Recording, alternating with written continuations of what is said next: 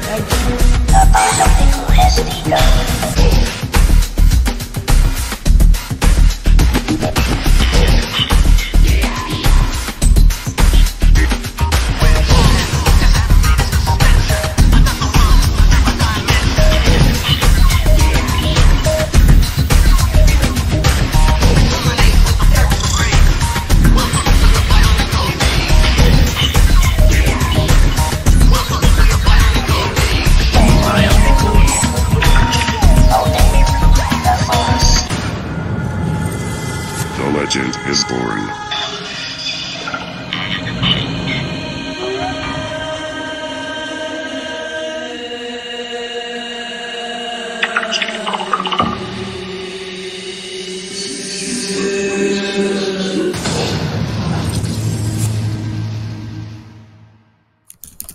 Hello, welcome to the stream, everyone. How are you guys doing?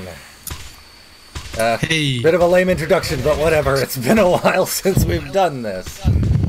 So okay. Oh, nothing. Okay, fine.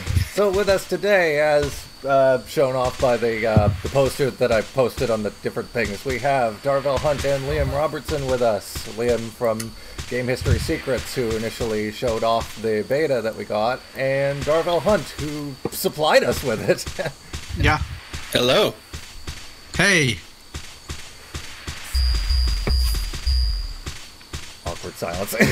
So yeah, well, basically what we're going to be doing today is we're just going to be playing through the other builds and talking about how it's been. It's been exactly a year now since this version of the game came out, which is very rough compared to the version that we're working on now, but it has some interesting content that differs from the beta that was cut out for legal reasons.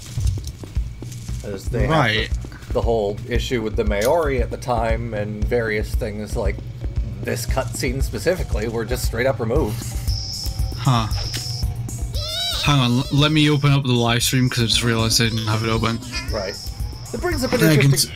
This part brings up an interesting point, actually. There's a different audio track for this cutscene, and at some point Nobua was known as Tamariki. Right. I don't know when that happened. Maybe it was before or after this version. Right. So I haven't really spoken with you for a while. Are you inserting in your version of the game? Will you be adding in the things that were cut for like cultural reasons? Well, in the I think that's planned. Yeah, for the beta, we're adding in all this content that was removed from the alpha. Like some of this, like this specific cutscene, the data was still there, but it just wasn't rigged up to play. Okay. And there were some other things as well that were removed outright that we just ported forward. Yeah, okay. I'm just interested to know. Yeah. And we're also working on some other things like high poly character models, which I showed off in a brief teaser last week. Yeah. Yeah, I saw that. One of our artists, Grandpa Walker, took one of the...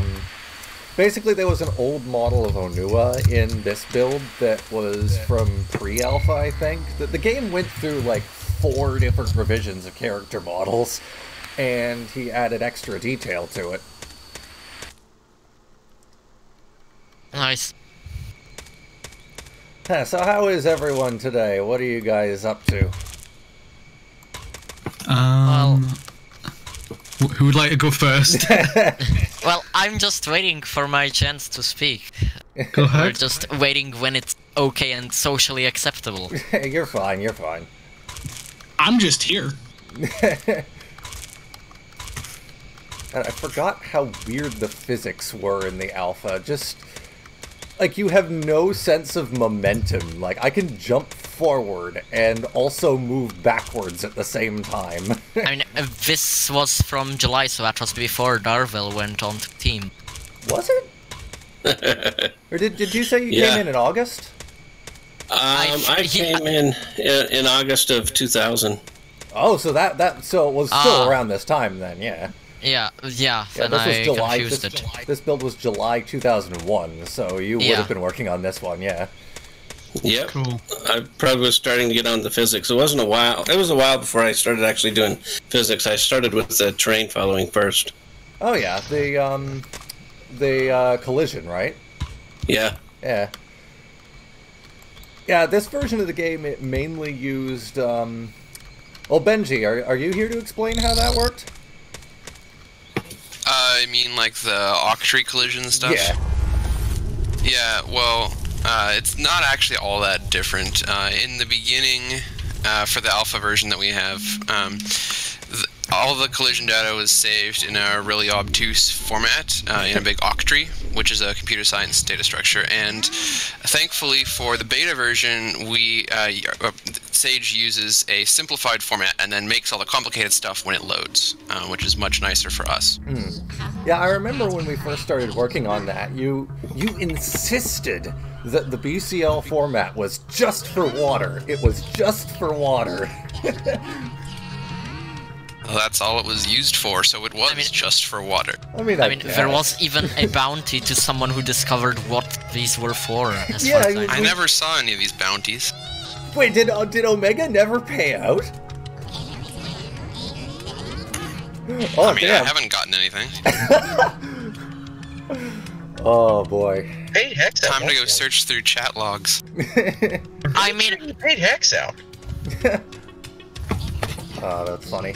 One thing that these cutscenes do that I find quite interesting, but is also rather difficult for us moving forward in the beta, is you may notice some random frames where like things seem to be zipping around the screen, and that's because these cutscenes, probably for just like resource saving, they actually only have a maximum of 5 villagers in the area at any given time.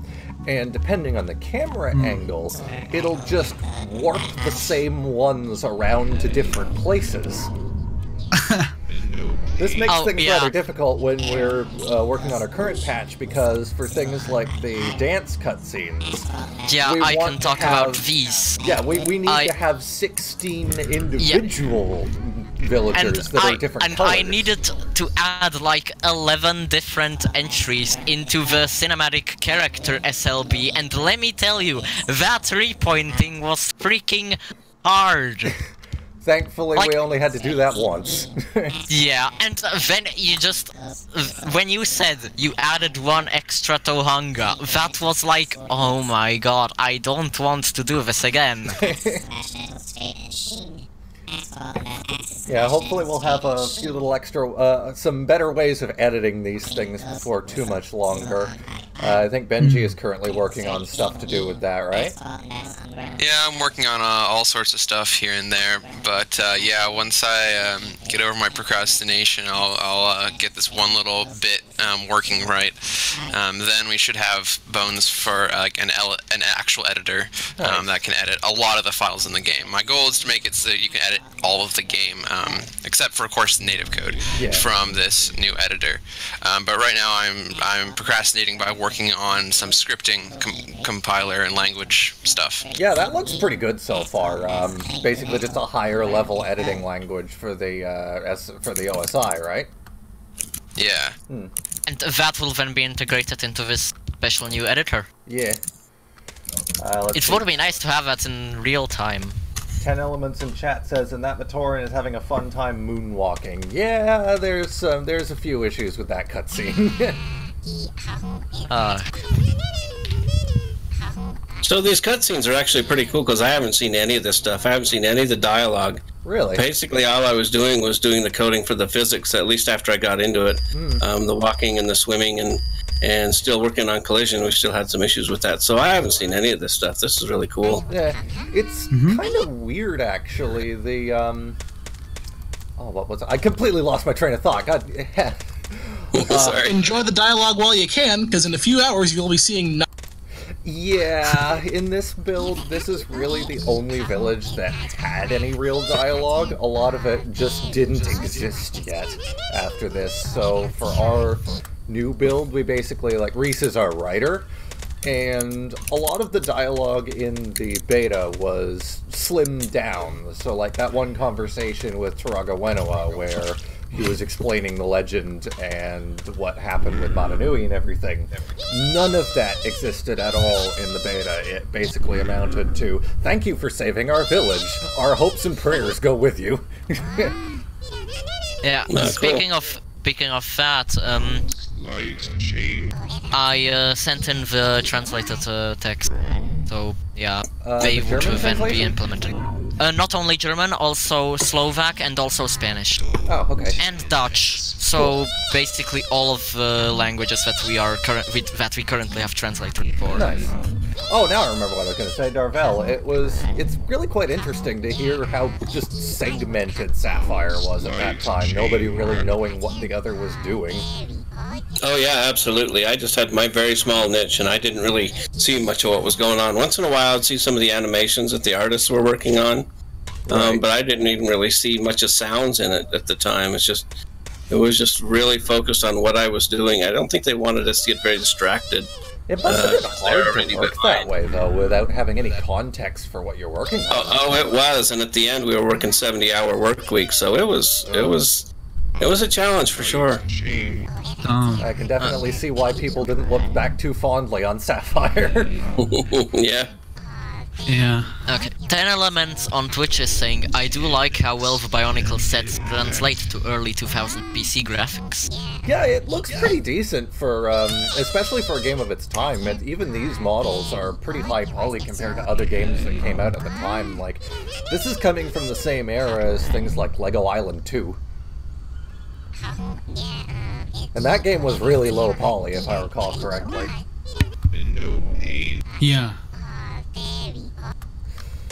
So Liam, what have you been working on lately anyways? I heard you had a new video up as well. Pardon? You heard I what? You have a new video up as well lately. Yeah, I'm always working on new stuff. I just put up a video about Masahiro Sakurai, the guy who does the, Super Smash Brothers, and it's basically a video about how Palmer Luckey and Oculus tried to kind of poach him from Nintendo and recruit him to make virtual reality games. So God, I don't know if you're interested. That would have been an interesting thing to happen. Yeah, right. I mean, that would have been huge news, because I think most people think of Sakurai as just a Nintendo employee. Yeah. Just another Nintendo drone or director or whatever. And yeah, it could have been a big thing if he ended up at Oculus of all places, but that didn't end up happening. And I guess go check out my video if you're interested in that. Yeah. I'm working on lots of other things as well. Somebody did get in touch with me fairly recently, and I'm not sure if I will end up doing a video on this, but there are people out there who are researching the BIONICLE game that was made by, what's that company's name again? Argonaut, yeah. Yeah, I remember Heck said he contacted you about that. Yeah, he wants to do some kind of thing. He wants to, I think, piece together the history of that game. Yeah. And he wants to figure out why there is all this cut content and where has it gone. It looks like there might still be a means of recovering that. Some of that lost content from the Argonaut game, but I don't know how we'd go about doing that. It looks like Argonaut might still have it locked away somewhere in a vault. Yeah, so I remember he said he contacted one of the original devs at Argonaut Sheffield, and he said basically everyone has a hard drive stuffed away somewhere. Yeah, I'm sure somebody eventually, if you keep banging on that door, somebody's bound to give you it. I think it's like just what happened here. Yeah. Eventually, we found someone who had it and was willing to share it, and it was Darvell. We actually still don't know who it was that gave us this version of the game. It was an anonymous source that just came to us.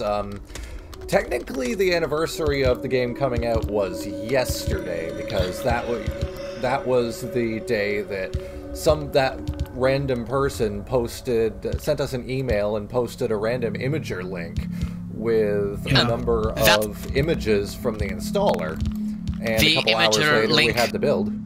Yeah, by the way, the imager link is dated February 5th. Really? Oh, so he uploaded it even prior to sending it to us. Yeah. Yeah, I can send a screenshot, or no, I'll just send the image. Alright.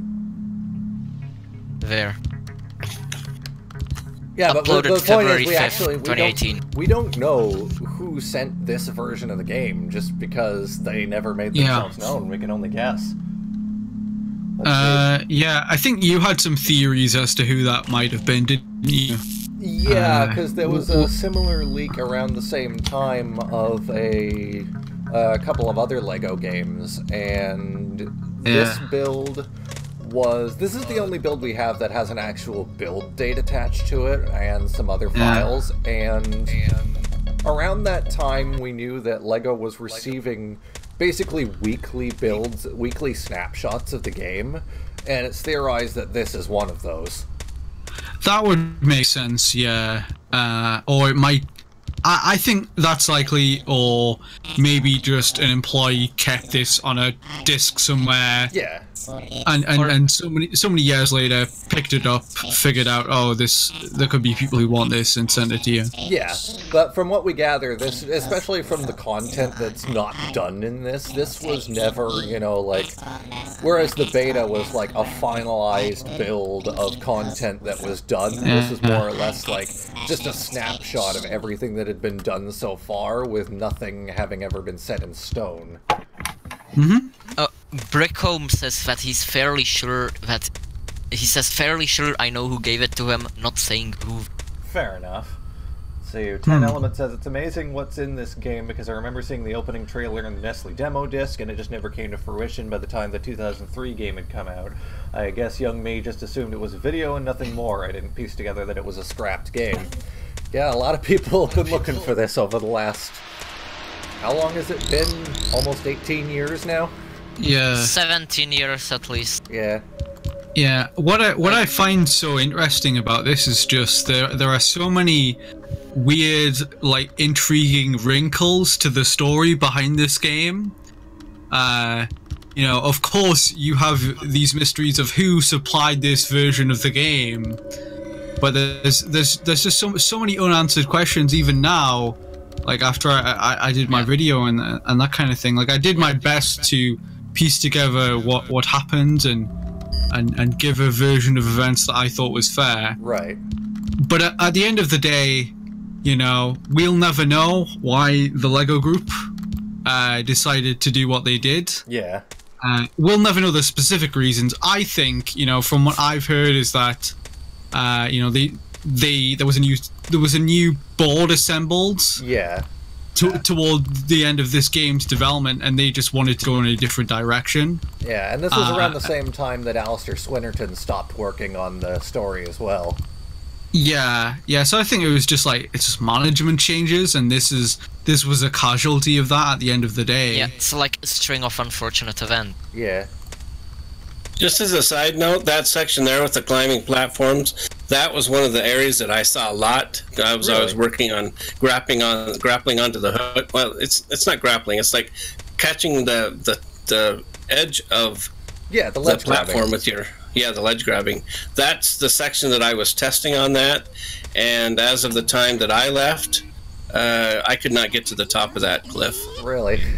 Huh.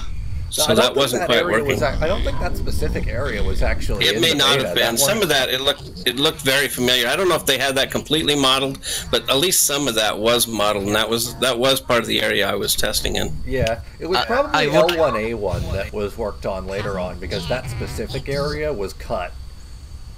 Yeah.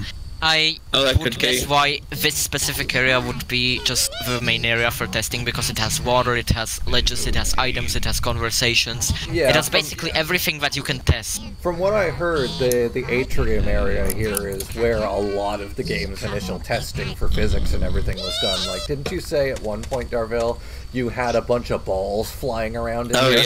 Yeah. Yeah, I had a lot of fun with the physics in the Atrium. I spent a lot of time in the Atrium, but what I had done is, you know, when you bounce something, you lose energy, so each time you bounce, the next bounce is a little bit less, and just for fun, I added it so it added energy for each bounce. So infinite velocity. So I had rocks going all over the place in this thing. It was a blast. I would have lots of fun with that. Let's see. Chuck Schwa in chat says, Liam, could you tell us about your involvement in finding the game? Did you know about BIONICLE or Legend of Ananui before meeting the Beaverhouse? So that would be you, Liam, not me, Liam. Alright, well, I did know about Bionicle, and I think I had a tangential awareness of the Legend of Matanui, but I didn't know too many specifics.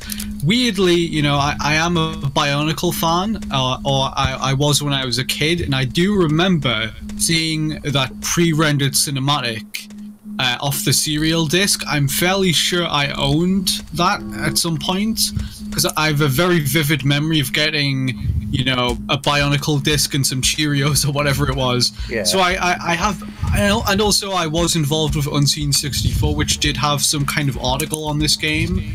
So I was kind of aware that this game was a thing, but what happened was you guys contacted me, and I guess, I don't know why you did that. I guess you wanted me to try help you find the game. Yeah.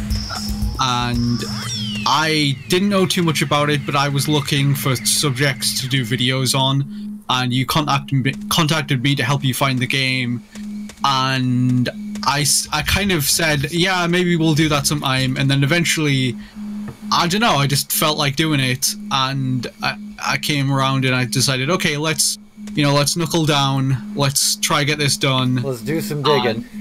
Yeah, and I spent, I don't know, it didn't take that long really. It took, I'd say, about 2 days before I spoke to Darvell, and then Darvell eventually decided to pass on the beta builds to me, and I passed it on to you, and you patched it up.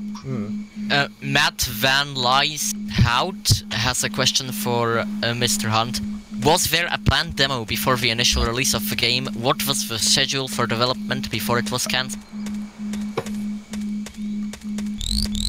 Yeah, just a second. Let me read the question. I didn't hear what you said. Was there a planned demo? I don't know of any planned demo that was ever planned, but I had a very limited scope of what was going on. I didn't like that digging section there. Things like that I didn't even find out till late in the game. I didn't even know digging was involved until much later, and I finally got that working. But I never did see where it was actually used. Yeah. But well, yeah. I guess you do now. Yeah, I do recognize a lot of this scene here. I'd seen this in parts where you climb up this ledge. It didn't have the falling sections in it. It was just straight. Because we didn't have that much of the code working yet. Yeah, but, we do know that there was a, as far as a demo is concerned, there is existing code for a demo screen and a demo level, but none of the actual assets exist anymore, as far as we know. And there is also a public call for beta testers. Liam showed that in his video. Yeah, and none of that ever saw the light of day. Yeah. No but, free hack. Oddly enough, the site can still be found today. Yeah, that's how I came across it. I think I googled it and pulled that site up. It's interesting to think, what would they have shown these kids coming in to test this game, I mean, if that had gone forward? Didn't that one guy from IGN say that he did test this game with kids?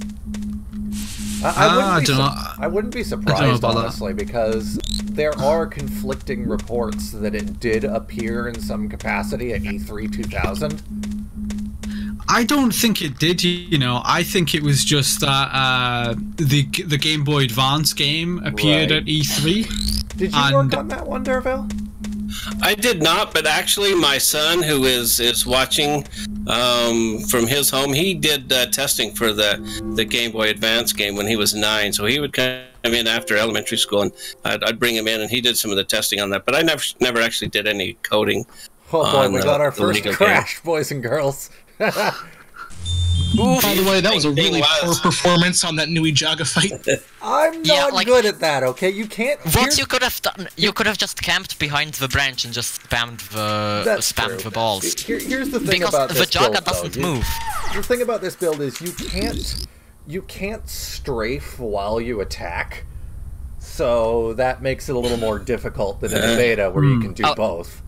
Yeah. Which is weird, because they, all the Toa, I think at least Onua has an animation for sidestepping and throwing that's just not used. Really?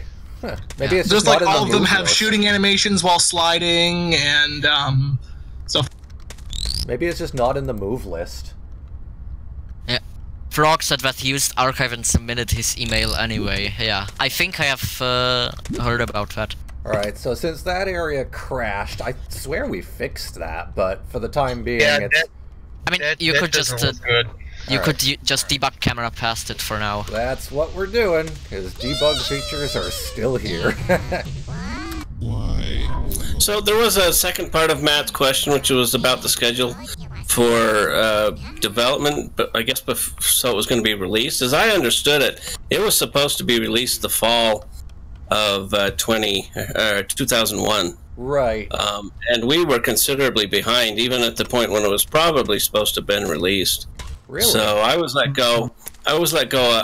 Just a month after 9/11. That was into October, and they still were not ready. They were still shooting, I think, for November or December, but I don't think there's any way they could have done it. That's weird, because somebody said that it was, all that was really left, aside from the Makuta area, were just a few bugs that they could have patched out in a couple weeks.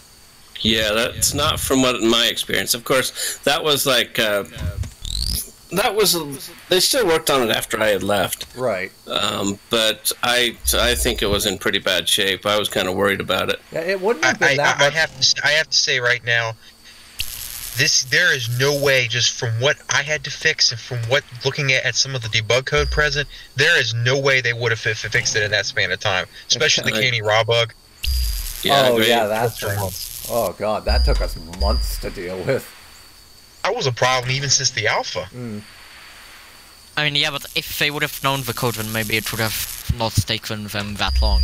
That reminds me, though, Also, you said that they worked on it a little more after you left, Darvell. It wouldn't have been that much. You said you were let go shortly after 9/11, and this build... Yeah, it would have been October 10th is when I left. Yeah, and this build was... What was this, October 23rd. 21st. This is 23rd. Yep. 23rd. Yep. So they only worked on it for a week or two after you left. Yeah. Well, when I say they worked on it, it was only the guys there that wanted to finish it. I mean, Right. the work was officially done. Lego had stopped paying for it, but any work that was done after I left was solely by the people that was there trying to get it so they could play it. Yeah, at that point it was just sort of a passion project. Yes. Kinda like what we do here. Yeah, pretty Yeah. much. I'm doing terribly against the Faikunui here, and it doesn't even move. The problem is, like, you can't see the shots that it fires out here. Just stay out of its range. Well, I gotta adjust I think the volume is a bit loud. No, it's still at 15%. Whatever. We're leaving this area soon anyways.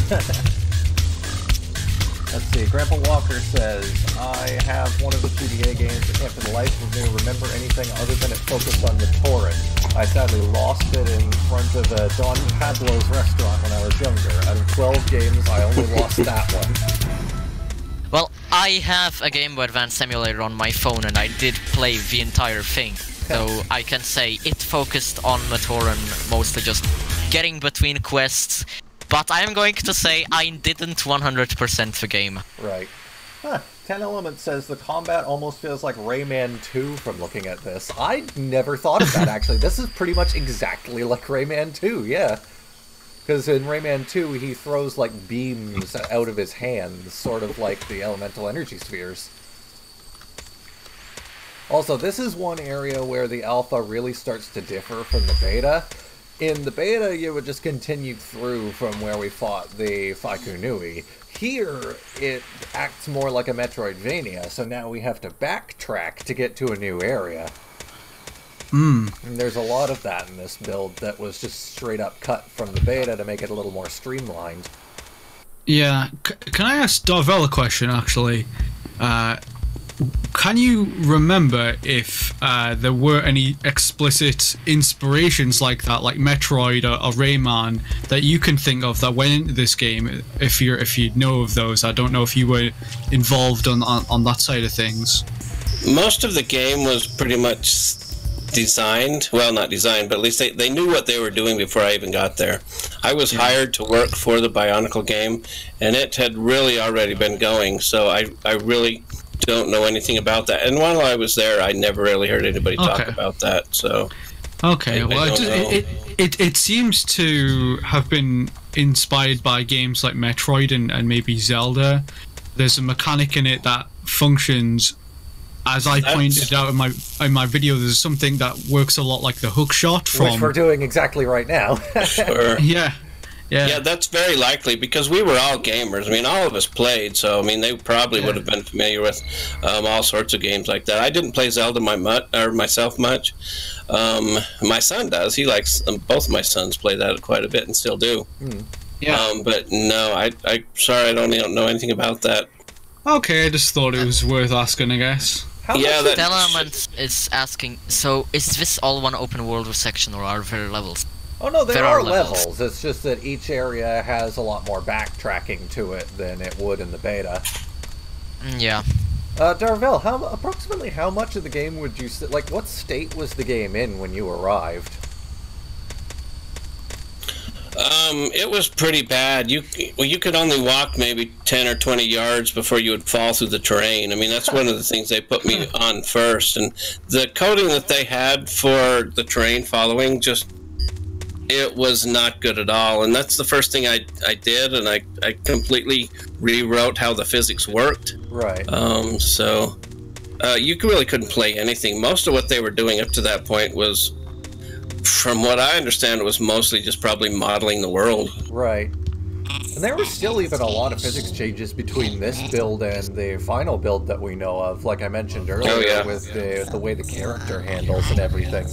Because I know in the beta there's a lot more, like, when you run forward and jump, there is a bit of a wind-up depending on how fast you're running compared to how far you'll jump. And if you hold back while you're jumping, you'll still hold on to that momentum a fair amount, whereas here, I can hold back, and it'll just sort of stop me dead in the air and try to pull me back as well. I mean, I remember that once when I was kind of screwing around in the alpha, I managed to, like, launch myself over 100 units or so into the air with just jumping. There is a bit of that too. Like, one speedrun tactic we have in the alpha is if you jump and then attack, you'll get a huge forward momentum boost, as you can see here. Yeah, it's not just forward momentum boost, you can also then walk on the air, basically. And that together with pause buffering allows you to do crazy maneuvers. So, people have actually been speedrunning this. I have been. I hold the world record at 1 hour and 34 minutes. So what marks the end of the game then, if there isn't, a real ending to it? Well, it's finishing the final area in the Makuta level. Yeah. Okay. That's how I define it.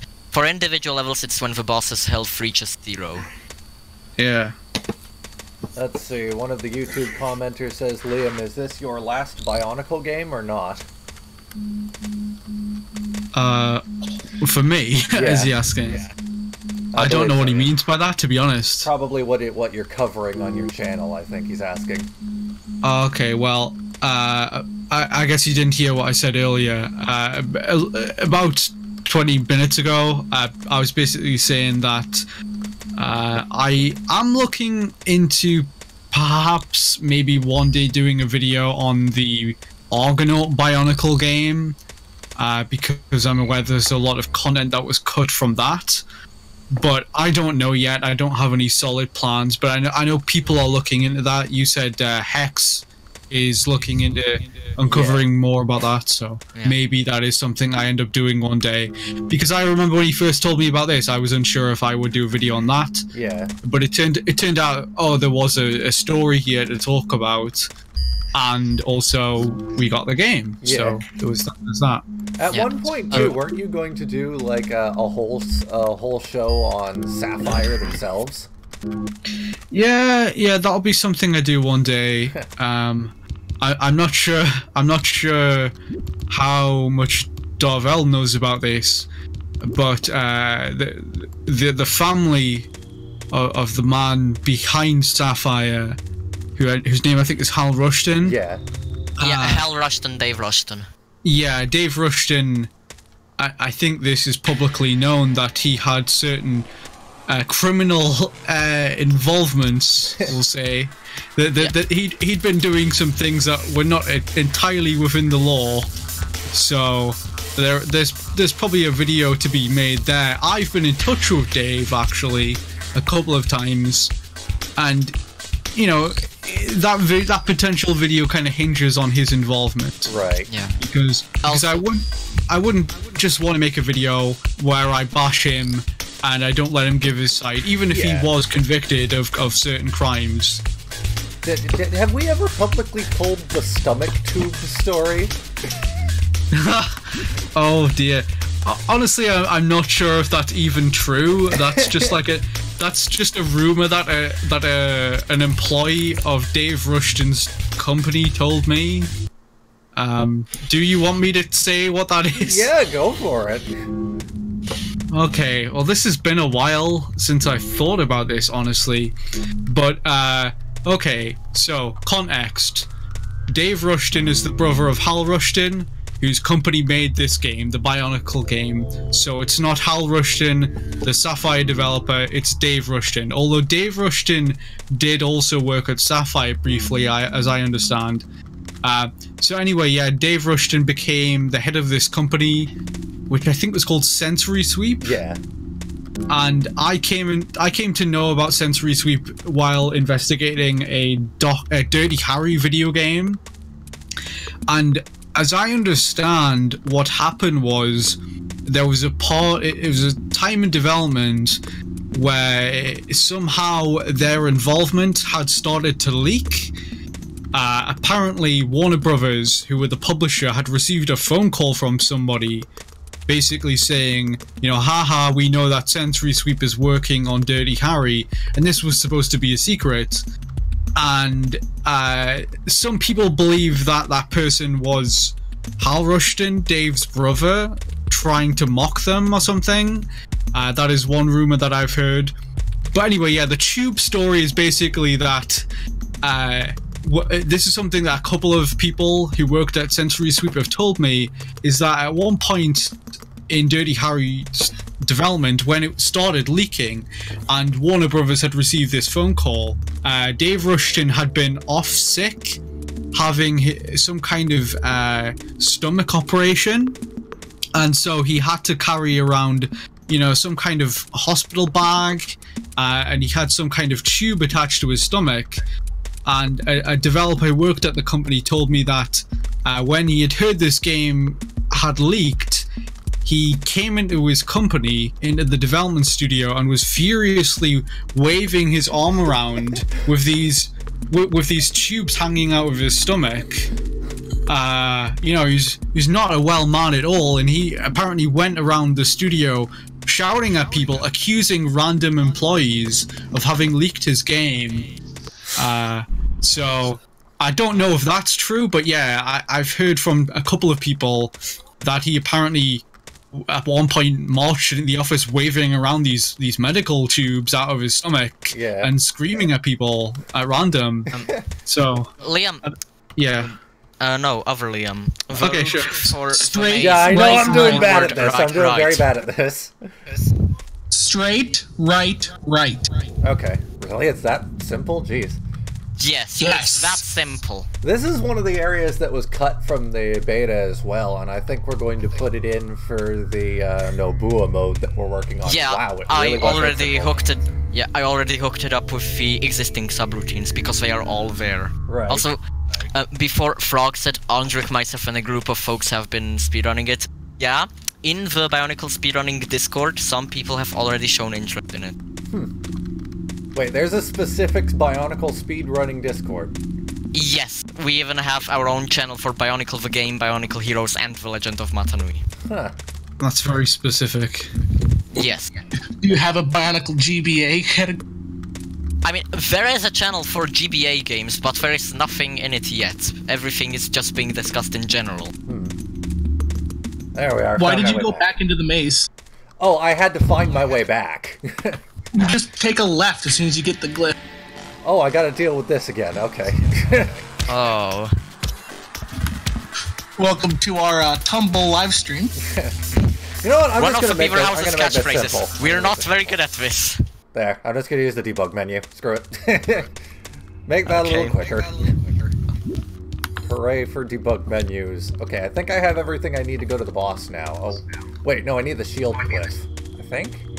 You just got the shield glyph, you need the earthquake. Right, That's an right. HQ one. If I can make a comment about the tumble area, I have to say that the exit is not well put together. As in, typically areas will use a trigger plane with a destination set to it. Instead, they have a blanked out trigger plane that uses the OSI to specify what the destination is. Well, that's odd. It's incredibly. Let's see, one of our viewers says, mind if I ask, are those higher poly models in the rebuilt version going to be up for download when rebuilt releases? I am currently working on a model archive with all of the character models fully rigged. It's just taking a little while because I need Benji's help to have BHDs render differently. Yeah. Basically, in order to export the models for Kanoe masks, they use the same skeleton as the character model. And in order to export those properly rigged, I have to basically take the same BHD, rename it to the same as the character model, and then export that separately.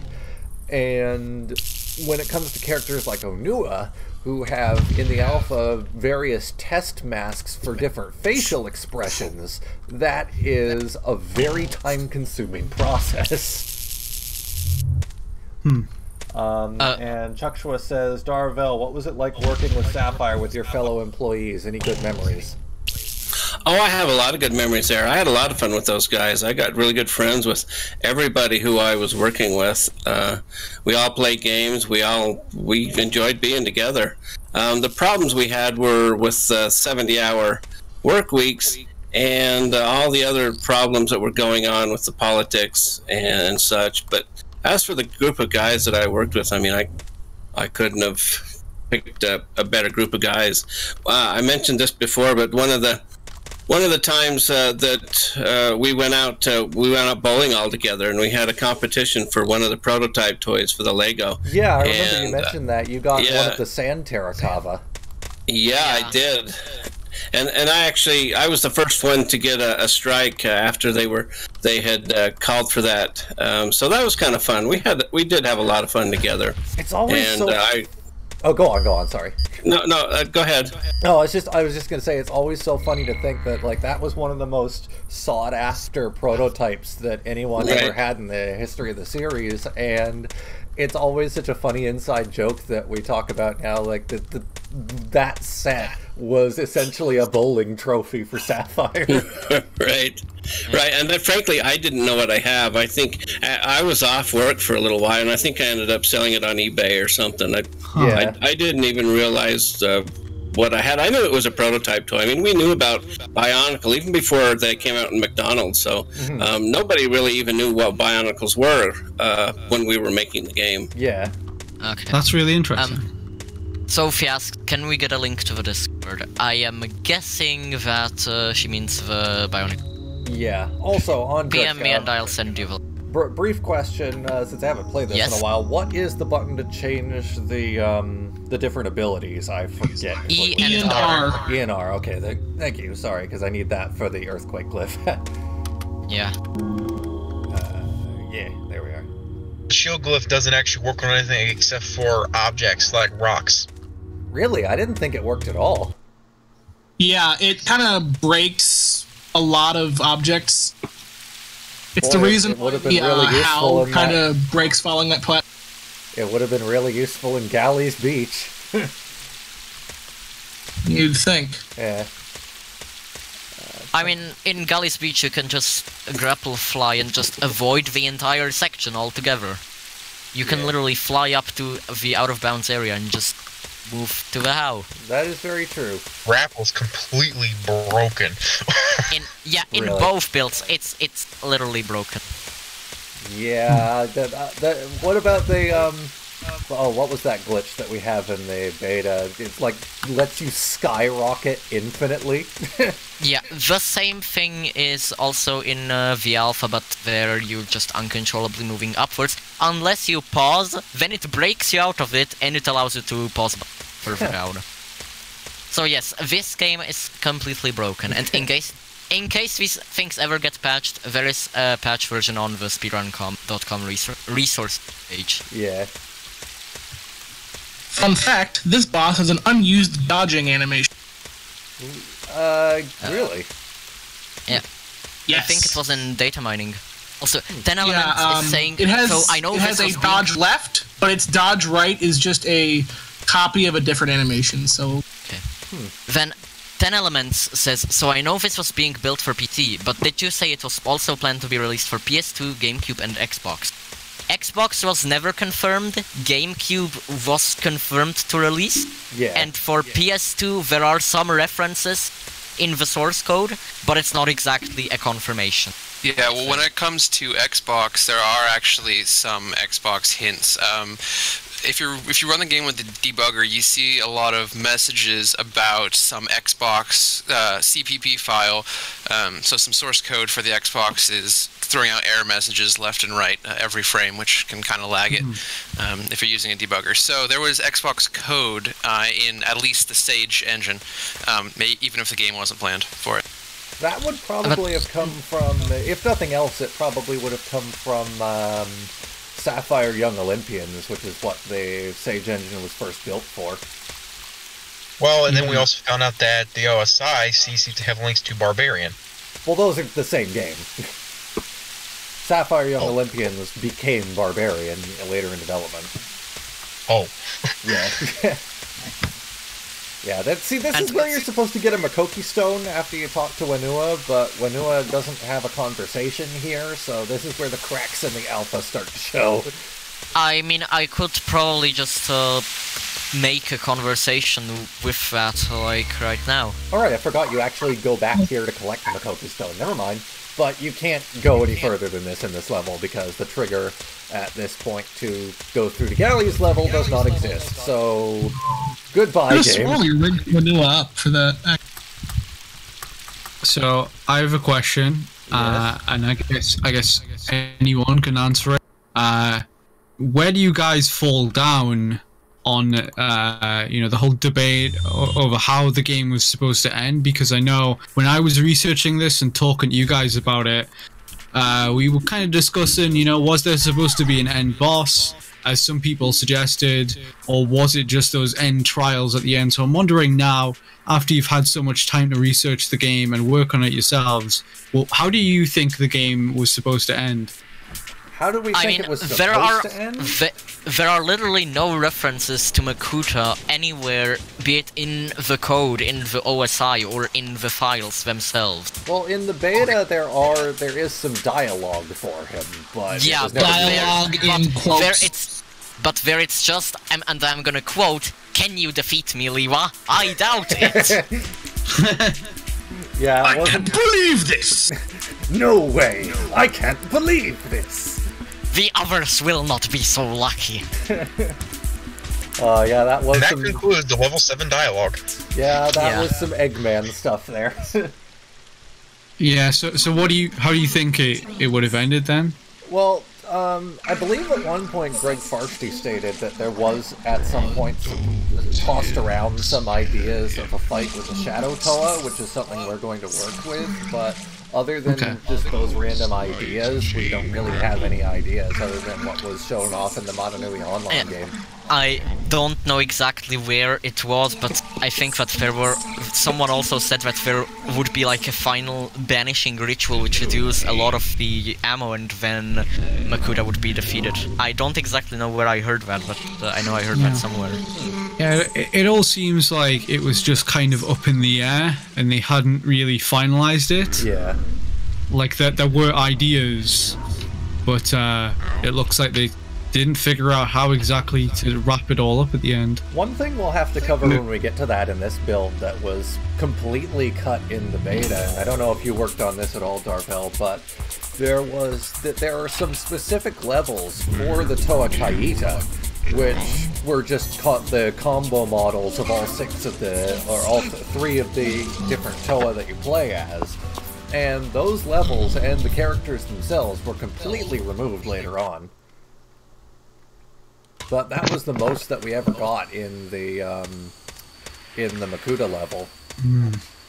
Do you think those were actually supposed that I've seen of when they're combined was animations? I've never really seen any levels. Really? At that point. In this version of the game, those animations weren't there, and instead we had the playable characters themselves. Yeah, you have to remember, though, I had a very limited scope of what I was looking at the time. I mean, I had blinders on. I only really saw what was right ahead of me and what was on my next assignment. So it's like I really didn't have that much. I had a lot of fun with Gali, though, teaching her how to swim and do things like that. That was kind of fun. I mean, we never quite finished the swimming code, but it seems to work pretty well in the beta. I mean, the swimming boost thing, which is used with S, that doesn't work. Yeah, but in the it works. It just sucks. But on that topic, Darvell, do you know what your last assignment was? Oh boy, I don't remember. There were some things that we did with rolling rocks. I don't remember what the TOA names were, but these rocks would roll down and you'd have to avoid being hit by them. And then they had some rolling... Yeah, I think that's what I was working on last. That's interesting, because that area was completely cut. It existed in the beta, but it was cut.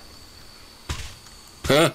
And then we re-implemented that. I think he's referring to Rockfall. Well, that's in the beta. It's not. Yeah. No, that was removed from Pohatu's level. We put it. No, the one that was removed wasn't that the. What was it called again? Oh, BLDR Boulder. Right. Yes, that's what it was called. Yeah. Which is also still in the beta. Well, no, yeah, the BLDR was in the beta. It was just not rigged up to be there, if I recall correctly. Like, it wasn't rigged up to load. Yeah, none of the triggers pointed to it. Yeah. Let's see. A viewer says, I wonder if the Qaeda levels were what was referenced in MNOG when they each walk the paths of wisdom and valor. Well, that does seem to match up with how the levels are built. Like, Akamai's level is more platform and combat-based, and Warua's level is puzzle. Yeah. Yeah. There's also those weird side areas where I guess you were supposed to fight Manas.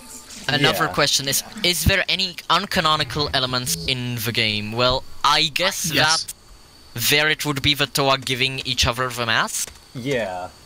Because in canon they all landed at the same time and all got their main mask. Here you have to find them. Right. Which I guess works better in the context of a game, but not exactly in the context of a plot. Yeah. I forgot I had to go back here and pick up the Litestone.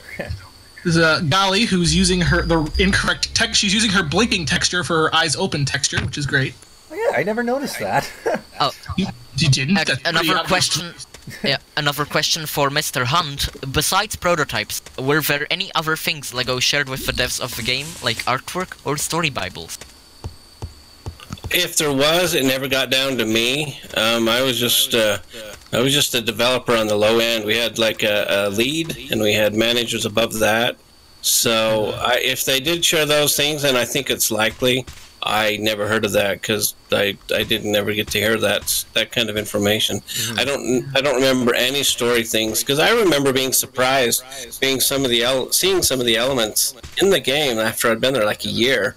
Didn't even know that was in the game, and then I started working on the physics for it. So I'm afraid it didn't get down to me if they did, but I think it's probably likely that they did share more information with people above me. What was some of the most fun you ever had working on this project, anyways?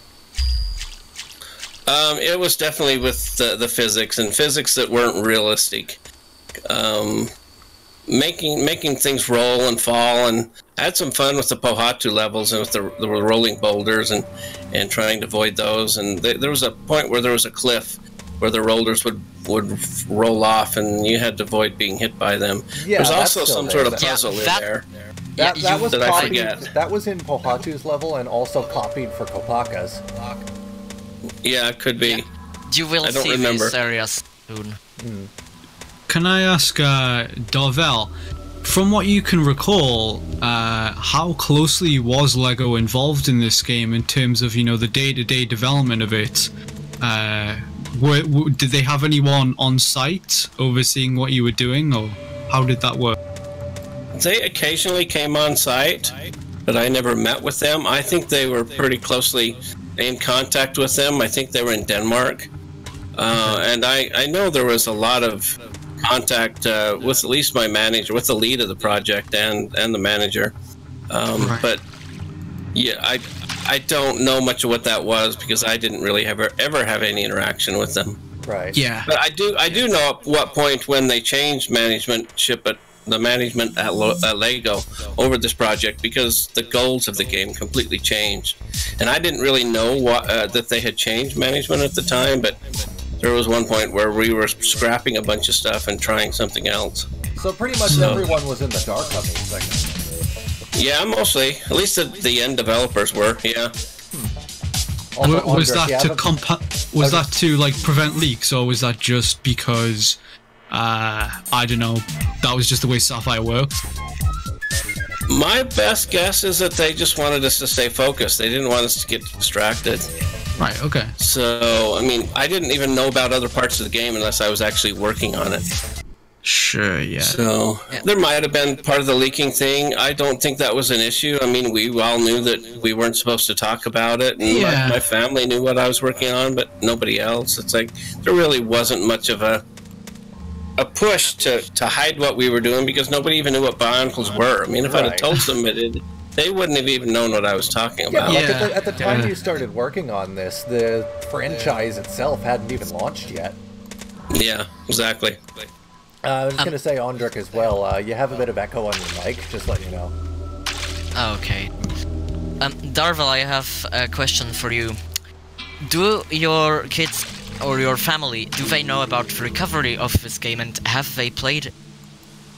Oh, they haven't played it with it. My son, who worked on the Game Boy Advance, is now watching the stream. So, so yeah, they know about it. He's more interested in the Lego game because actually, when he came in to work for us, his name's Taylor. He got a Lego Bionicle credit for the Game Boy Advance game, and I never did. So it's kind of funny that my son coming in got the credit. He's in the book and in the end credits for the Game Boy Advance game. They're big gamers. They still are. They have multiple systems, so they play a lot. So I think once this gets playable more, they would be highly interested in playing it. Right. Well, the beta version is really quite playable now. We've gotten most of the game-breaking bugs worked out, I think. I think the worst thing we have left is the stone elemental. Grandpa Walker says, "Oh God, Liam, you were not wrong. These huts are atrocious." Yeah, we're working on making a. I believe you said the last area you were working on actually was Gakoro. Darvell. Was the which? I don't know some of the names. I just know what they look Galley's like. Village area. Oh yeah. Some of the last stuff I was working on was also swimming, and this swimming looks actually a lot of the state where I had it to. Some of it is really hokey, like jumping out of the water there. It is really bad, but some of the moving through the water is very similar to what I remember. Yeah, there was definitely jumping out of the water was definitely a lot better in the later build of the game.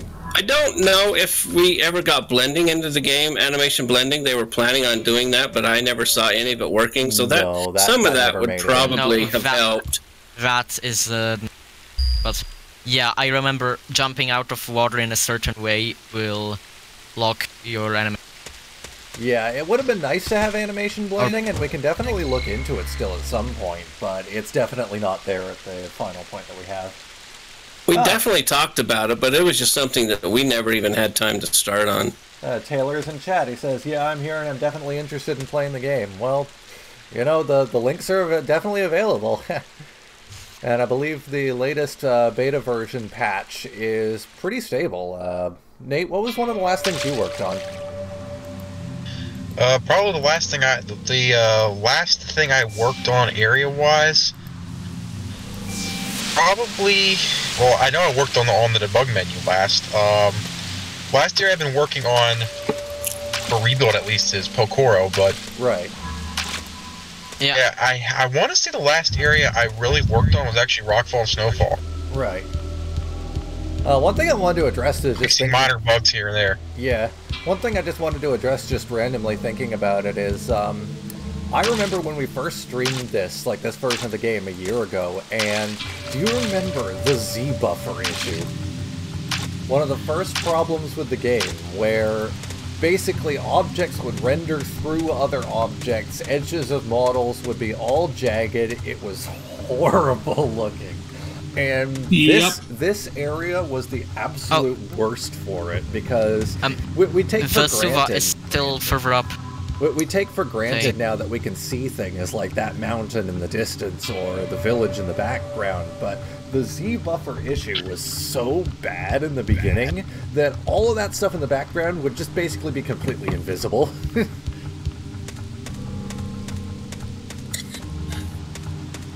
I seem to recall that we used the octrays to handle some of that, and we didn't Z buffer everything. Is that what you guys remember, or no? Maybe that was later in development then, because it was definitely an issue. Unless Benji, if you can prove me wrong, it was definitely an issue with the Z buffer at this point in development.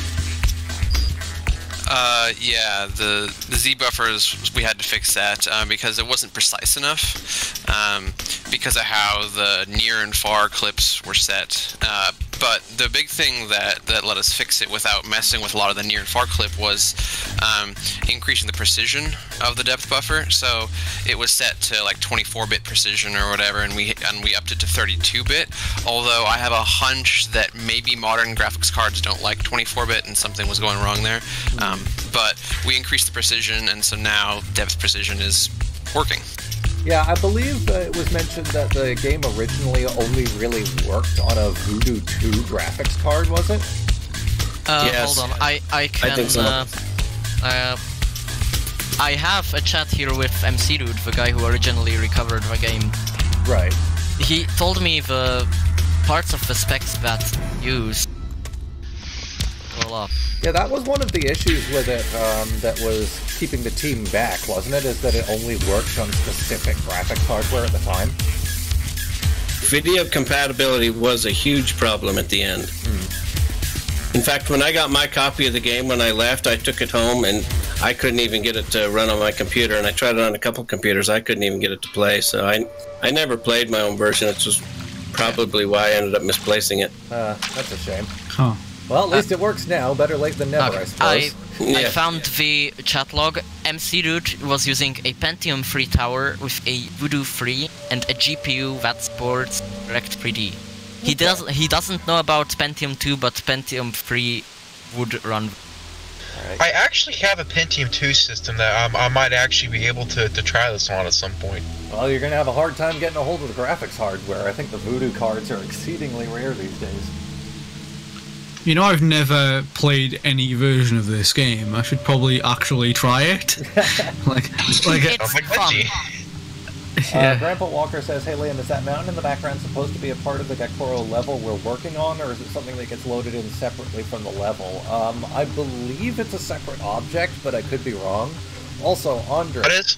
I didn't hear the initial comment. Yes. If you could, I'm listening. What is the order for these horns? The tab... 134241 if you could put that in the YouTube chat, just so I can see it on my other monitor, because just for some context, the tablet that's hidden under the village that is supposed to have that information doesn't have any text, so all we had to go on was the alpha or the beta version, which thankfully used the same pattern.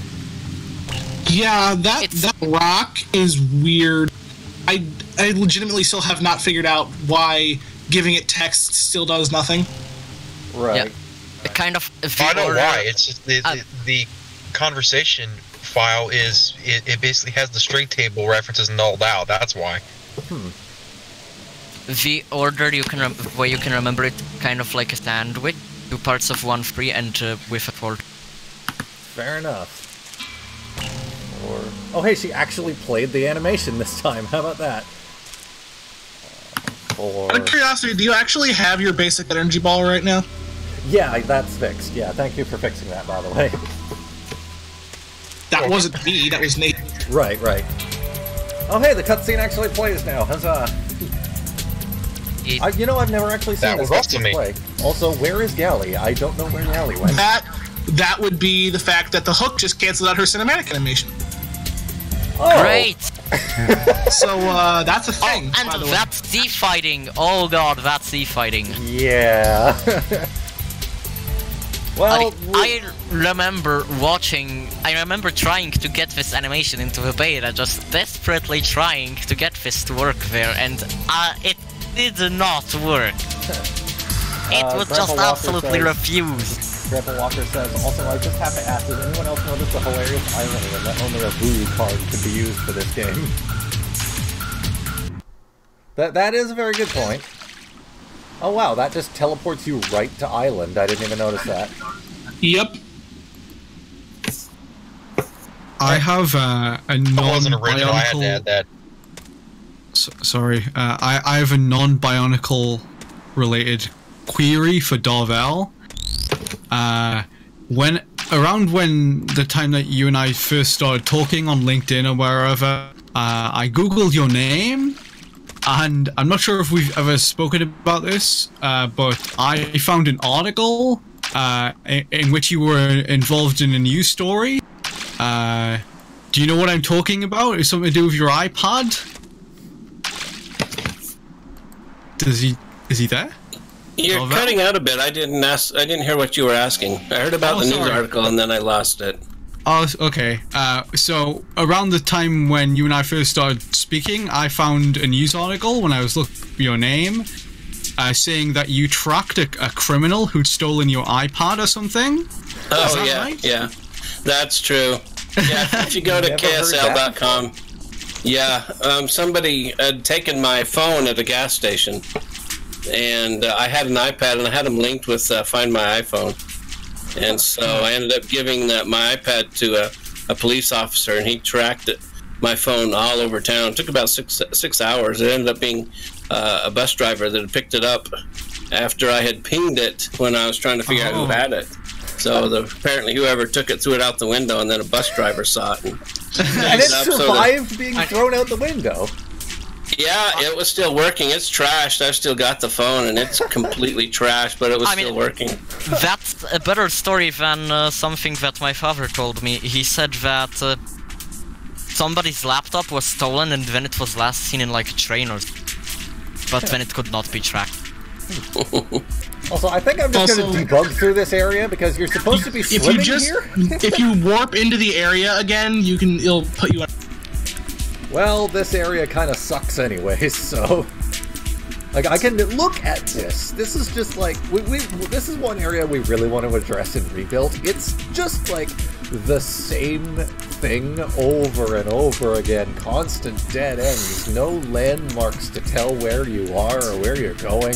And at the same time, you'd normally be underwater and drowning at the same time because you don't have the mask of water breathing yet. It's just such we could just make it come after the mask water breathe. We could do that, yeah. Maybe that would make it a little... But that kind of negates the purpose of the air bubbles here. Basically, all I want to do is we want to add some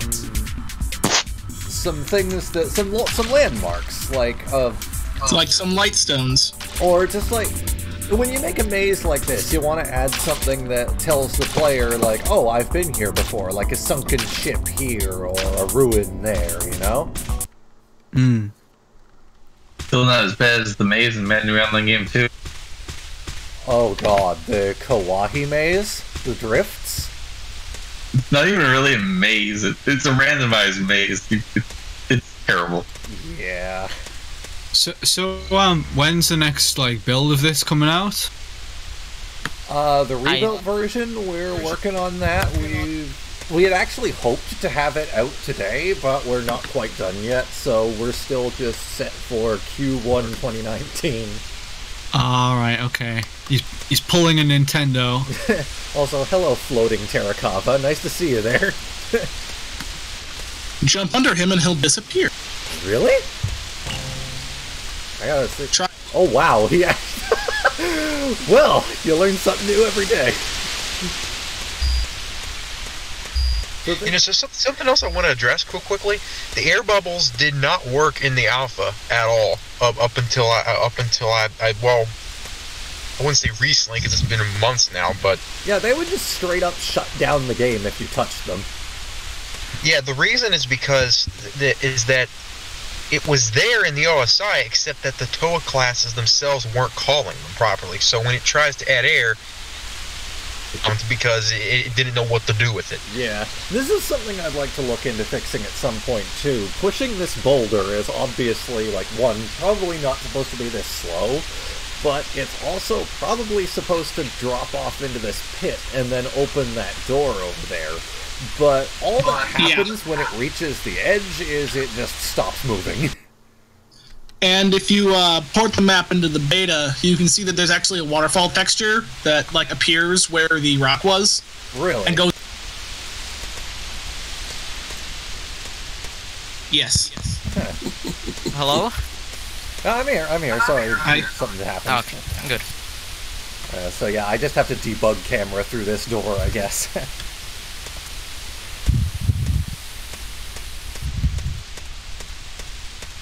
One thing I noticed too is kind of striking compared to the two builds is that the alpha has a lot less music playing in the background. It has a lot more atmospheric sounds. Yeah, we should add more. I think that the areas all still have the sounds. It's just that they also have music playing. Yeah. By the way, as soon as you collect the map, just warp to the shrine because you can't do anything else. Well, I can't really do much else here either because I'm not swimming. Yep. I thought that the stone would kill you there. It did kill me on the transition, so I was in hybrid deaths. Really? What this map is supposed to do is you're supposed to kill the sharks, and I think the whirlpool is supposed to appear that brings you back to the island. Yeah. And then you go from the island through the tunnel at the underneath it to go to the shrine. But A, the whirlpool doesn't appear, and you can't kill things underwater in the alpha. And B, the tunnel in the island doesn't work. Right. Yeah. What I remember happening was that I just collected every single token in the area as if my position was set to Nan, and then I just warped to the shrine. Now I remember what you're supposed to do here. In the beta, that's how it works. You're supposed to kill the sharks. Here, the mask just sort of teases you. It teleports between all these different pillars, and eventually it just goes back to the center one. I've never seen that. It's a weird thing. It's happened for me sometimes, but 9 times out of 10 it just kind of stays on the main pillar and I kill. Really? Bionic Tail is asking, are you going to make a final build live stream later? I think that's after we get through this build. If we have time to show off we're going to show off the beta after, yeah, but I'm not sure if we'll be showing off Rebuilt today. It all depends on how much time we have. Hold on, I'll be right back. Alright. Oh boy, I love using the debug camera for this. Oh, okay, the mask has just straight up not reappeared now. Uh-oh. Oh, wait, there it is. Never mind. Come on. There we go. Permission to pop in? Permission granted. What's going on? Not much, just playing the alpha, I guess, and answering questions on everything.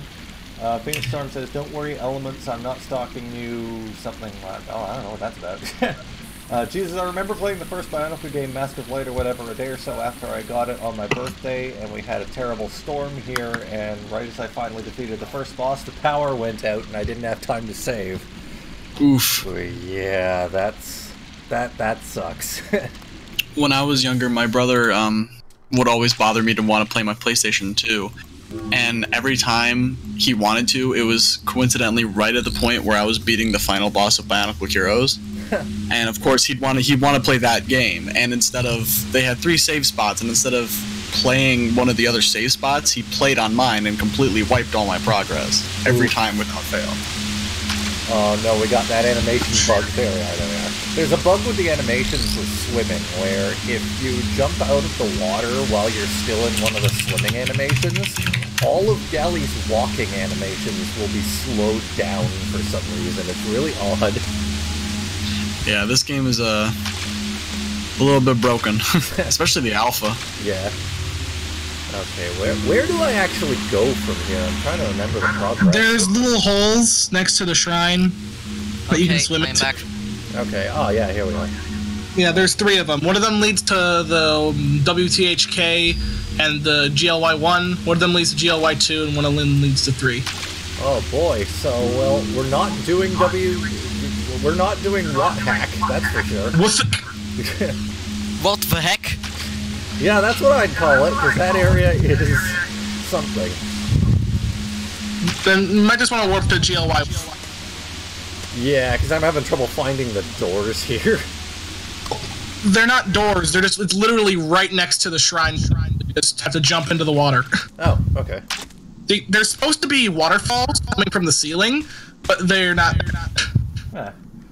Let's see. 10 Elements says, I do remember having the PC version of the 2003 game. It was really hard in parts. In later years, I got a PS2 copy, so it's just easier to run. That kind of reminds me. Hmm? I remember that once I answered to a Reddit thread which was just, what was the thing that changed your life? And I said, learning that this game was found, and someone says, I had a disc for that game. Well, turns out he was talking about the 2003 game, not about this game. Yeah, I remember you saying something about that. Yeah. Oh boy, another... By the way, before you waste too much time in this map, you have to go all the way up before you can leave. I have to what? All the way at the top of this map is where the glyph is. Oh, okay. Nothing on the bottom matters. Oh right, grapple. Yeah, Windows 10 or even I Windows forgot 7. I don't have the RAW yet either. I haven't done that yet. But I don't think I need it anymore, do I? You don't, because you use it once, and you didn't even need to because you knew the code. Yeah, and you can't get the code normally, so... That's one thing we might need to add in a bit, RAW puzzles. Yeah. I think I will just show off the area where you get that quickly after we're done here, though. So I have a question for Darvell.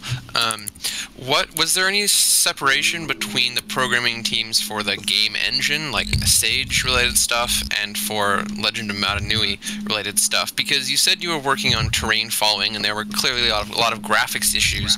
Was that something that your team was working on, or were there 2 teams, like game engine and actual game? When we got the engine that existed before the Sage engine, we kind of branched off from that.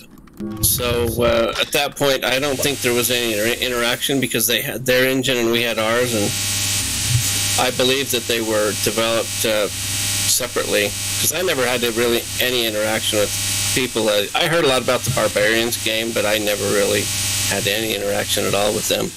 I didn't even know that they had been using this engine. I didn't know where the engine came from. I just knew that it had existed before BIONICLE started. Well, so, I mean, again, a real bad lack of communication from what I understand. Well, that was weird. I don't know what happened there. Never jump into that little pit. You can't get out. Anyways, Phoenix Storm says, wait, you guys made this game? Darvell worked on it originally, yes. He worked at Saffire back in 2001. Yeah, that's true. Wait, so 2000 and 2001. Okay, yeah. Oh, no, I just can't swim anymore. Okay. Maybe you got the grapple thing.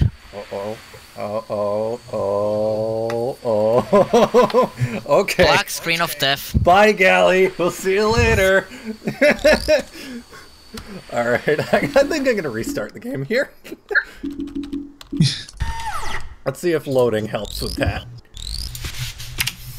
Where am I? What area is this? If you warp, it doesn't say... Oh no, we're back here.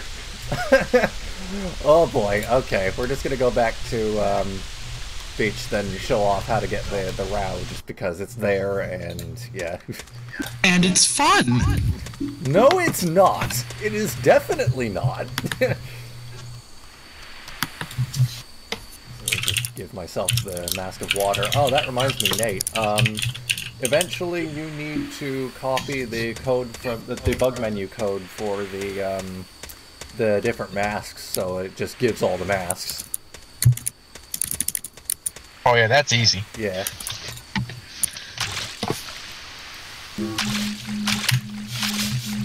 Let's see. also needs to. He also needs to work on adding some more. He also needs to work on the debugger for this because it's getting a little difficult to track some things down. Really? You said before you got some output from it when he first created it. I'm not seeing any. I've never gotten any output from it at all. What are you talking about exactly? The Alpha OSI debugger. Oh yeah. Because you said that when Benji first worked on it, it allowed you to track down what was going on in the what was going on with the digging walls.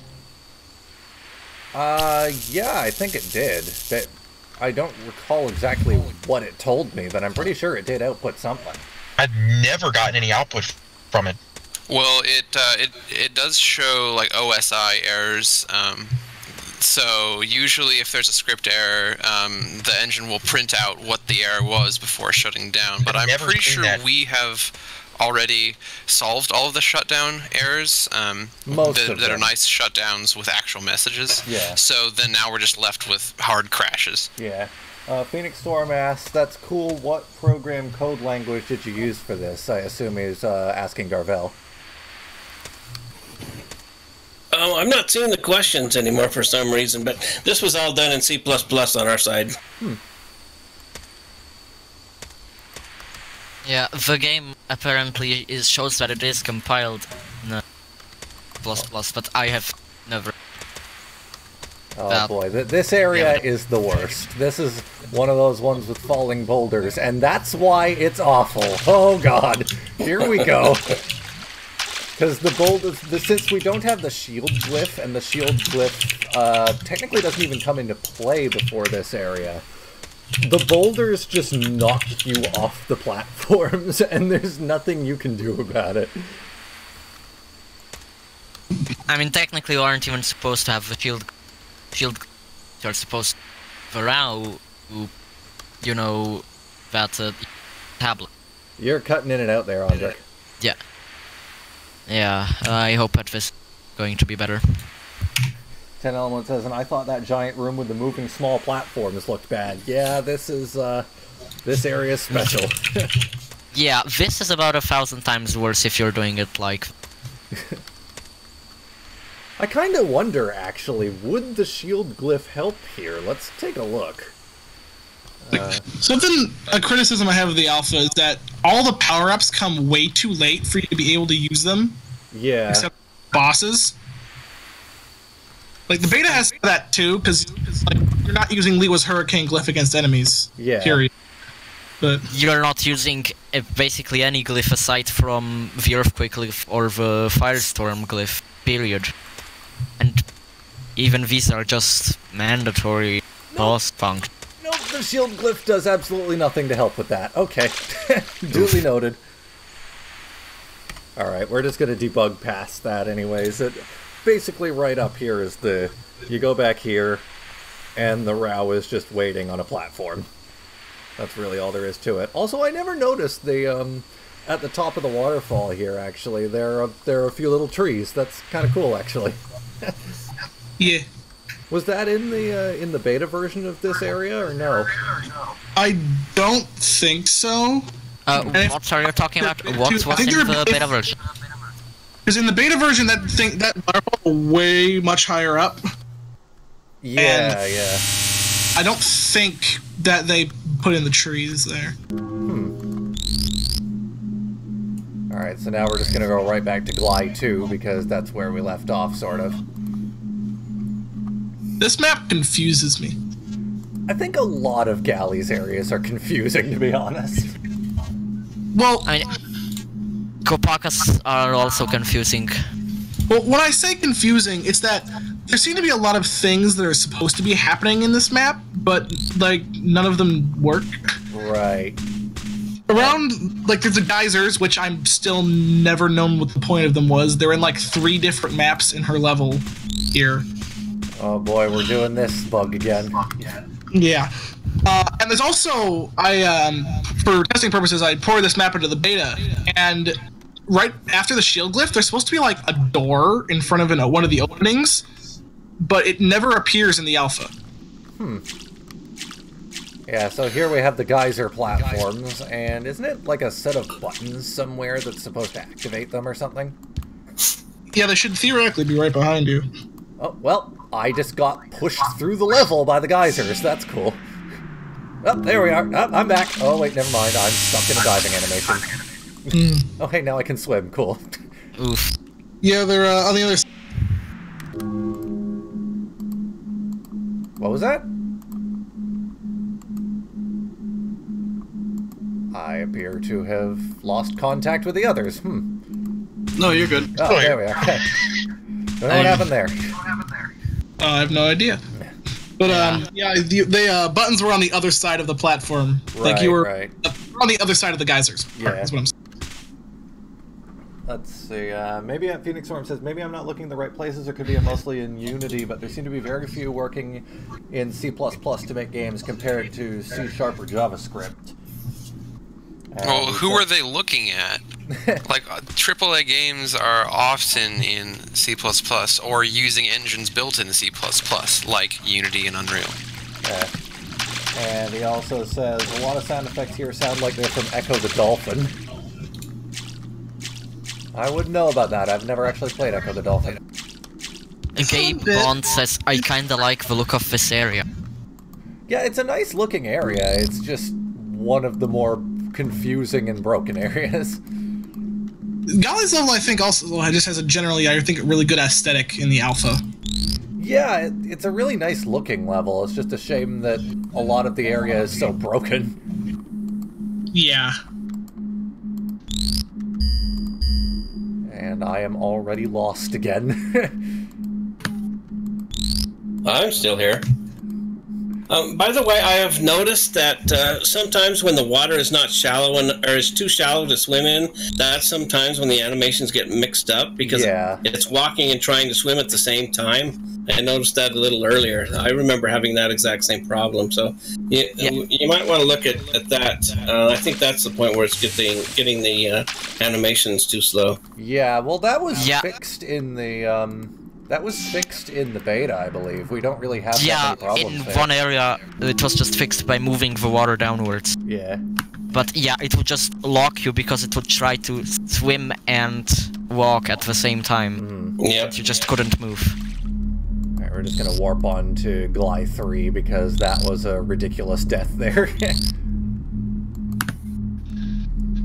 Oh yeah, GLY 3, a good map aside from its terrible egg. It's terrible what? It's terrible eggs is what I believe. The exit. Because you know where the beta's entrance is? Yeah. That's the alpha map, and it's much harder to find. I do like the tunnel that leads into it. That's nice. Yeah, so basically the goal of this area is, like, hit all the buttons, don't die. Or don't drown, rather. I'm wondering if Darvell. Hello, everyone. By the way, I'm wondering if Darvell is aware of those weird cheat things that you found in the game's data. Oh yeah, the bad like cheat mode. Yeah, the fart sword and all that stuff. Have you showed him that? That's not in this build of the game. That's only in the beta, but we will get to that when we get there. Okay. Yeah. Is that where you had a different animation for that? That's not really in the game?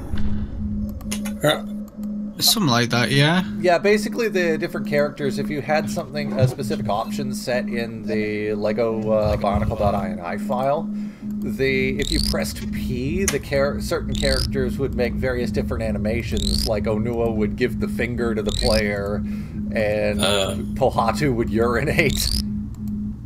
Yeah. I seem to recall that. Did one of them fart? Yeah, Tahu farted through his fire sword and made the fire chant. I remember a little bit about that. I think that's been a long time ago. Yeah. What was that just like a joke among the developers or something? I don't know. I didn't do any development on that. I'm not sure I knew about it until much later. Oh, okay. That reminds me, I don't remember. Were you in on that behind-the-scenes video that they filmed?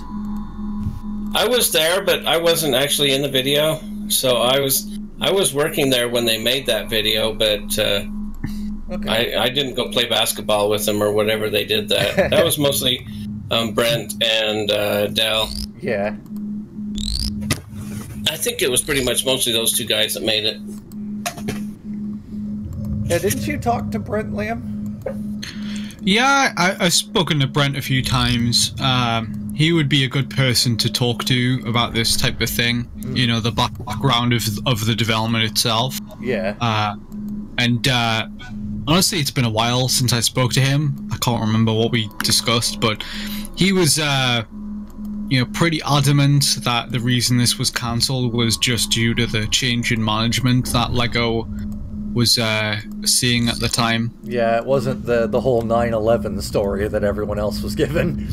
Yeah, I don't know what the whole deal with that is. I think, you know, there were other factors at play, perhaps, that incentivized them to cancel it, such as the chip issues, you know, of the video cards. Yeah. But at the end of the day, I just think it was just a difference in creative opinion, and you people coming in thinking, we don't need this game, we can pay Argonauts to make a game, and that kind of thing. Alright, Yeah. So since we can't really do anything here now, I'm just going to warp to the... Okay, that's a camera angle. And that text didn't go away, alright. Speaking of this, Nate, did you ever find any way to get this camera introductory working in the beta? Which one? The introductory for the water hydrant. It's been completely torched. Really? I tried getting it working at one point. But the other problem with this is that a lot of the boss fights are hard coded. Right. I don't know if we can actually get the camera for this particular fight working without hard coding it. It doesn't help that the boss fights in this game, which I've just now realized, are all one-hit kills. For example, Lewa's boss trigger is hard-coded to set off that introductory cutscene. Interesting. Coding for that. And this is the end of this fight, because apparently the boss's hitbox is so big that you can't be sucked into it. And 10 Element says, well, speaking of Sonic references, hi, Perfect Chaos. Alright, so I'm going to reload the game to get rid of that text, because that's a thing. Yeah, this boss is clearly like some Perfect Chaos ripoff thing. Like, it's been a while since I've seen this, but as I recall, like, the way you kill it is kind of similar to Perfect Chaos, isn't it? Well, sort of. You get sucked into it if you don't hit it in time, but otherwise you just sort of shoot at it and it dies. At least in the final build, that's how it works. Yeah, and in Perfect Chaos you do go into it and then shoot back out. Yeah. So yeah, that's... I'm trying to think, when did that come out? I think it was 1999 when Sonic Adventure came out, so yeah, that made... Yeah. It was 98 in Japan and 99 in America. Oh, okay. Okay, yeah. Also, I just noticed, Gally's legs are rigged. So, look at her hip. It's like sliding in and out of joint. Jesus. I never noticed that.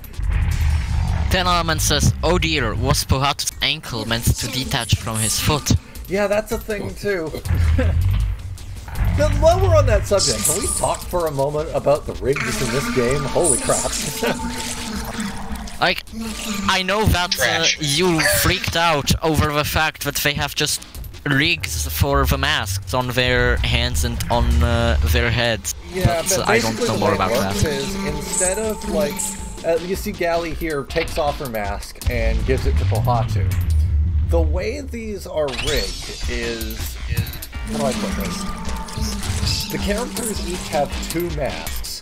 One rigged to their hand and one rigged to their face. And when they take off their mask in a cutscene, it removes the mask from the face and loads in the hand model.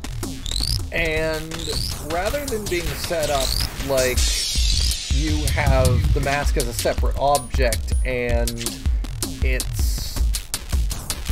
has like an anchor for the extra skeleton, the mask objects are directly rigged to the character skeleton, and the skeletons on the models are separate from the actual models.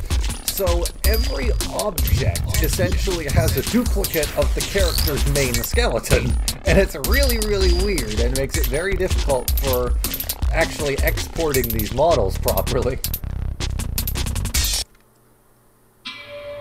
Grandpa Walker says as well, the rigs in this game are garbage. I will never not hate the rigging. Yeah, if I remember correctly, the only Turaga that actually had a decent rig was Ottawa. And even then, his hands aren't rigged to move. Yeah. Yeah, mainly because his arms are so long that his wrists are rigged at his elbows. I swear they used the same rig for all of the Turaga, but I could be wrong.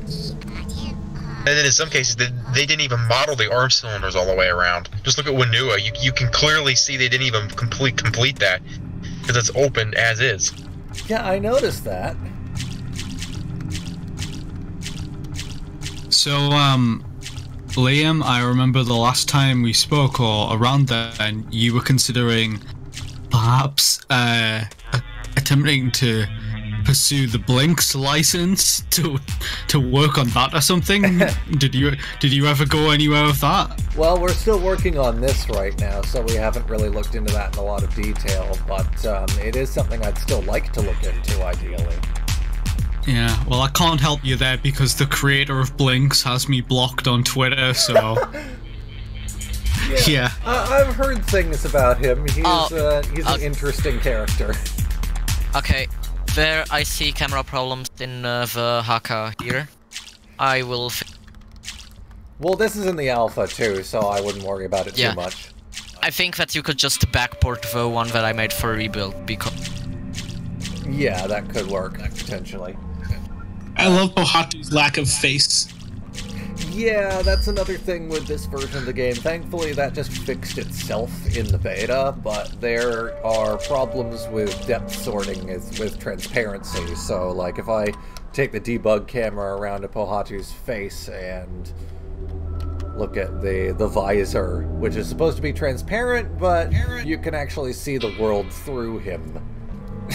Well, wasn't it just working with Gali in the cutscene? It was, which is really weird. I don't know why it doesn't work in World. Also, 10 Elements asks, and is the sand meant to sound like water? No, it isn't, but fixing that requires reordering of materials or something like that. Also, Darvell, you might recognize this area. We just talked about this one earlier. Yes, I do. I've done some work in this area. Yeah, I remember some of those buildings. The bridge coding was a complete mess.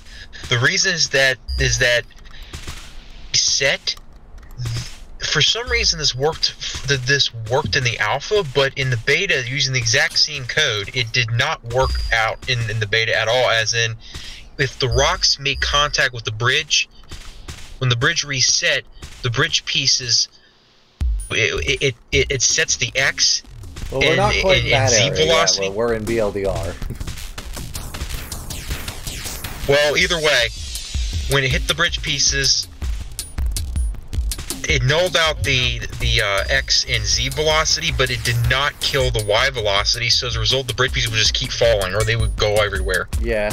Also, I forgot that in this build of the game, there were just random Coley balls strewn around this area, and you could kick them. I think that's a thing in basically every one of his areas, if you look hard enough. Because I know it's in his Tura. But I think it's loading in his stone rain balls. Right. Just so they be there. This is probably some of the ball physics you were working on, Darvell, wasn't it? Yeah, I remember something about these. I don't really remember this area that well.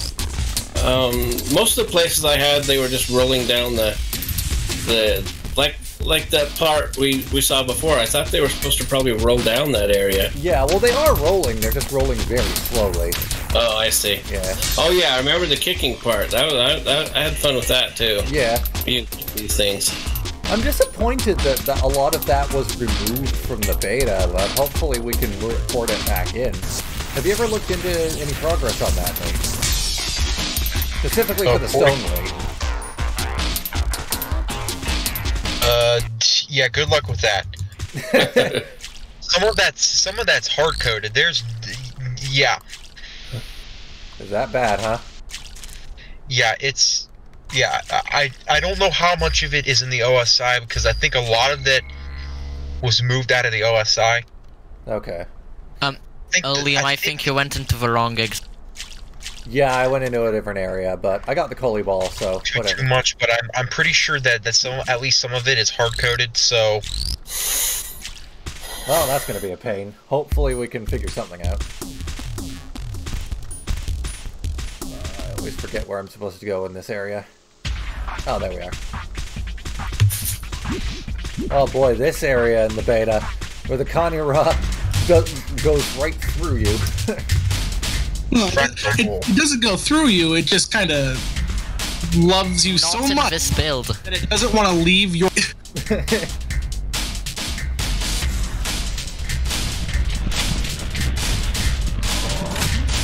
Oof, this is something we should look into, Nate, the overlapping music here. I thought we dealt with all that already. Yeah, I don't know if anyone of you reads the chat, but the music is too loud. I'll turn down the volume.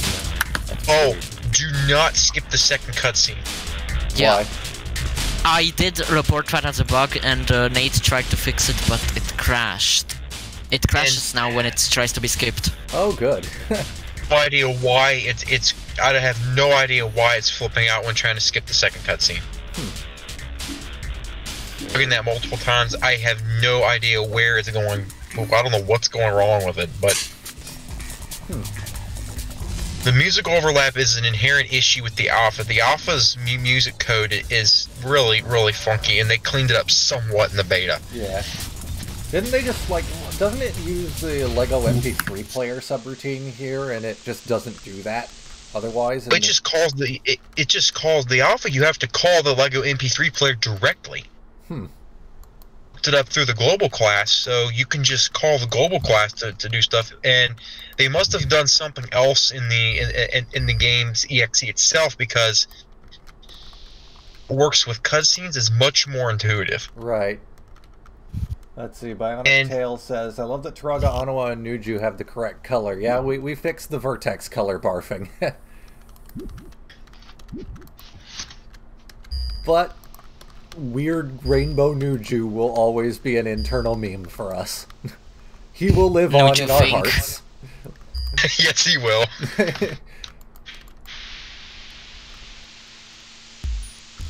This exciting Kanira game.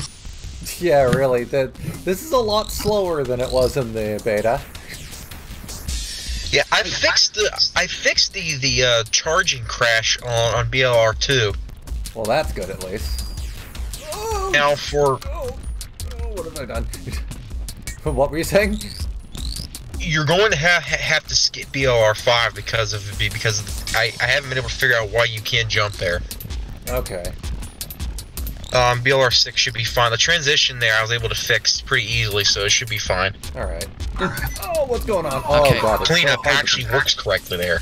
I'm actually so thankful that the areas are different in the beta. Like, these areas are nice, but the Kanira just is, like, just for clarification for those who haven't played the game yet, this is an auto runner. I'm not holding forward or backward or anything. I can only change my in-air momentum doing that. And if you don't hold forward, the Kanira doesn't animate properly. So this is an auto run section, and it is not easy to platform when you're doing that. I mean, it is quite easy to finish this area. You can just drop off after that first time where you're supposed to make a turn, and it will drop you quite near the end. I see that. Let's see. Chat member says, Darvell, could you talk about other games you worked on and how they differed from this game? The only other games I've worked on are slot machine games. I got into Sapphire getting ready and excited to do 3D video games, but frankly, the experience that I had at Sapphire kind of soured me on video games. I never did get back into it. So this is really the only official video game that I've worked on. I've done a lot of different games for the gambling gaming world, but nothing for video games. That's pretty sad. Yeah, okay. It is, and I really enjoyed doing that. But just with the schedules that we had to keep, and with the payroll issues that were going on at Sapphire, I really wasn't excited. I actually got an offer from Dave Rushton at his new company, and I was working at Vegas at the time, and I told my boss I was leaving, and he sweetened the deal, so he raised my salary there, and I stayed. So I think I dodged the ball on that one for sure. Yeah, working for Dave probably would have been even worse than working for Hal. Yeah, I remember Dave. I like Dave. He's the one that was in charge of the Game Boy Advance game. I worked with him a little bit, and so did my son. But go ahead. Sorry. So, no, I just wanted to say that it's very late for me. I'm going to go now. If anyone has any questions for me, then tell them here or just PM them to me. I will answer them as soon as I can. Alright, nice night on. Goodbye. Nice having you on. Night. Thank you. I hope that maybe we'll do this. Maybe we'll do this together later. Like something like. Yeah, it could be fun. Yeah. Okay. Goodbye. Bye. So what were you saying, Darvell? Oh, just that I'd worked a lot with Dave. He was a nice guy, and he worked with my son a lot. Actually, my son probably worked with him more than I did. But then he gave me the offer to come to his video game company, and I just about did it. But can you remember which year this was that he offered you that job? It would have been about 2005, I think. Okay. I'm trying to think which studio he owned at the time, because I don't know if you know this, but Dave would routinely change the name of his company each time he declared bankruptcy. I did not know that. I know he had issues with paying federal taxes for his employees. Yeah, what he would do essentially was each company would go out of business, and he would just change the name of the company to avoid the consequences of that. I didn't know that. If you told me what some of the names were, I could probably pick out which one it was. I can't remember all of them, to be honest. The one that I remember was like Sensory Sweep. That seems familiar, but I'm not 100% sure that's what it was called. They all had pretty generic names, to be honest with you. But Sensory Sweep was the last one before, you know, the consequences of his actions caught up with him, and he was jailed. Well, actually, the business just went out. He went bankrupt first, and then a couple of years later, the tax avoidance and all that stuff got him sent to prison. Yeah, but everyone who worked there at Sensory Sweep, to go off on a bit of a tangent, basically like just described it to me like a black hole, you know, that just sucked up so many new talent in the game industry. Lots of people would go there, and they would hire just about anyone, because the Rushtons would just run it as a family business, and Dave would employ his sons and daughters and nieces and nephews, because, you know, he didn't know what he was. I think Dave knew what he was doing, but he employed his family, and they didn't know what they were doing. You know, they'd just been handed the job because nepotism. So they had a bunch of people just working there who had no experience in video games whatsoever. They were just there through family contacts, and so if you wanted a job in the game industry, you could get in there really easily. Just ask them or become friends with one of the family members.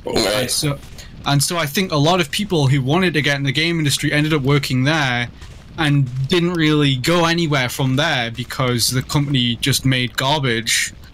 It pretty much just made, very cheap licensed games rushed out, and like really, really badly reviewed video games. So, I hate to interrupt, but I'm gonna have to bail. Oh, okay. Take it easy, Nick. Have a good one.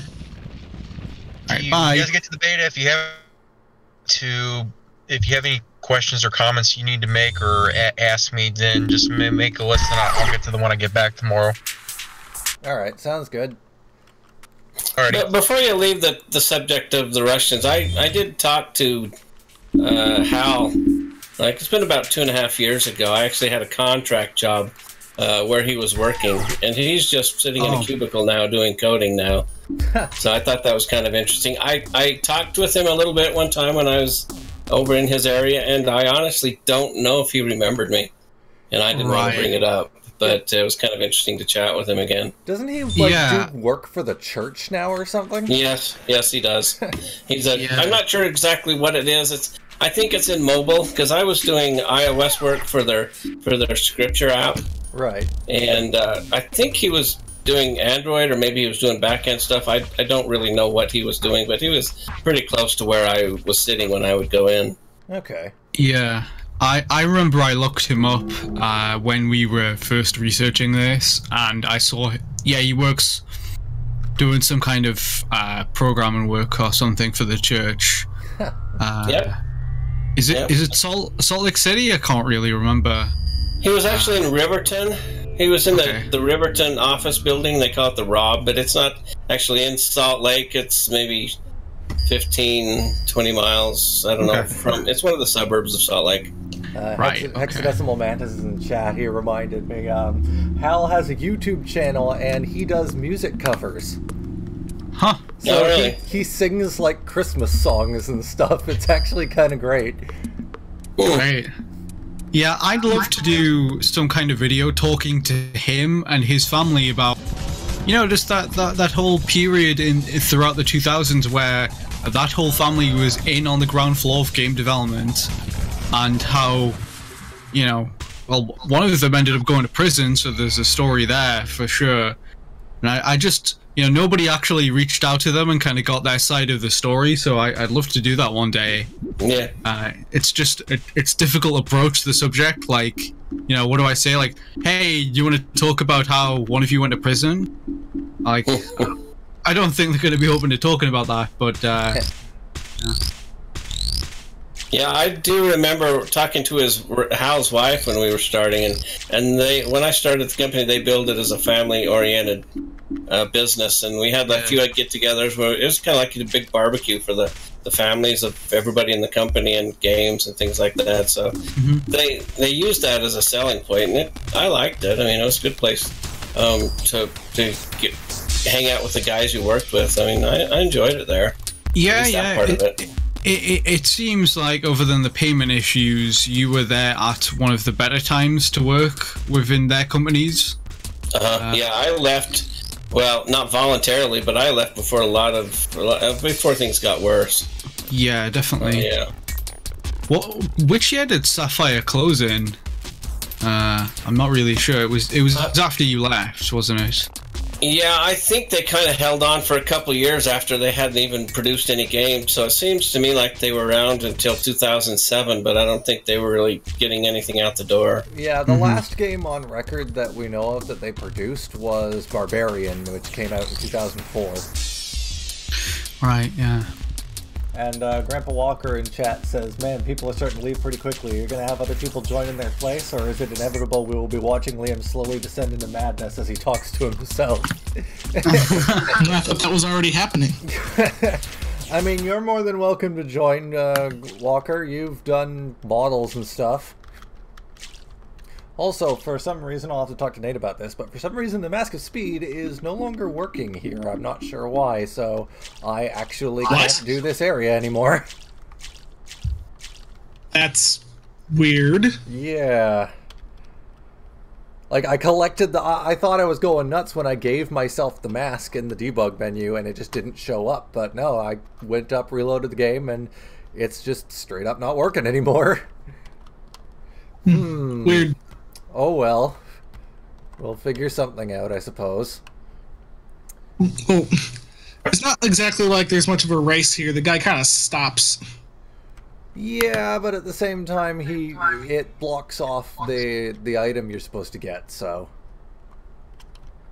Speaking of, where am I going here to get that? I'm completely lost track of what I'm looking for. This way.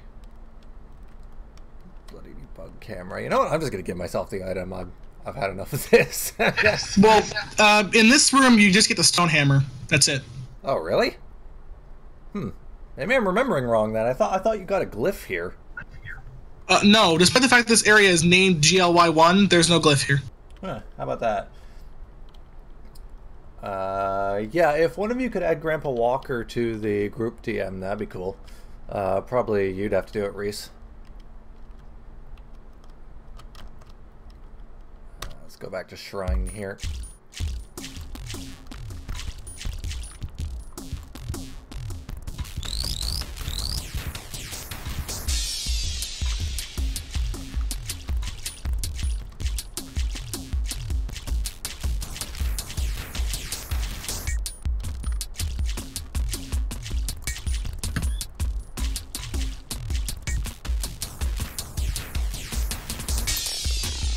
Yeah, 10 Element says, I wondered why the mask wasn't loading. Yeah, I'll have to look into that after.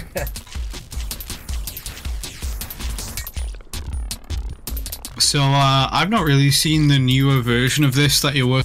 Did you ever fix that weird effect where, you know, you see the sort of the water spray out of their heads, which was supposed to be, you know, the mask coming off when you defeat the enemies in the game? Did you ever resolve that issue?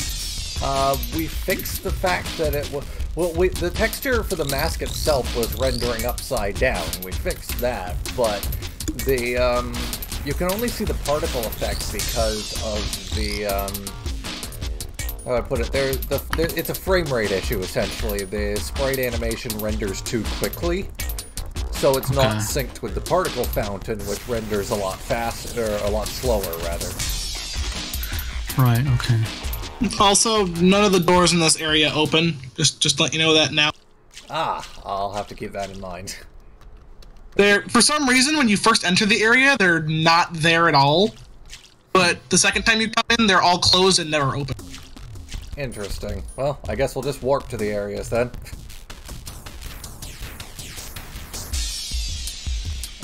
Gly 1, yeah. Oh, no, wait. We were at Gly 1. What am I doing? Gly 3, there we are. Yeah, for some reason, Gly 3 in this version was changed to Gly 2 in the beta. Really?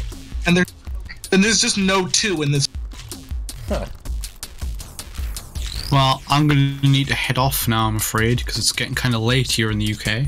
Yeah, I guess it would be, wouldn't it? Yeah, I got work in the morning, so yeah, better head off and get some sleep. Fair enough. Thanks for having me on. Let Liam get to that insanity. Yeah. Yeah, alright. Well, yeah, thanks for having me on. It's been fun. Yeah, good talking to you all. Thank you very much for being here.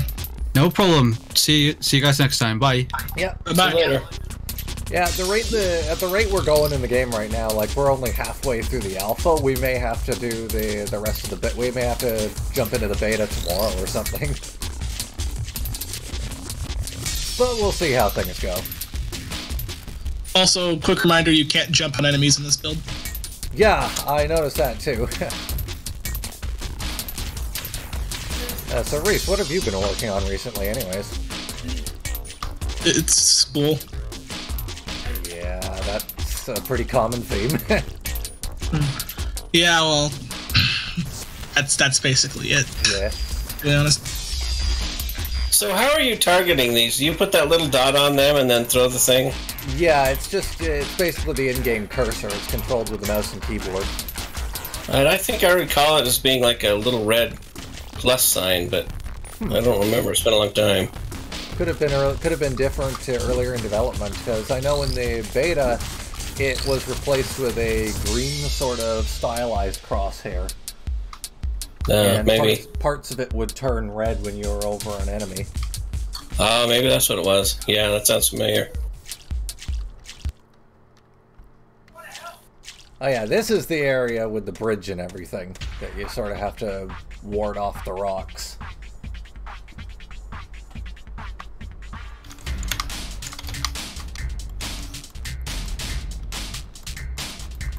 And it actually doesn't work, I don't believe. I can't do anything with this, so we're gonna die. You can, it just sucks. Yeah? Like, you can actually hit the boulders, it's just, you're not gonna win. Ah, okay. So we just debug through the door then, essentially. Please do. Yeah, so how's everyone in chat today? Haven't really said anything to you guys directly other than answering questions. Reese, have you added Walker to the chat yet, or no? Yeah, he's here. Oh. He said one thing about you going crazy, and then he's currently muted. Ah, right. Let's see. Talon's asked, how is saving handled in the game? Can you save at any time or only in certain segments? The way it generally works is it saves automatically every time you go through a door. So when you end up in a new area, it'll just be like that. Okay, so the boss door doesn't open either, does it? No, it does not. Alright, so we'll just go right through that, and that'll be that. The only ones that open in the alpha are Onuas and Gollies, and in order to open Gollies, you need to beat the slide after Glyph 3. Okay.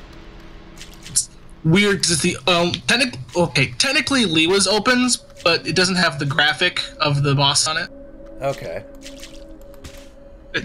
It's weird. Do any of the doors in this area open properly, or no? This is B kick, I think. Yeah. I don't remember because this area has just kind of been broken every time I've seen it. Yeah. Actually, I gotta get the. Is this where you get? I think this is where you get the stone ring glyph, actually, isn't it? I think. Because you went through 3 and that gave you shielding, right? Yeah. See, like, I think you're supposed to break these boulders somehow, but it just doesn't work. So there's a question from Chuck about me being involved with after the rediscovery. I mean, I had a lot of chats with Liam and told him about everything that I remembered, but I have not really done anything with the game itself, just talked about from what I remember. Yeah, for the most part, we've just sort of had you on as a consultant. Yeah. Which has been great. Like, it's always nice to talk about the history of the game and whatnot. Sure. And get some insight into how you program certain things. Yeah, but you guys have seen so much more than I ever did. Like, for some of those boulders falling, that's the kind of stuff that I remember. Yeah. That you went through a few minutes ago. Hmm.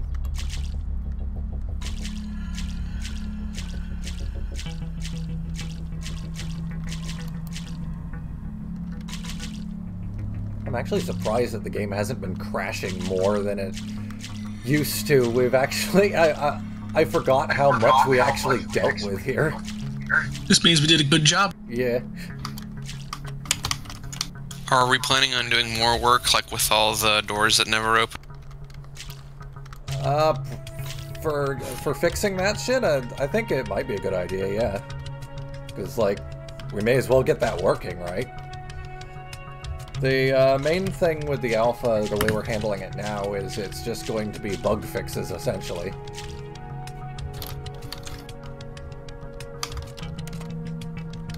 Yeah, B-Kick is one of the areas in the alpha I never understood how it was supposed to work.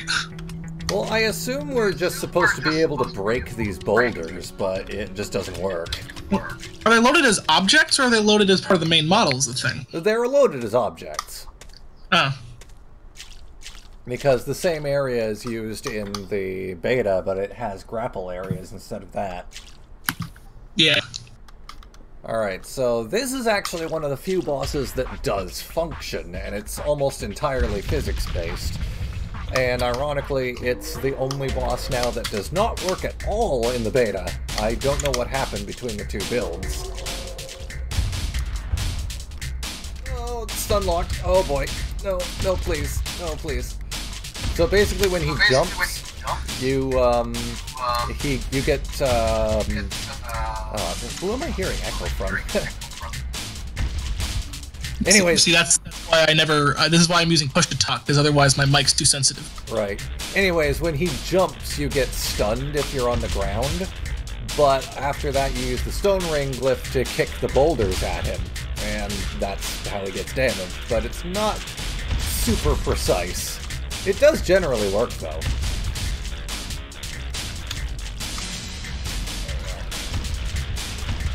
Yeah, one of the things in the game that kind of makes me wonder is because Pohatu has 2 animations for glyph.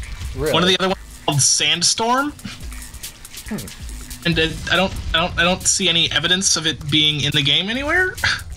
Yeah, but, I didn't know about that. Yeah, it's kind of, he moves his hands like from like outer and then pushes them in towards the middle. It like. I don't know how it's to like the reverse of the Stone Rain animation. Yeah, it's like that. But, and I tried looking at the actual animation in the alpha, but it was saved like, I want to say like a few minutes after the Stone Rain one, so I have no clue. Yeah, that's interesting. And it's in both builds, so. Yeah. Ooh, no. 10 Elements says, interesting to see elemental creatures as opposed to mechanical creatures. Yeah, I'm pretty sure that was like a carryover from LEGO's previous IP at the time, which was Throwbots, and had a lot more of that kind of technology versus nature kind of deal going on.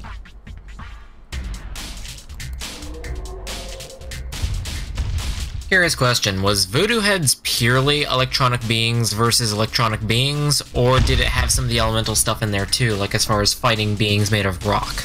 I'm not sure, because there really wasn't a whole lot of information on the whole Dude Heads thing.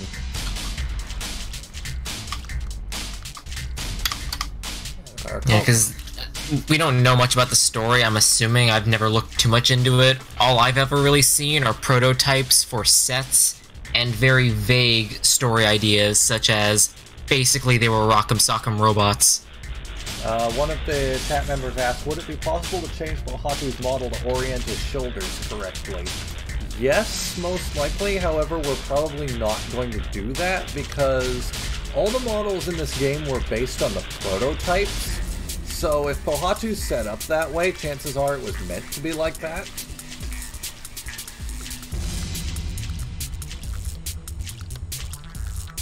Thinking about it, that would allow him to have more range in his arms set-wise if he were released that way. That is true. 10 Elements asks, Throwbots were the ones with the prototypes for the Kanoka discs, right? Yeah, that was basically what they were.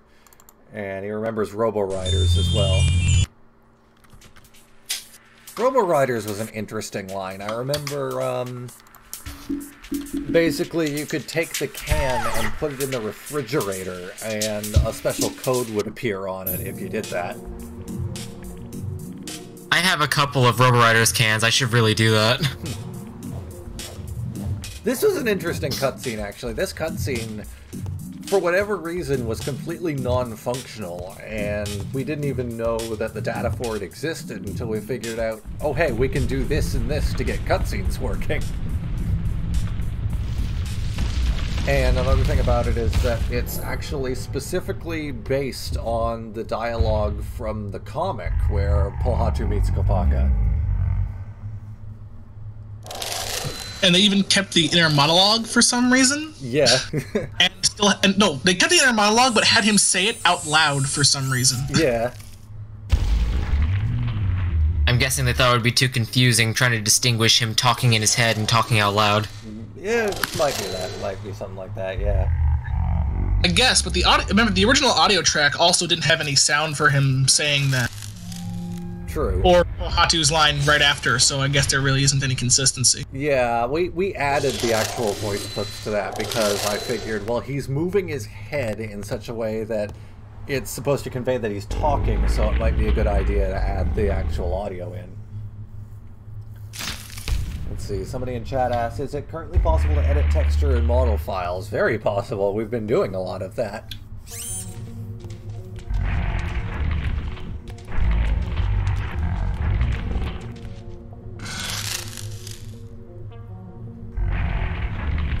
I gotta see if we've fixed. I really hope. I don't remember if we fixed this or not. If we haven't, I'm definitely gonna have to turn the volume down a bit. You know what I'm talking about, Reese. Yeah, I don't think that was fixed. Oh no. So in the alpha, Kopaka's jump sound effect is something. Wrong. Yep, there it is. Yep. Get used to that sound effect, because that is every time Kopaka lands on the ground, he will make that sound.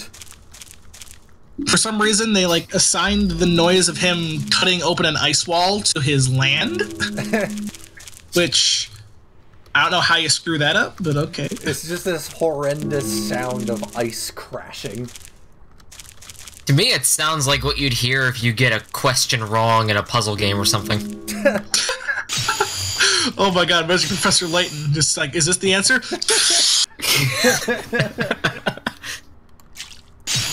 Very mean puzzle game there.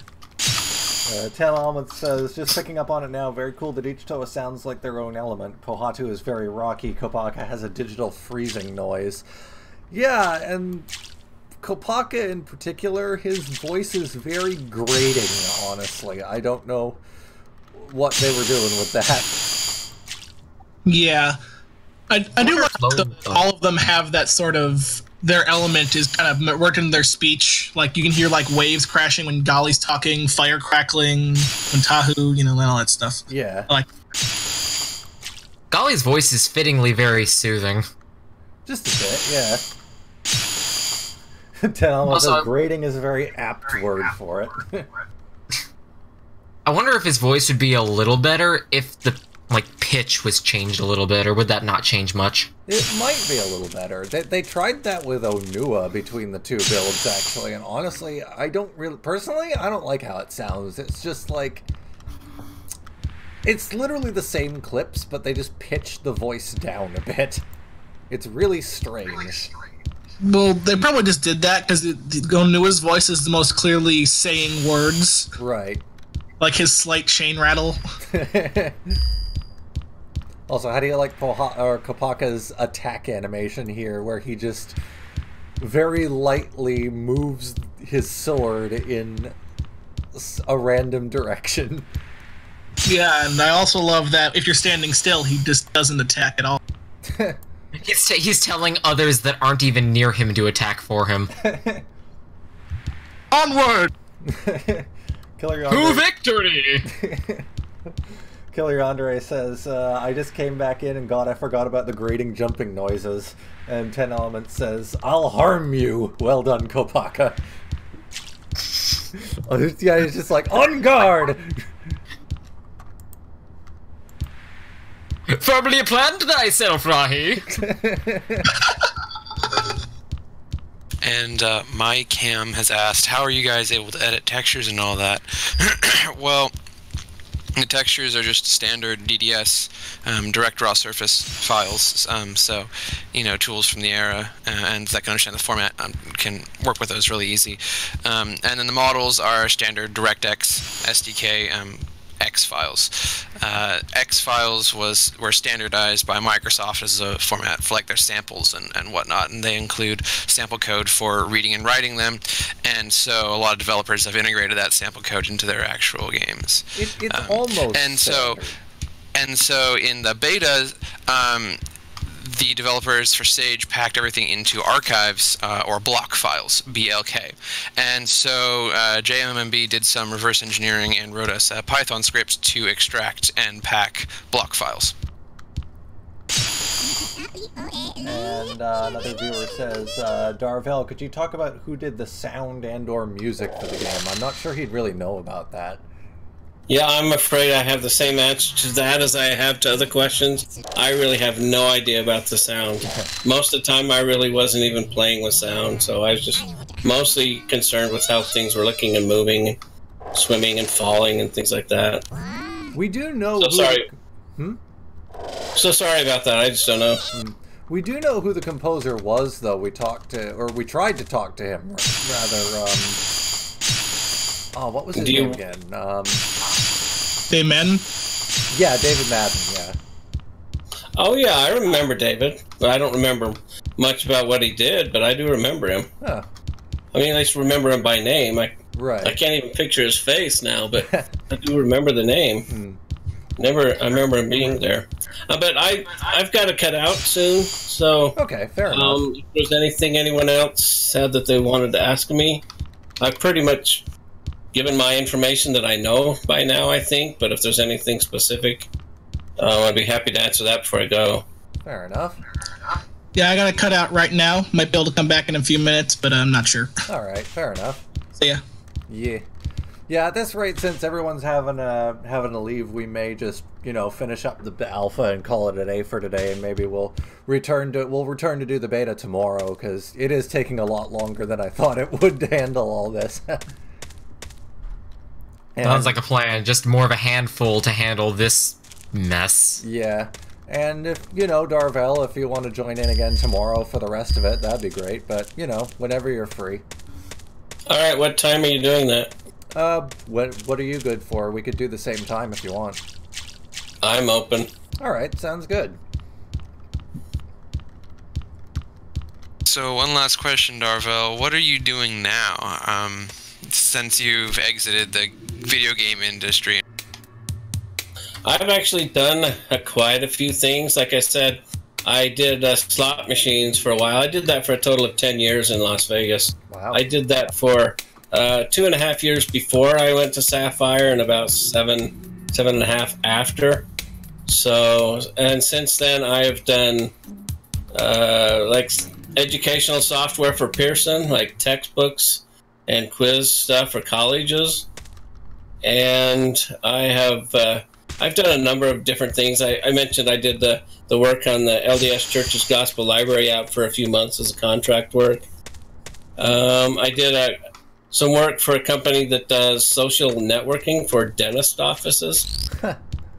And I also did some work for New Skin in Provo, Utah, which does personal care products. I was working on their app for purchasing products for the distributors to use. So I've done a lot of different things. So I do miss doing the video games, but I don't think I will ever get back into it. Fair enough. It's just a shame that Sapphire put such a foul taste in your mouth over these things. Yeah, I was looking forward to doing games for years. I wanted to do that. I used to do 3D military simulators. I did that for 5 years before any of this other stuff. That was my first job out of college.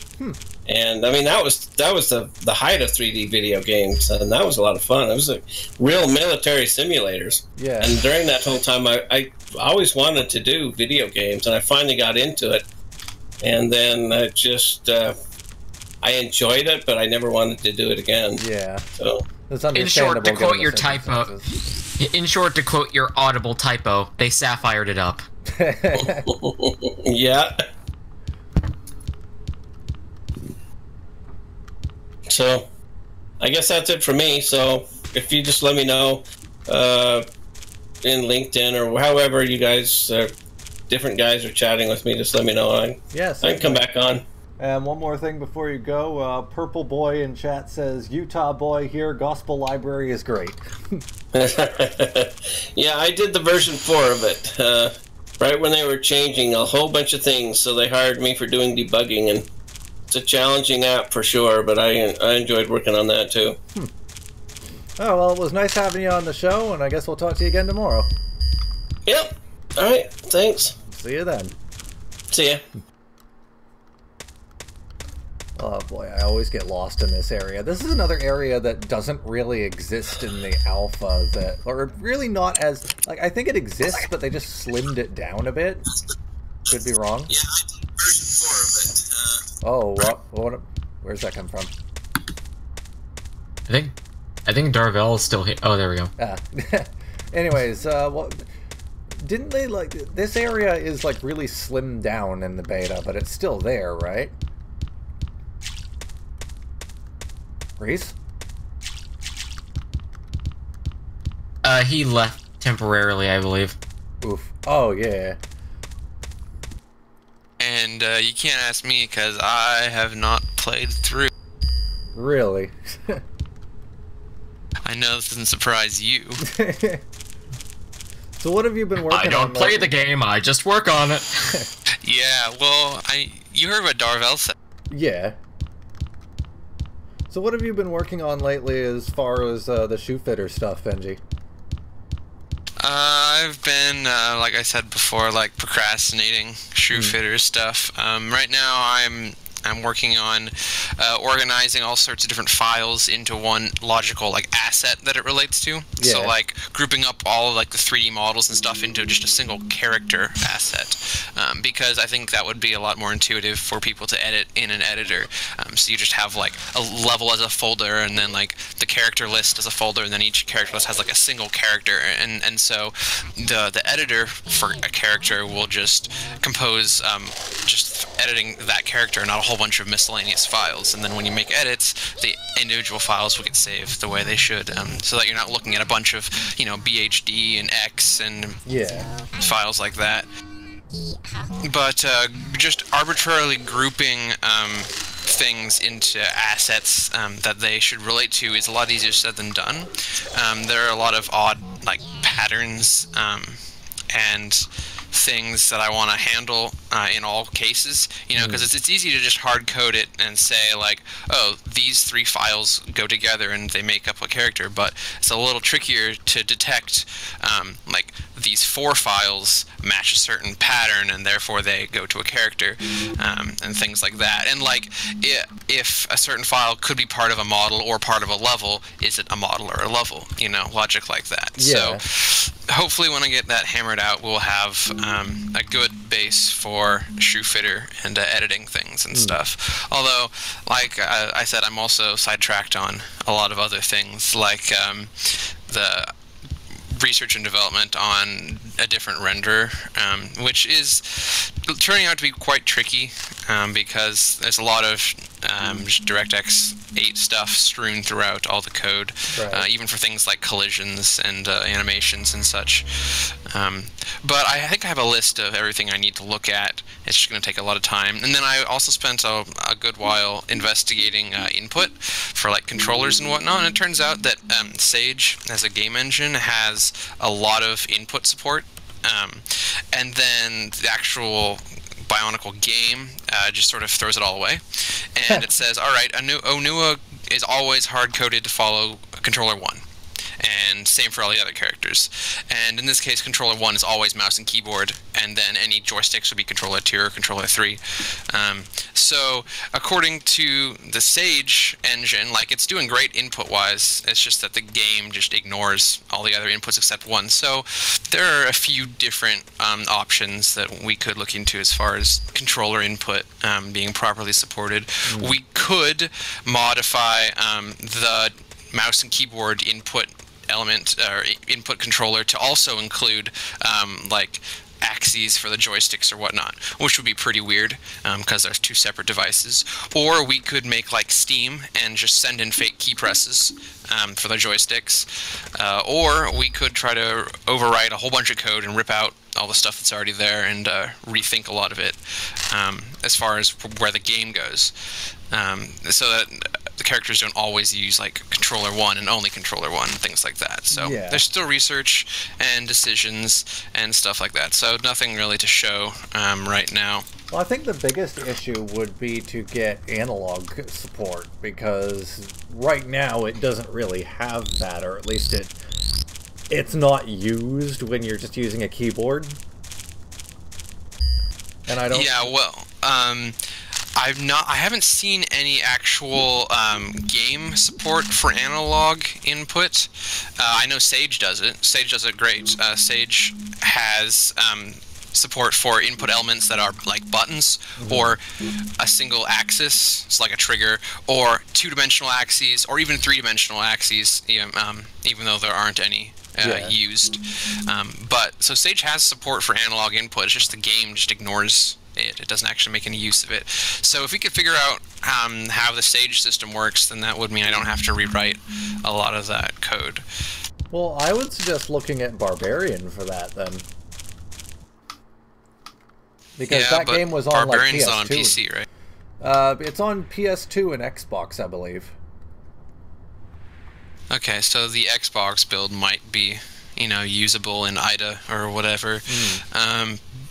But like Darvell said, they've just totally forked the engine.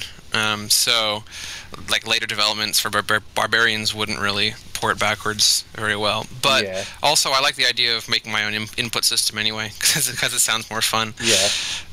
But then again, I already have way too much on my plate anyway, and I want to work on a website, like we were looking at a while ago. Let's see, and in chat, hold on, I just got to pay attention here because I'm auto-running. Rainbow spikes, yeah, the vertex colors on the trees are still broken here. Oh hey, they kept the snowboarding section in from 2003. Well, it probably would have originated from this. And J.O. Cool, yes, go play Bionicle Massive Power. It's another game that's really good. It's a Bionicle fan game, and it's really good. Go play it. There's your BMOP plug. Hex says, I'm not gonna lie, those... Oh, sorry. No, go on. I was gonna say, those preview models they showed off for the new ones that they're going to be adding to Masks of Power, to be completely blatant, those new models they're putting in look sexy as hell. Hex says, I don't think the main executable for Barbarian has symbols. Oof. Yeah, okay, that doesn't make it very helpful then. Yeah, that's correct.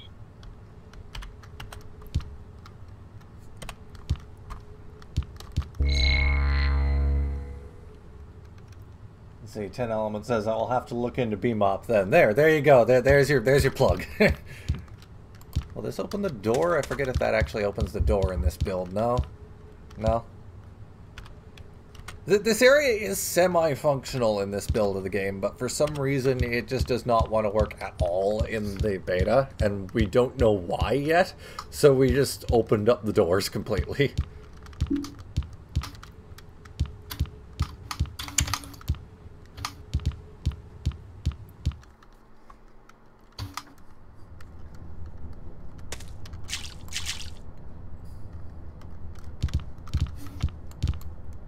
So Walker, how goes your model exploits? I believe you were working on Gakoro last? I was working on it last, still am working on it now. I finally finished that friggin' hammock. Nice. It's astounding how much trouble a hammock was for me. But I believe it's going to be an excellent hammock. Well, I'm going to throw up a picture in the dev section, so you can give it a gander whenever you like. Alright. The issue was I had to find a good texture to use for the sticks. Looks great to me. Might be a little higher poly than necessary, but hey. I mean, we do a bunch of high poly. We're doing high poly upgrades anyways, so that doesn't really matter too much. Yeah. I just hope we can figure out the lag issues. Hopefully the poly count won't attribute to that. Yeah. Yeah, I'm pretty sure there's some bigger issue with the algorithm and how things work, rather than just oh, too many polygons or something. Yeah. Hopefully we can figure that out, preferably before you have to do a new renderer. Let's see, message in chat. Other than the merging of alpha and beta gameplay in Onokoro, are there any radically different areas in the game where the alpha and beta are combined? Gakoro. Well, Walker, you can attest to that. Repeat it, please. Chat message says, other than the merging of the alpha and beta gameplay in Onokoro, are there any radically different areas in the game where the alpha and beta are combined? Gakoro, question mark? Yeah, Gakoro is definitely a drastic change. Would you say it's a combination of the two, or would you just say it's a vastly superior beta Gakoro? I'd say it's a combination... Or alpha, or whatever it was. I'd say it's a combination of the ideas of the two, but not necessarily a combination of the actual two areas. So it's more of a merging of concepts rather than physical executions that we had available. Yeah. Oh, I didn't know that was a thing. Today I have learned that the platforms in this area that show up with the Akaku actually fall if you stay on them too long. Oh, as if this area needed anything to make it less fun. Yeah, really. All that's missing are a bunch of icicles that come flying towards you. I mean, hey, it's better than it was in the beta, having a bunch of bats that dive bomb you. Oh dear God, you're kidding. No, that was a thing. Because you know how the bats basically just home in on you? Well, they certainly do that there in the beta. Jesus Christ. It's a fun area. Speaking of fun areas, here's this. Oh boy. Just gotta love running into those ice walls. Yeah, you're supposed to be able to break them, but you can't here, so you just gotta go around them. Break.exe is not functional. No, please! Oh my god, I can't believe I survived that. No! Oh, wow, I can't believe I survived that either. Also, props to Nate for getting the snowboard actually rendering here. Though for some reason it only renders in the alpha. In the beta, it just crashes. Okay, I'm dead. Wait, no, I'm not. Okay, wow, what? How did I survive that? What is happening? Okay, not surviving that. Okay, rip. I'm assuming in the future, assuming that the snowboard can be made to work in the beta, the texture is definitely going to be changed so it's more distinguishable from Tahoe's. Yeah, well, part of that is just the vertex coloring. It's colored red.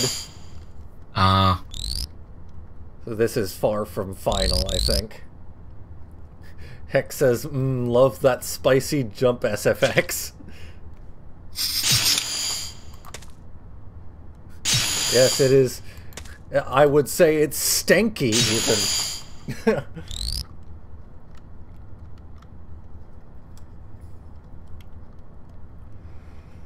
So what are you guys most looking forward to about working on in Rebuilt, anyways? I don't think I've even asked you guys that before.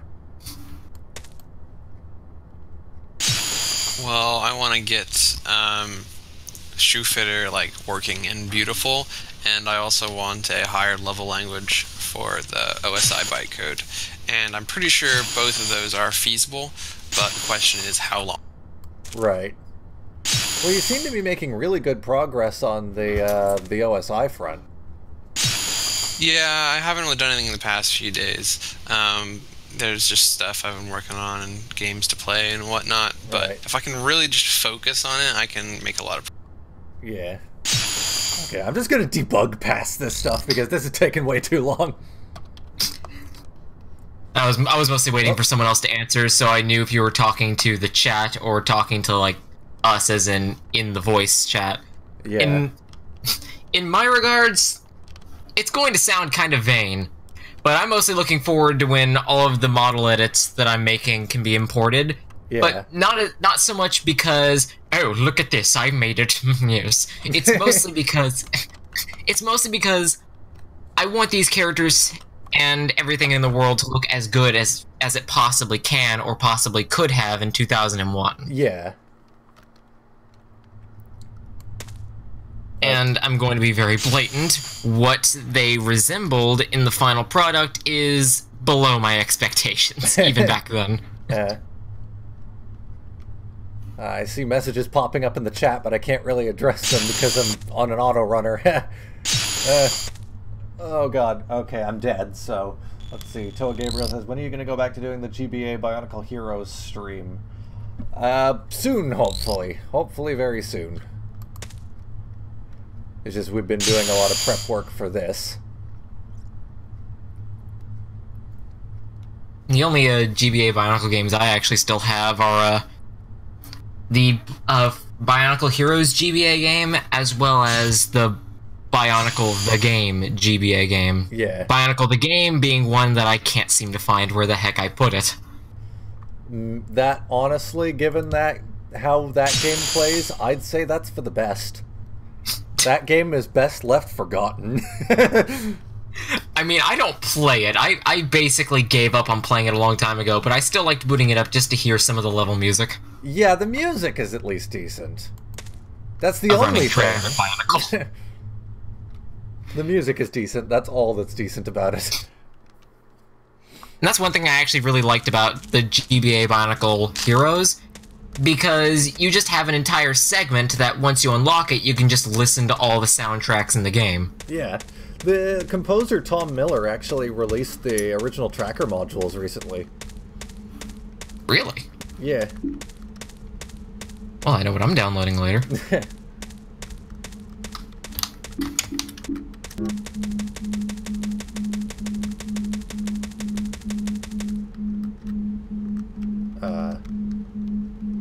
Okay, the game appears to have frozen. 10 Elements asks, is there a difference between the GBA and DS versions of Bionicle Heroes? Yes, there is a huge difference. Take a look when you have an opportunity. Oh boy, the game's being real pain right now. I can't even access my cursor anymore. Oh, time to go into the task manager. There we are.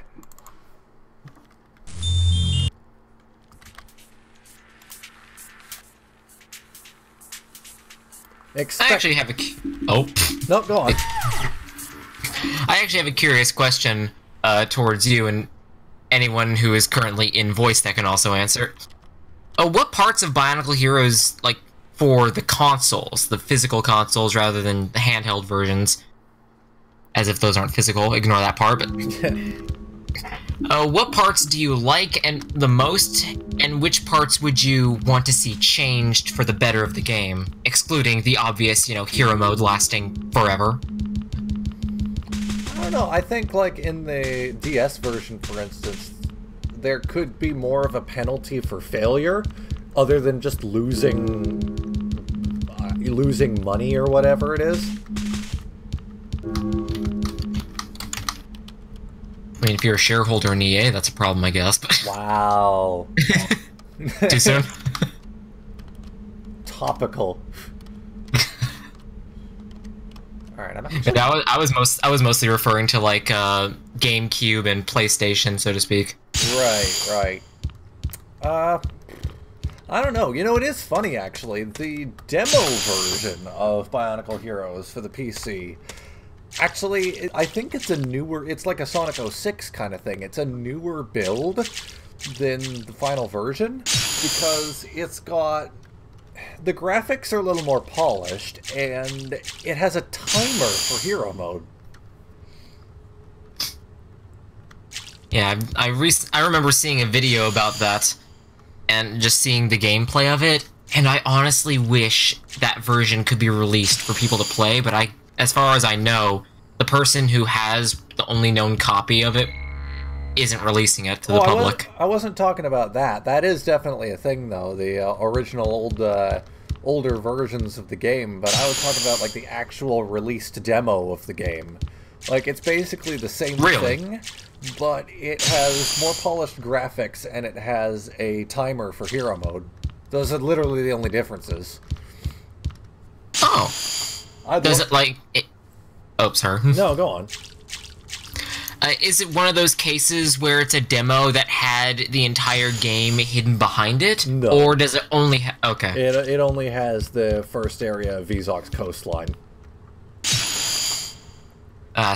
So those who have the demo would only have the enhanced visuals from that level. Yeah. It would definitely be nice to be able to take that code and port it over, though. But I don't know how feasible that would be. This is another weird one, too. This area is the only one where these things actually break.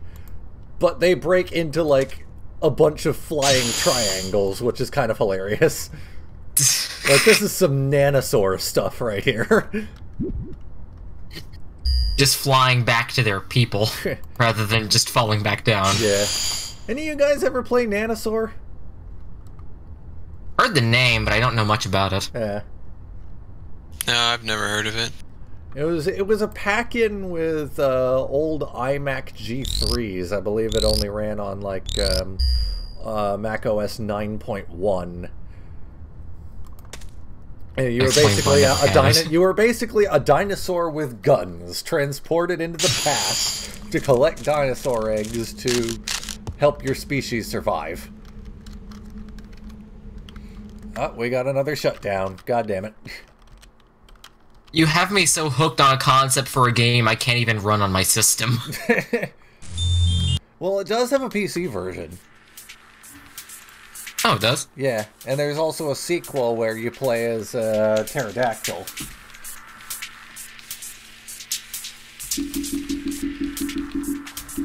That's an okay one. We did a series on it at one point, but yeah. Alright, so I think that's all that there really is to this area, other than the boss, which, if Nate did it correctly, should now function.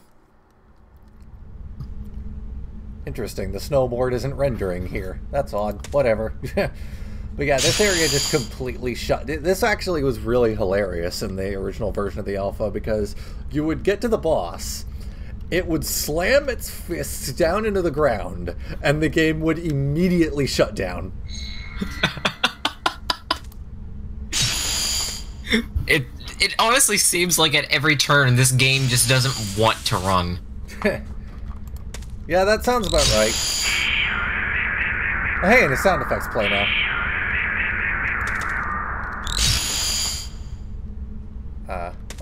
Oh, yeah, he works now. He definitely works now.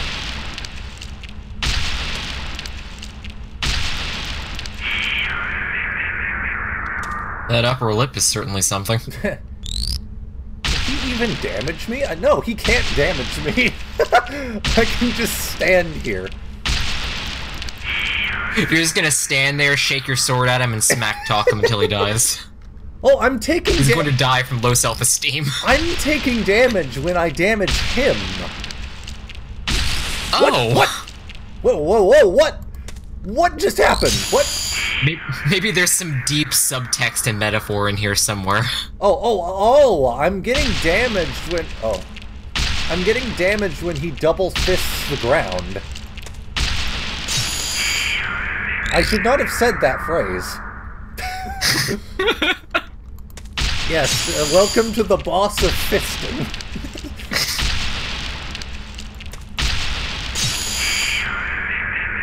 Alright, so let's try not to die this time. I realize now that's what happened there. Like, he has a very small hitbox on his fist for some reason.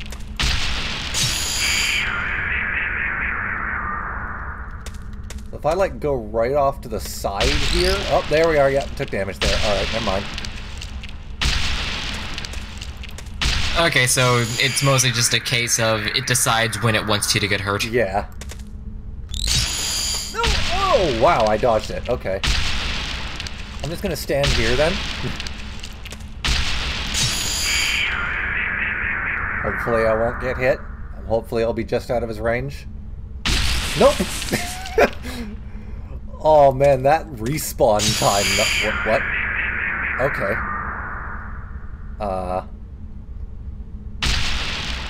I think this boss is a little broken.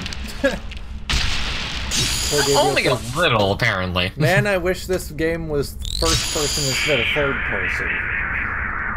Interesting. That would be an interesting way to handle it. Oh, no, don't do that, game. Don't do that. I mean, if we know anything from one of the early versions of Bionicle Heroes, a first-person Bionicle game would definitely be an interesting thing to play. Yeah, it was planned.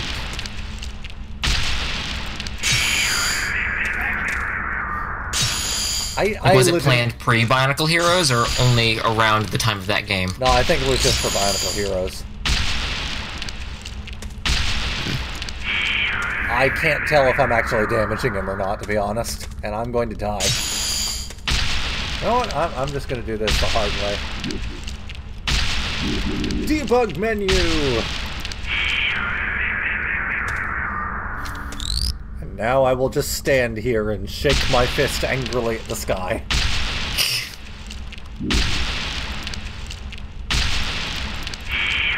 I'm just gonna go to Google Translate here to find a proper word in Maori that, you know, works for this joke. Element says, yeah, I'm getting 2003 boss flashbacks now. One thing that gave me a flashback was that sound that played when Golly spawned. All I could think of was Lee Rock from Bionicle Heroes.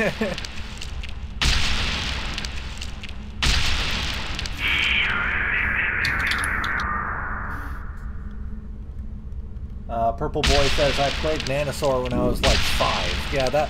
When I was in school, the school had all Macs, so that was a big thing. It had Nanosaur and Bugdom. And one specific computer also had Cro-Mag Rally, which was a Mario Kart ripoff with cavemen. Nice.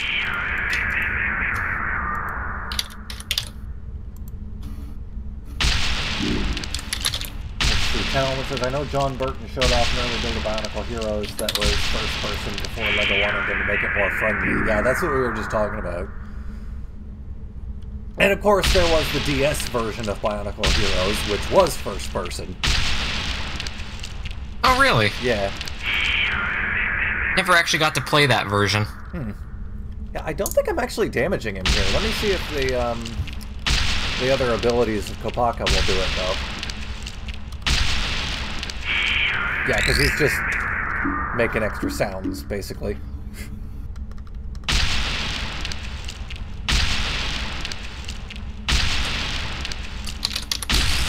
Oh, I'm dead. Okay. Cool. Alright, I'm pretty sure it wants me to use the glyph now that I think about it.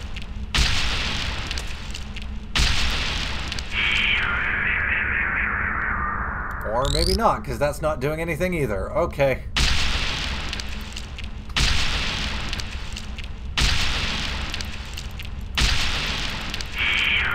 Well, I guess we're moving on to Lewa's level then. These things work a lot better in the beta. As can be said for a lot of this stuff, though, I guess. How do you pronounce an A with a line over it, out of curiosity? I'm not sure, actually. I think Ontrick would be the best person to ask about that. Ah, well, a shame he's not here. Yeah.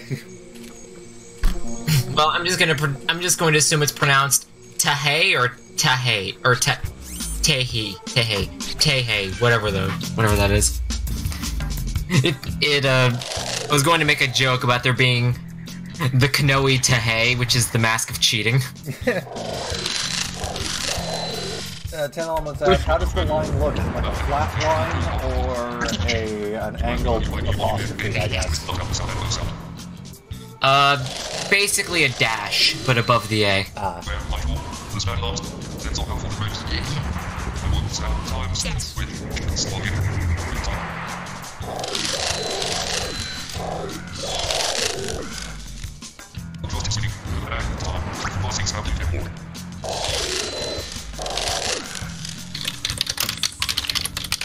I can probably copy it directly and just paste it into the chat if he wants to see. Yeah. JMMB, are you still in the call? Just curious what he's been working on lately. He is a quiet boy. Silence is his element. It's so weird going back to the alpha where, like, basically all the Toa's animations were the same. It was such a surprise when we went into the beta and found out that, oh, every Toa has a unique animation for their walk cycle. You know, that honestly is really cool. The fact that Gali has a slightly more feminine sachet chante. Mm-hmm. The fact that Kopaka surfs, or well, not really surfs. He shadows the hedgehogs. Yeah, he ice skates over everything. I kind of want to do like something for bad cheat for Kopaka, and we just have like flame jets coming out of his feet like Shadow. I would think they'd need to be frost jets. Well, yeah, we could do that, I guess. Oh, we could just straight up put Shadow's gear on him, like the shoes and the wrist rings. Oh, that would be rather hilarious, actually. Just replace all of Kopaka's dialogue with very poorly done Shadow the Hedgehog impersonations. You think you can compare yourself to me? Ha! You're not even good enough to be my fake. We need to get to Makuta. But I'm going to do it alone. I work alone. No. By choice? Because no one can stand you. Yeah, we're gonna do Pohatu as well. We're just gonna do that entire cutscene with Sonic Adventure dialogue. It's perfect because of the fact that the way Kopaka moves and his personality fits Shadow, and then Pohatu is perfect for Sonic, especially with the whole fast thing. And we have the whole work in progress Green Hill thing too. Oh, that's fantastic.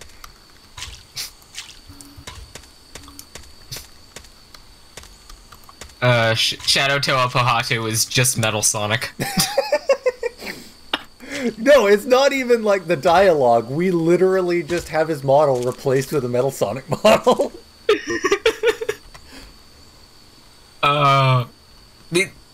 The amount of joke modifications that will be done to this game is just hilarious. I think that'll increase exponentially once we have, like, Shoefitter DX done, too. Just people downloading the game purely so they can fuck with it. Yeah. Like, I know you have your own little joke ready to go, don't you? I believe I believe a certain Toa of electricity? Oh, yes. His name, it escapes me.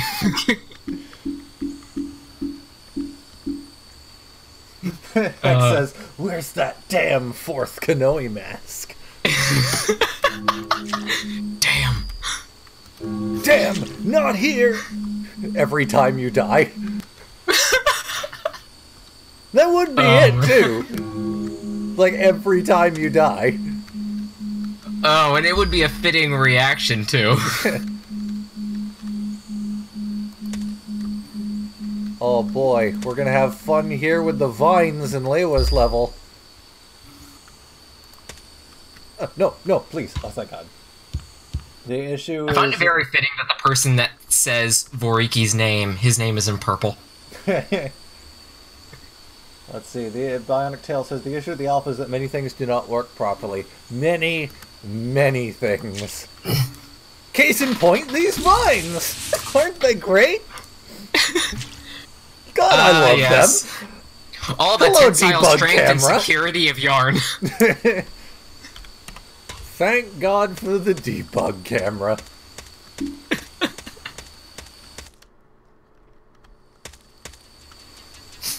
see, this is one thing that was removed from the beta that we're going to put back in, is like, this area is here, but this whole system of caves where you get the spider pickup, that's not there. They removed that completely. A little disappointing, actually, because this was a cool addition to the area that made more use of the Ruru, which otherwise really was only used once in the entire game, up to this point, and then never again. So I'm assuming there's going to be ways that are put in to allow the Ruru more usage, or is it going to be left mostly with just these two areas? Probably mostly just these two areas. Though we could probably figure something out.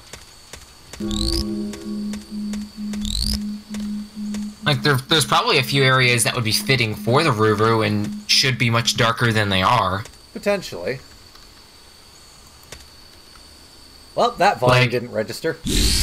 Like, just as an example, an area that's completely enclosed with no source of light, yet you can see the back of your hand perfectly. We did have some Not sure ideas. if there's We did have some ideas for Galley's Cly 3, the area with the underwater temple and everything. Basically, the idea was to make it, you know, completely dark and filled with fog that even the Ruru can't penetrate. And then we also additionally have, like, how do I put it? We have a giant Takia shark down there with you. Oh dear God! By giant, how big are we talking? Bigger than Galley. I'm assuming that's big for that species. Yeah, they're usually pretty small. About Matoran sized. Yeah. And yeah, I'm just going to debug through here again. I'm getting lazy with this. What was that?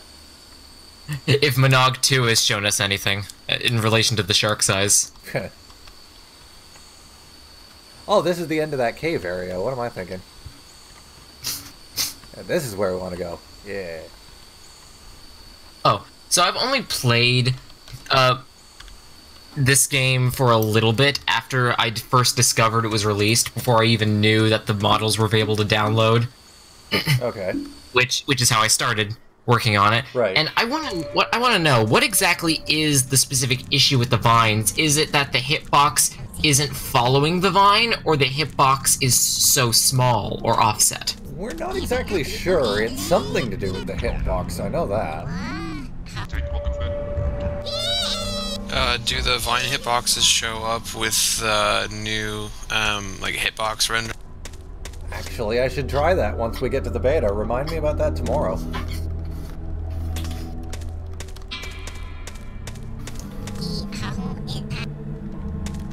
Where am I going here? Right, over this way. I have to get to the Takara pit. Or Takara Hut, which is down here in this version. Right, I keep forgetting, like, we made...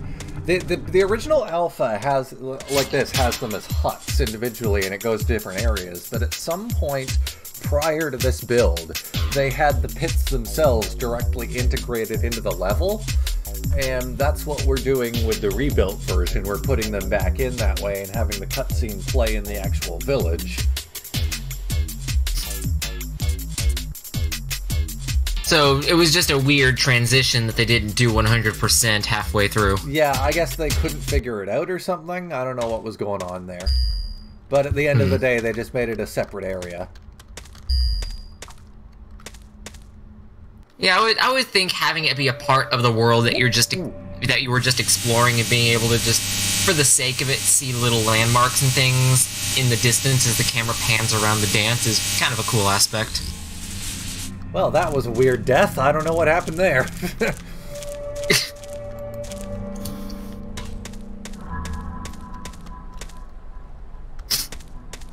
Also, a fun little thing to say, since I don't know if I've actually ever said this. The only mask in the entire game that I didn't need to make any changes to as far as shaping goes, maybe a little bit of the corners, but that's it, is the Miru. Miru was the only mask that was actually 100% mirrored on both sides.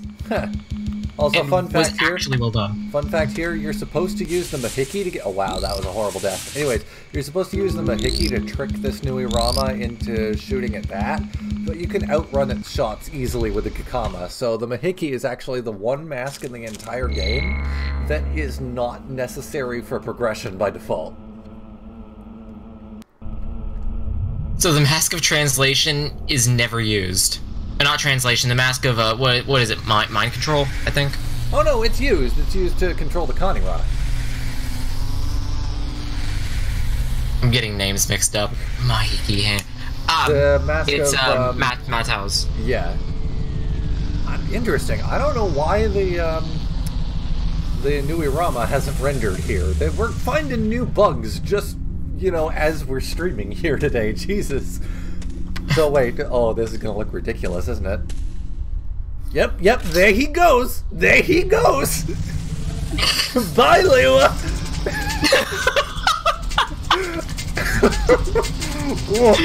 oh, mama. Oh, it's good.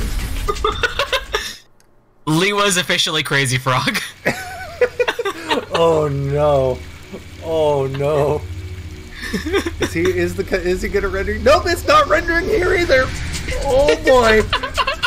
Oh, mamma mia. Oh no. Well, Curtis, if you're still here, I know what you have to draw next. I don't know why the Nui-Rama isn't rendering, but that's something we'll have to look into for the next patch. Oh my god, someone needs to just upload this whole cutscene to YouTube with a Crazy Frog Axel F song playing. Oh no. Oh no. Curtis, if you're still there, I should hope that if you draw Lewa as Crazy Frog, you also have to do the tiny penis. Oh, will it just be a 2mm axle rod? It'll just be like... Oh my god. What have we brought to this world? Oh... Just things beautiful and things cursed. Just do you know, the chest ball and an axle, and there you go, that's it. That's all you gotta do.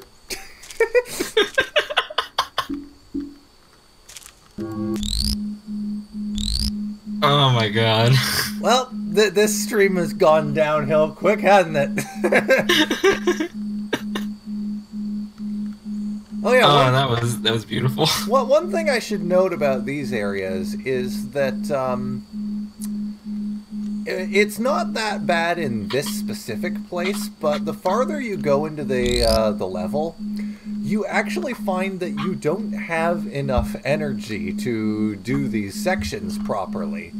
And the reason for that is the alpha version, in the beta version, you're supposed to have an increase of energy by 2 for every level you progress. In this version of the game, that is not a thing. So you actually don't have enough energy to get through the level properly. That's why I have the debug menu open here. Also, this thermal doesn't seem to work properly, if I recall correctly. Except now it does, so never mind. Also, hello, floating snake, Rahi. 10 Elements did us a great service. Thank you, 10 Elements. Thank you.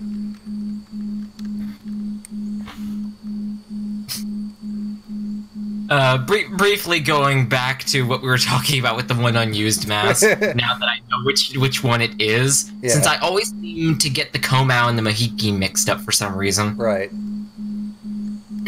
How would you even use Matau's mask in this game? It basically generates a clone of the player that stands in one spot, and enemies will target it instead of you. That's literally all it does. Well, you can't use it in bosses at the moment, and I can't really think of much of a useful tool it would be unless you're fighting, say, the one Rahi you probably won't have it for, which is going to be the Nui Jaga. Yeah.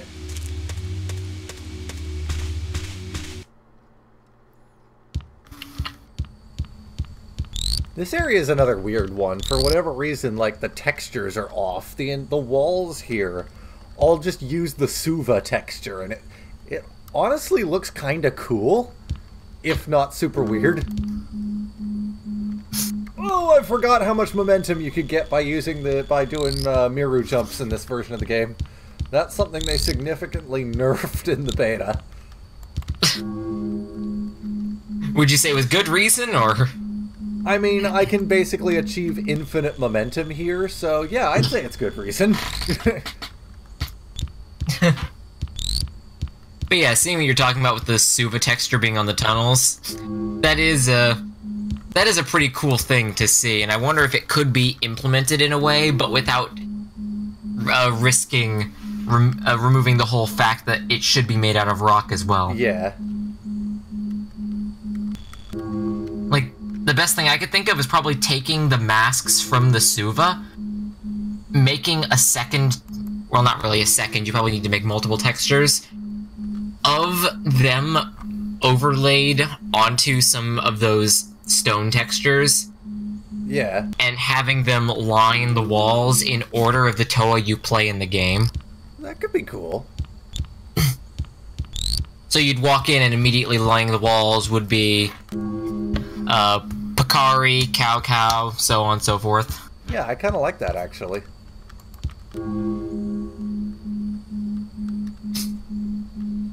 Oh my god, the Miru physics are so hard to get used to now, just because I'm not used to having so much extra momentum with the thing.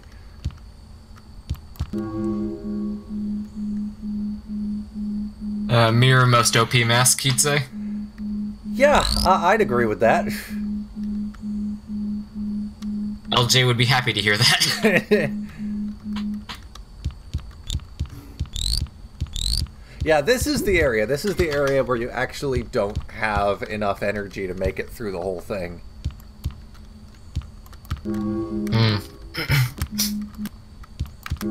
I'm also noticing that problem that you mentioned with the Cow visor also applies with these wind gusts. Yeah, I think that still with these that still happens in the beta too. Hopefully we'll figure that out at some point. Wind so strong it crosses one over into another dimension briefly. A potential fix to that could be changing the way that transparent things are blended. So if we do what's called additive blending, then that might make things a little bit nicer, I think. Right. Because then the depth doesn't matter. If you add things instead of like go in front of them. So we can look into that as a potential fix in the future. Yeah. One thing I'm noticing here too is that they're actually causing lag when they do this as well. Like when Leiwa's rendering in and out of view, the frame rate drops by about 20. 10 Element says, now this is definitely ripped out of Rayman 2. Yeah, this is pretty Rayman, isn't it? I never thought of that. I love Rayman 2. I gotta play that game again sometime. Might stream it when we're done with Spyro, actually. I've streamed Rayman 3 before. I've never actually played anything from the Rayman series. Would you recommend it? Yes, I would. But I wouldn't recommend the first game. It's rough. The first game, it's good up until the second half, and then it's just, it's a slog. Which version are you planning on doing? I'd probably do either the Dreamcast version or Revolution.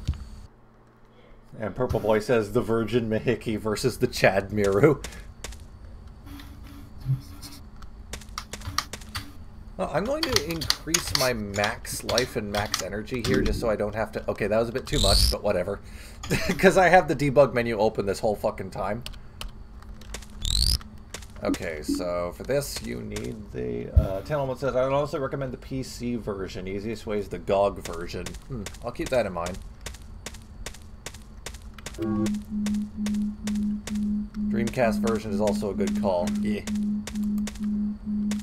Oh yeah, I remember now. This area is supposed to be a slide, but in the alpha, it's not. So it just turns into a big tunnel. Yeah, pretty much. Good thing is, because of the fog, I can see the whole thing rendering, so I can just jump down here. Does it function as a slide in the beta? Yeah, but the kill boxes are all screwed up. So one thing works, another doesn't. Yep. Whoosh. And now we get the hurricane glyph with just absolutely nothing. Yay! That's another thing, actually. That's one of the few abilities that is broken in both versions. It doesn't do anything in the beta either. Does it have an intent, or...? I don't know. Like, I don't know much about the glyphs, so that's something where I'm in a complete, I'm in the complete dark about what those were intended for and what they do, if they do anything. Right. Well, for Onua, for certain Toa, they're used to help defeat the bosses. Trektor says, the last I checked, you guys were talking about cutting or merging this area with the beta. What area specifically are you talking about?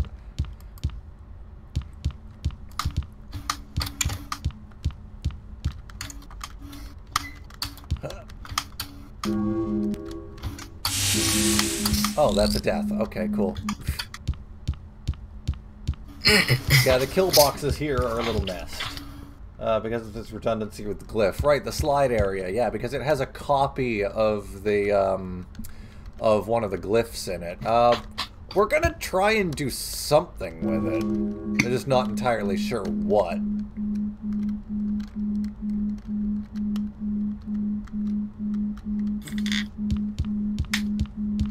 There we are, and that just goes right into the boss, which does not work. Oh, hello. Yeah, he starts off T-posing. That's always a good start. So, yeah. Oh, I actually have a... Oh. Hmm? I was gonna say, I actually have a question for you involving Gakoro. Yeah? Would you be fine if I focus on making Gakoro as far as all the livable stuff, like the huts and things, first, and then work on the sort of Easter egg Monog boat after the Rahi are finished? As in, I just give you Gakoro completed, and then in the future, I'll give you a second version that has the boat from Monog? Yeah, sure.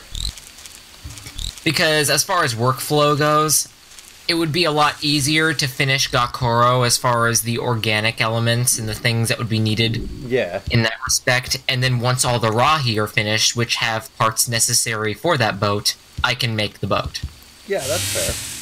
Wow, that boss does a lot of bloody damage. Jesus. So what are the white squares that he's throwing? Are they supposed to be white squares, or is there a sprite that's not rendering? It's a sprite that's not rendering. I've just been led to believe that they're sugar cubes.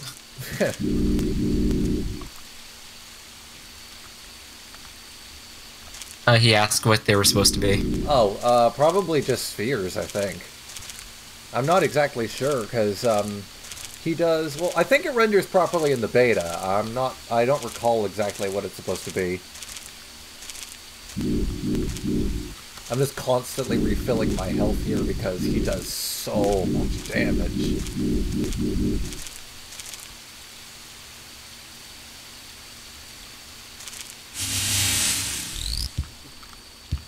Yeah, so he can't actually be defeated. He just goes down into the water and, yeah. God, that does a lot of damage. Well, anyways, we're done with Leiwa's level now, because that's all that you can do.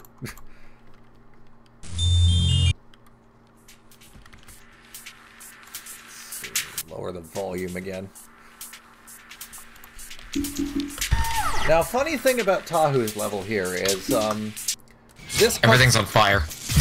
This cutscene that plays, this is actually backported entirely from the beta, because this was one of the few cutscenes that simply didn't exist in this alpha that we have. And it's a shame, because there is text. Well, actually, it's sort of a work in progress here. I think we're still using the original... Yeah, we're still using the original dialogue here, the dialogue for the extended version, but it doesn't sync up with the animations for the beta version, so we've got to figure something out with that. But it's a shame, because I like the dialogue where oh my god, Tahu's legs. Anyways, I like that he's, like, berating Leiwa. It's kind of funny. I like the fact that when Leiwa landed, both of his legs were just stuck in the ground.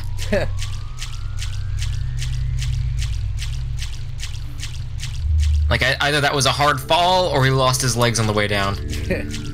Honestly, I wouldn't be surprised about either. Let's be honest. Fair. Oh, right, the thing is over here. I don't know what they were planning for this area, because there are a lot of doors that just don't go anywhere.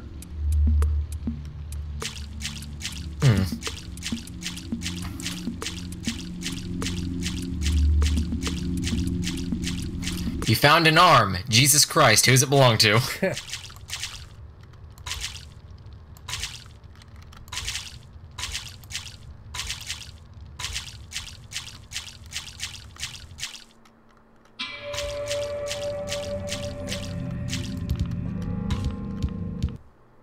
You got Onua's arm, complete with his middle finger. His most defining feature. Also, is the alpha the one that we first saw, that horrible level where there's just balls of fire chasing you indefinitely? Yes, and we'll be getting there very shortly. I hate that area with a passion. That area of the level to you is the game's rigging to me, I'm guessing. Oh, hi, Vakama. You're kind of in my way, but alright. Element says, I really want to put Crab Rave over these dancing scenes, I'm sorry. Oh god, somebody should try to make Crab Rave sounding as close as possible to this game's sort of audible style. Or just Bionicle style of music from 2001 to 2003 in general. Yeah.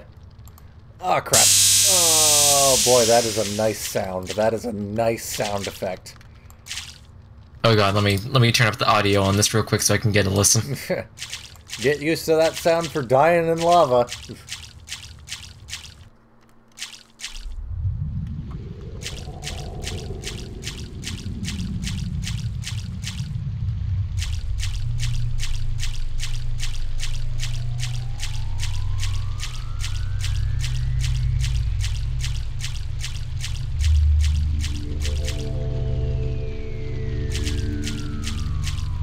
Still there, dude?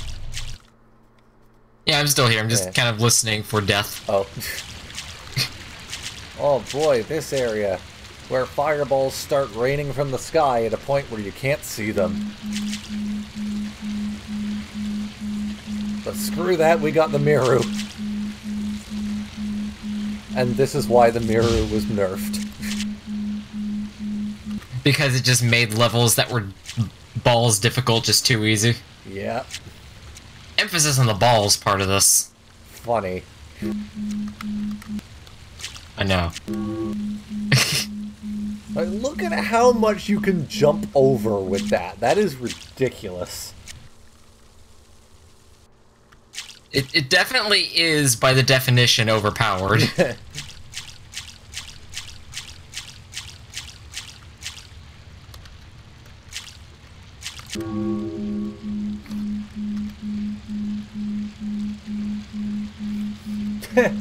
Element says, eat your heart out, Tails.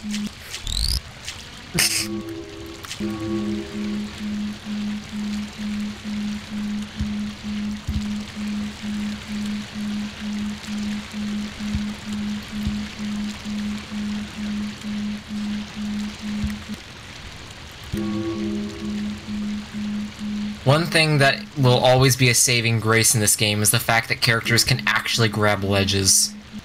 Yeah, I can't imagine playing this game without ledge grabbing, dear god.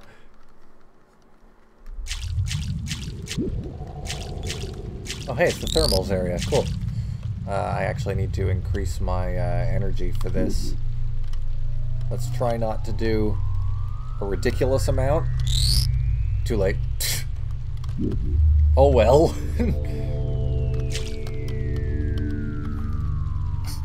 Oh, and I just removed a bunch of my life by mistake. Whoops. Again, oh well. I accidentally made a deal with Makuta and sacrificed half my lifespan. I'm sorry, when did we start playing Binding of Isaac?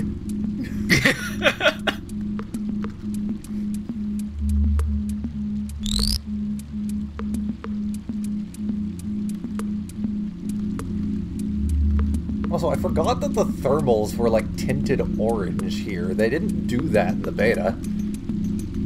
Were they just the same color as in Liwahi? Yeah, they're just white. I might actually have to make those changes, because this looks nice. Like it's hot air instead. Hot air, as they say. I'm sorry, you walked right into that one. Admittedly, I did. Haha, mix glass. Haha, mix glass. This is the state of this stream now. We're just spouting memes. That's what's going on now. Got the friends. That's it. That's all that's left. It's just memes. Chuckle asks, so could you elaborate on the Nobuo Tamariki name? Were there other examples of this in the game? None at all. It was literally just that one separate audio track for the cutscene where he said his name differently. I think if I Alt-tab out of the game here, I can actually bring up that audio now, actually. Hold on. Data, sounds... where would that be? Not Onua Converse. It's under Lego Scene, I think.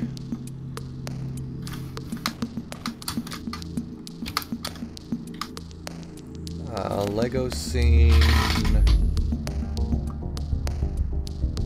Lego Scene 1... Yeah, I think that was it.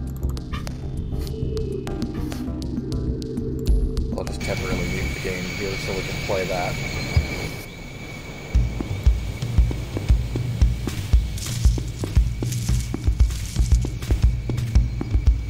Is this the right one?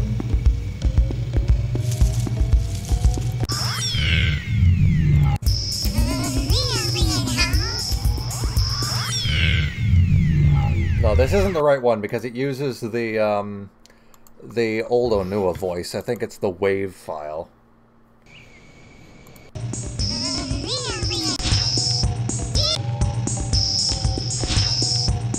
Yeah, this is it.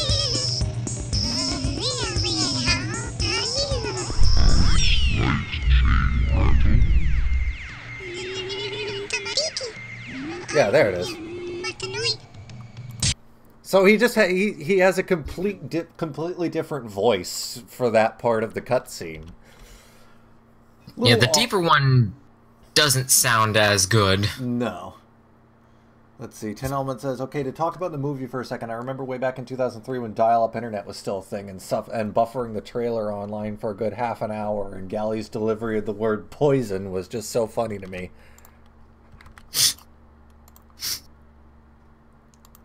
You know, I'm gonna briefly see if I can find that trailer, because I want to know if she still says it the same way as in the movie, or if they if it's just that scene, or if they just composite it in weirdly somewhere.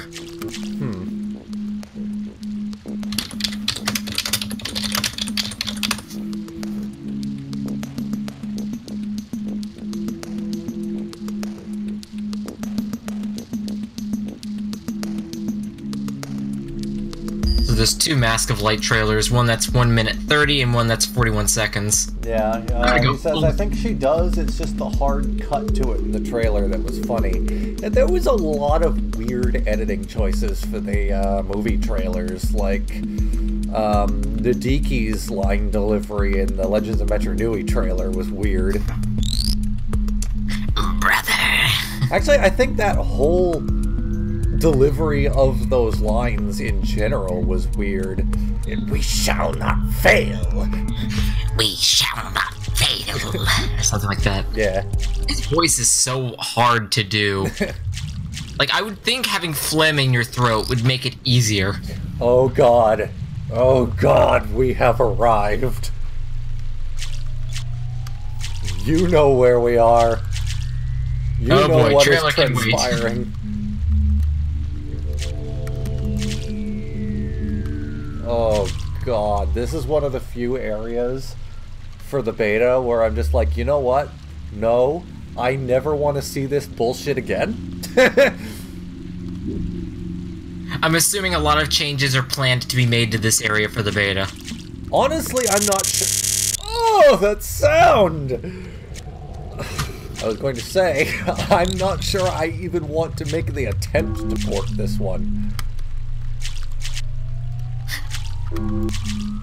Dear God, I just heard the sound on the stream. It sounds like he got tased by the lava. It's because the death sound effect plays for every frame, but I'm not sure why.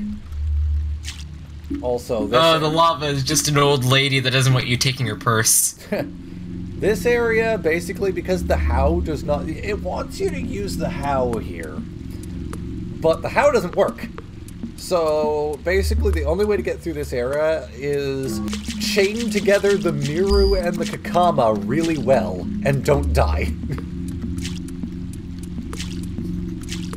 It would be cool if mask chaining was something that could be worked into the game, but at the same time, it would probably be way too glitchy since it was never intended. Right.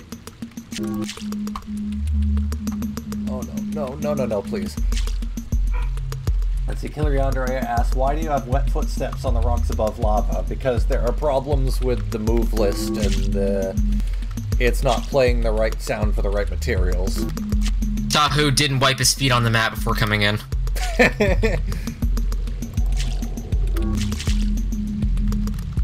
As seen by how he talks, Levi doesn't have squishy boy.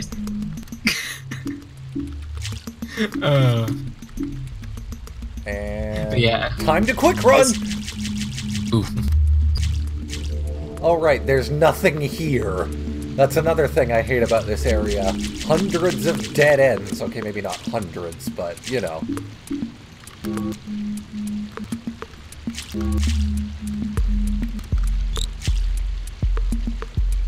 He's so hot, he's melting the rock, 10 Elements says. Beautiful. Is there anything down here? Oh, the exit of the level, but oh! I got tased again. Alright. Oh god, that sound is so awful. Oh, please just end this torture. End my suffering. Something tells me that's the wrath of Voriki because he wasn't put in the game. Oh, you.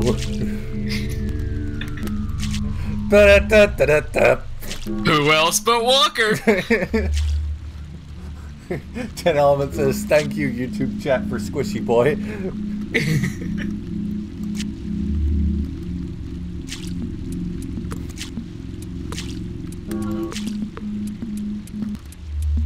Okay, now we gotta switch back to the Kakama and make a mad dash. Oh! Never mind! Those rocks instantly kill you. Alright then. Alright then. I'm just going to use the debug camera. Screw this! I'll be right back. It looks like I am an hour and a half past when I should have fed my dog, so... Oof. Oh. I will be right back. Alright. Gonna make sure it didn't eat the essence of life itself.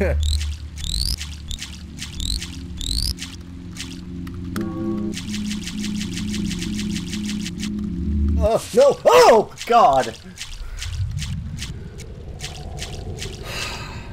Well, that was clearly not the right way to go.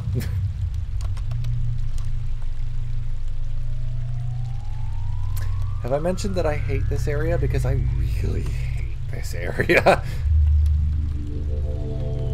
I don't even know if we can do anything with this.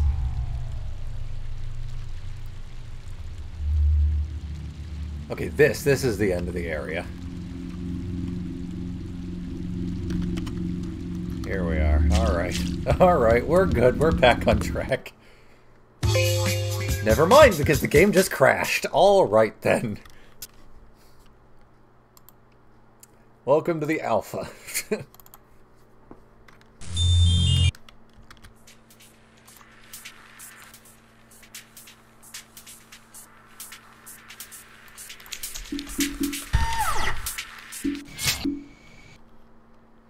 Alright, what area even was that, Christ? Because the levels, the areas in the alpha are not named very well. This one? I think this is where we left off previously. No, this is different. Okay. Tazero 3, was that it?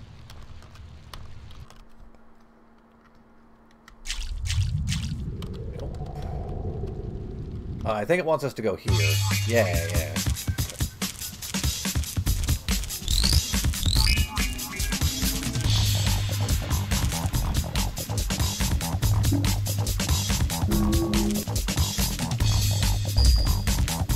That's supposed to trigger a cutscene, and it does in the beta, but it does not here.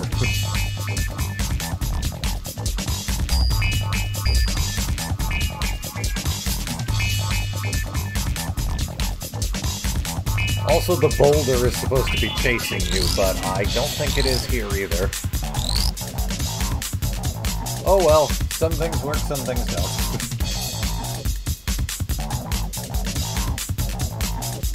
Hopefully we can figure that out. But it's just a matter of, you know, some things aren't, just straight up aren't finished. It's not a surfing level without some groovy music. Yep, yep.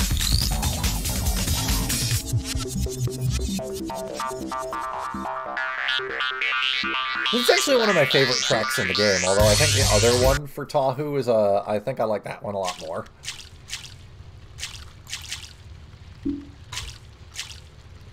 Yeah, this is where you can pick up the lava surfboard.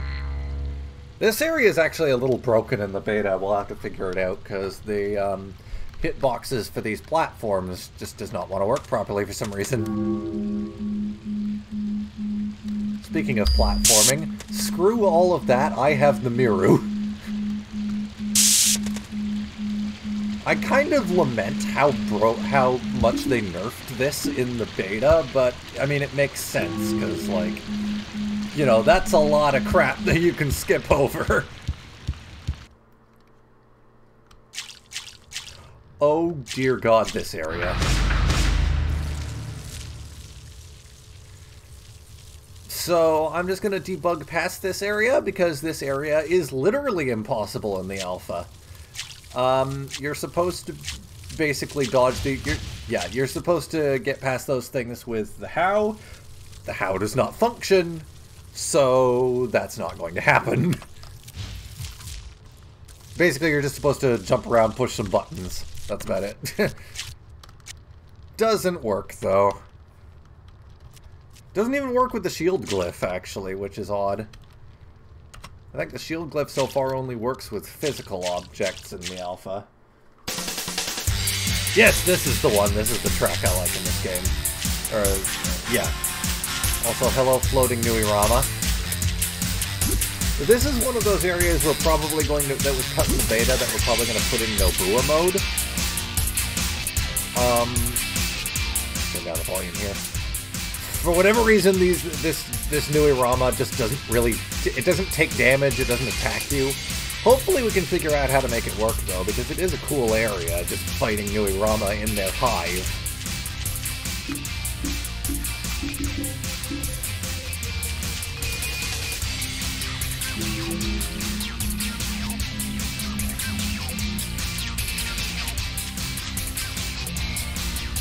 Also... Oh yeah, this is how you get the energy ball. Yeah, I thought this is where you got the printing glyph. Which is another odd story, but I digress.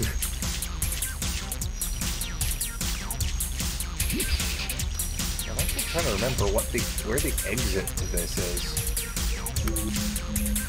Is it back here? I think it was back here. No, that's just where the glyph is.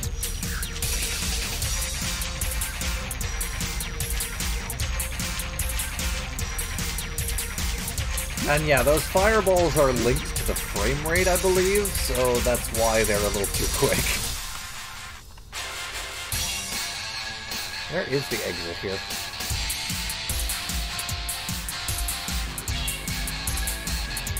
Ah, up there. I couldn't see because the vertex colors make that very difficult to discern from the background.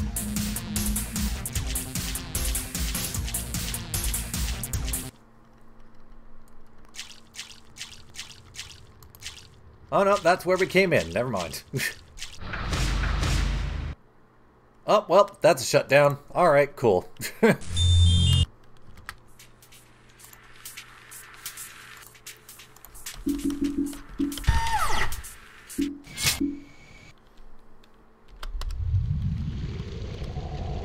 so that was TAS-07, I believe.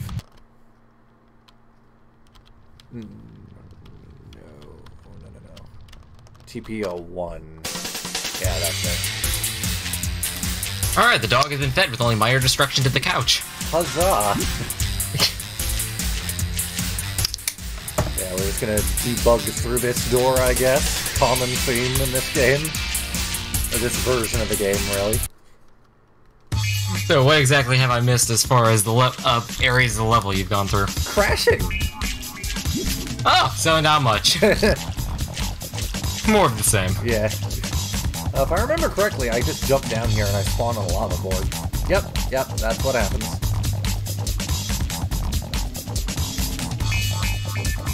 If I recall correctly, for the longest time, no one actually figured out that you had a lava board that functioned in the game because nobody would just jump into the lava willingly. No, we knew about it in this area. I think it was Ta-05 that we didn't know about. We didn't know that using the Akaku there would let you see one that you could carve out of a rock. Ah, okay, so I misunderstood that. Yeah. I believe this is one of the areas we wanted to port back into the beta in Rebuilt, although obviously with better lava texturing, because it has some nice set pieces.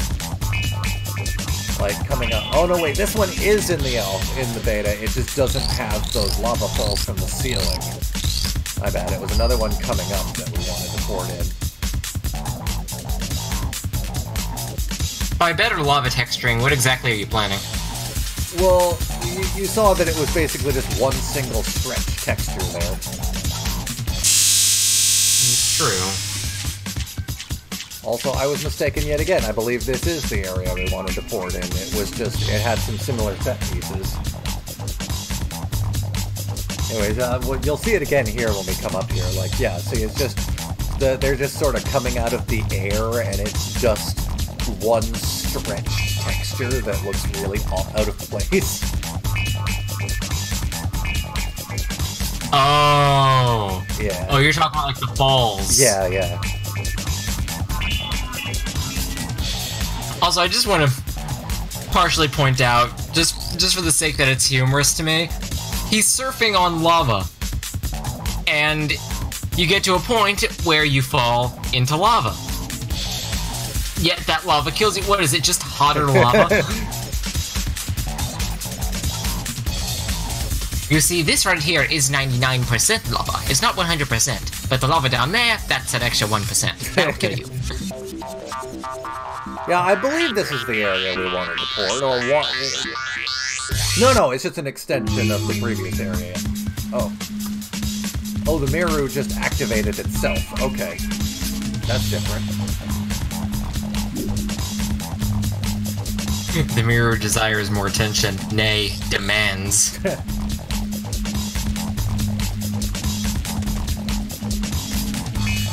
Let's take a closer look at those falls.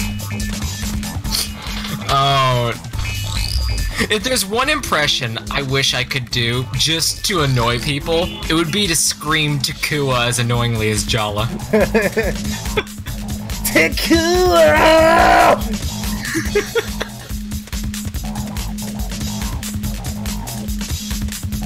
What are you doing down here alone?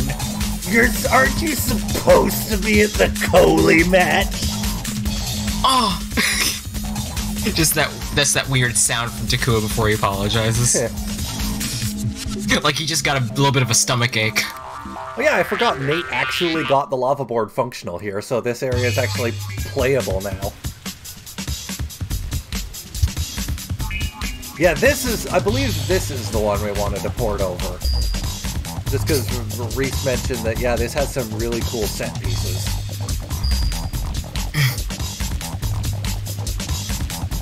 Close the debug menu there.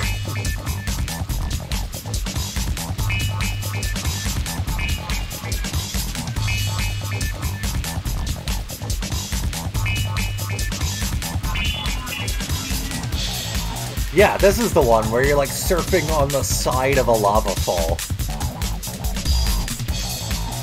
And it's those boulders, those big like lava fireballs up there are supposed to be falling down on you. Which we could deflect. That's stretched fall texture. Yeah, as I said, we need to fix those.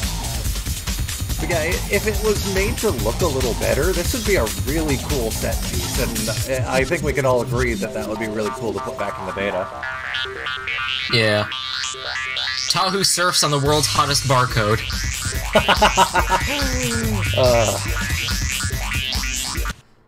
Let's see, 10 Elements asks, was it just me, or did the first movie have some bad gamma issues, like probably sections? Also, I just realized, too, we have to port the animation for this cutscene into the beta, because we haven't actually done that yet. Huh. Remind me to do that when we're done with the stream.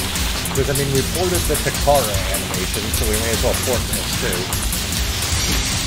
It's a good thing you said after the stream is over, because you know the usual joke someone like me would go with. What? Just remind you immediately after you tell me to. Oh, so you're my grandfather. Good thing that you have the name Grandpa Walker. Yeah, what can I say? Now listen here, Sonny. No, you listen here. I'm not gonna take none of your shit. But yeah, I never noticed any gamma issues in Mask of Light, although I could, you know, just not be remembering correctly. I mean, there's obviously some issues as far as maybe models being too close together, like that one instance I recently saw of Nokama just fondling Golly's leg. There are some other weird issues in that movie too, like when Vakama announces what the Rakshi are, he just strips down. He's butt naked, his robes are gone.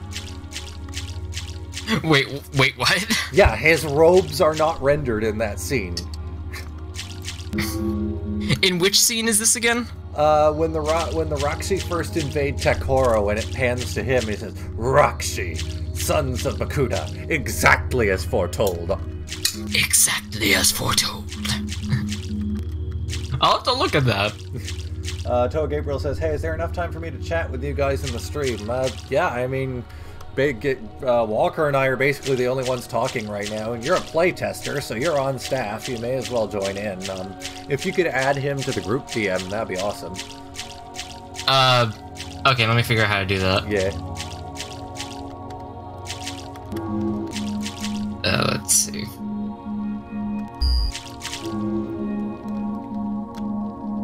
Let me just scroll through until I find something. Right.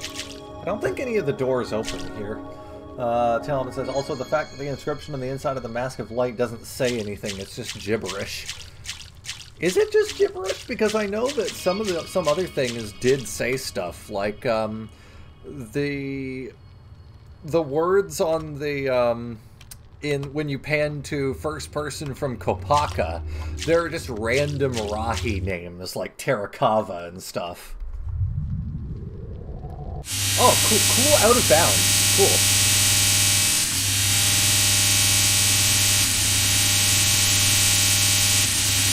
I'm assuming he's, I'm assuming that,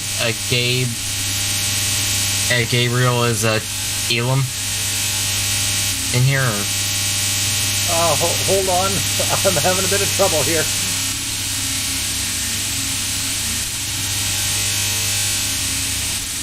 Just saw him here in Team Litestone, but now it looks like he just suddenly went offline. Oh no!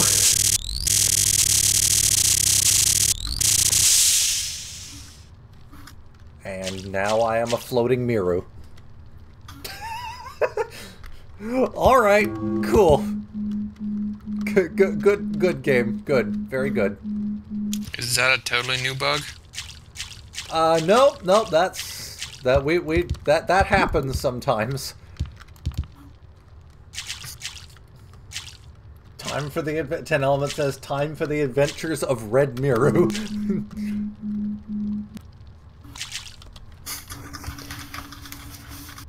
Oh yeah, so what... The most deserving of all mirrors. I'm trying to figure out how to invite him to the call, specifically. Alright.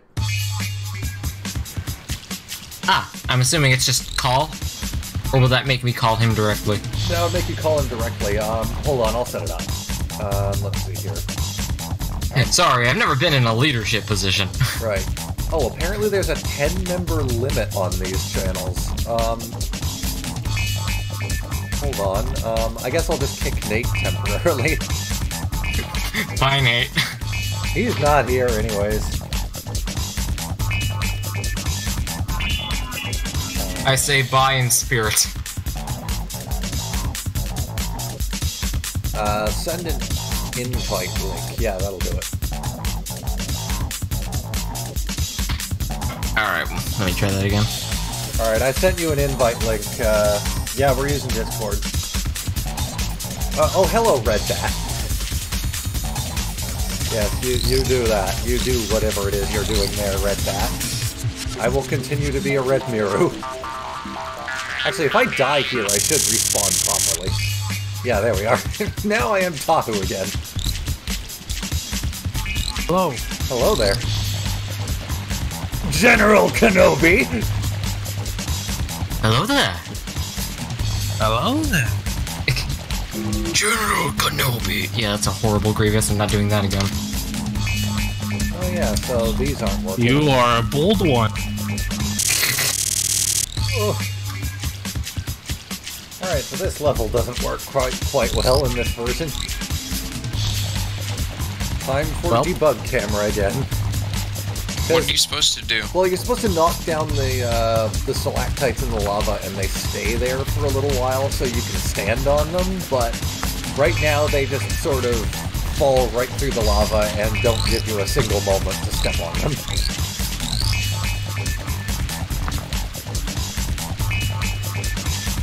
I was playing Half-Life Source a little bit. Really? How was that? I feel like Gordon Freeman is faster than he should be. Are you kidding? He's not fast enough. I swear, the speed difference in there is different than the gold source. Reminds me of the backwards jumping bug in certain versions of Half-Life 2, where you can just gain infinite momentum by backstepping. Oh dear God, I'm just thinking of Mario 64. The BLJ! Accelerating backhopping.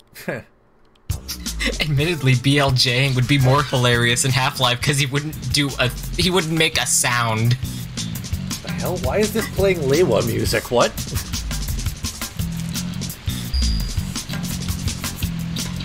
But it's like, I'm already at the part that takes place after Blast Pit. Alright. This was like 20-something minutes ago.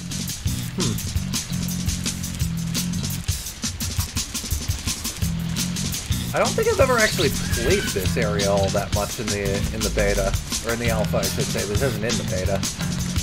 I'm actually not sure what I'm supposed to be doing here. At one point, I did open the alpha and open this level purely just so I could stare at the floor and decipher what it said. Well, this is I don't remember. Okay. I don't remember some of what it said by this point, since originally I wrote it down in a document after I was deciphering it. But it's mostly saying things about warning, stepping here, fall in, stuff like that. Yeah. It is a cool area, actually. That's one of the areas we're probably going to try and put into Nobua mode.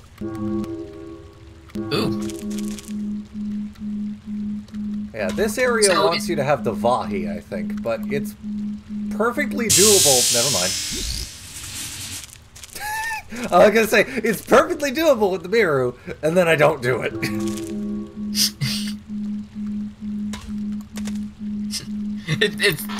I think it's the fact that the Miru...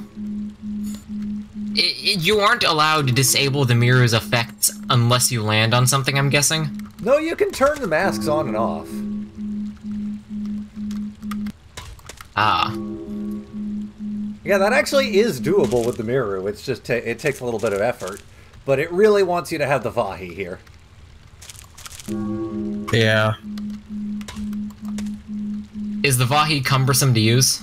Not really. It just doesn't work in this version of the game. Oh. Yo, when is there gonna be a gold source version of this? Oh dear God, a gold source version would only be able to use the models currently in it. Nothing. No! Oh, I was close to making it through that too. Oh well. Although the gold source version might have better physics. Yeah. Your mom has better physics. I mean, she falls upstairs, so... Yeah, that's the state of this stream now, just memes. That's how all of our streams seem to go. It just devolves into madness, and I crashed. Cool. Yeah, starts with professionalism, then went to meme. I mean, at least it's not as bad as the stream we did last year. Yeah, all the screaming at, like, I think the middle part. Josie. Yeah. Sorry to say, but I pretty much had to mute half of that stream because I just wanted to see the gameplay at the time. Understandable. Have a nice day.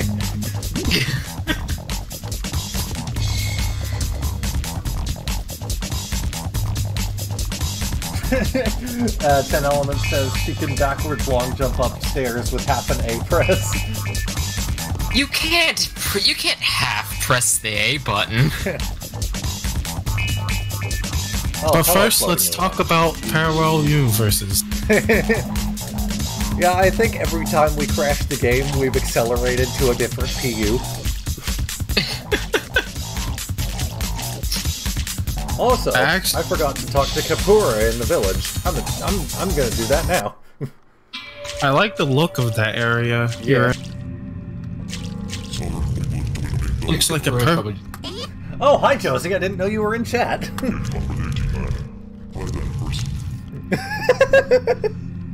I can't look at this scene without looking at the memes. Like, one of the first text edits we did for the game was just basically doing it in a hex editor.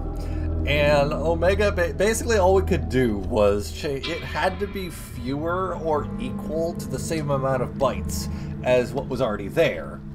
So Omega at one point just came into the server with a screenshot of this, and it's like, yes, fucker, and you are an amazing individual. I remember seeing that. And I think that was actually one of the first mods for the game. Oh man. What a fantastic first mod, I'd say. A good way to start off modding. Oh boy, that level just warped to that area, shut down the game completely. Cool. Alright, so I guess we're going to the area directly prior to the boss then. We're coming to the home stretch of the stream. 10 Elements says, first I need to build up speed until the heat death of the universe, then I can travel into the parallel universe where this game came out and I can get the power star without even touching the controller, Kappa. You have to put a kappa at the end, otherwise you... Oh, this is the area that... Yeah, this is that. Okay. If you walk backwards, you go to that one area with all the weird platforms with the falling fire. Yeah, what was that about Kapura? I was gonna say, Kapura using his immense speed takes you to the power button. You mean the power star? No, the power button. He wants the game off just as much as everyone else. Okay, that was a good one. Hex says, not really, you could repoint the files manually and avoid the string size issue. Yeah, this was within, like, the first few days of the release. So we didn't know that. We didn't even know what a string table was. What the crap is a string table? Where you sew your clothes, obviously. Does it look like the Ouija board? This is one thing I want to port back into the beta as well, this little cinematic before you go into the boss fight. Speaking of boss fight, hello massive polygons, because that's all you're going to see for this boss. And nothing else.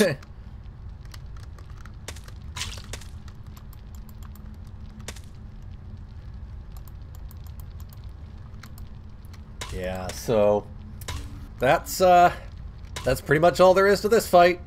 Doesn't work. You get fireballs thrown at you, and occasionally you'll fall through the floor and die.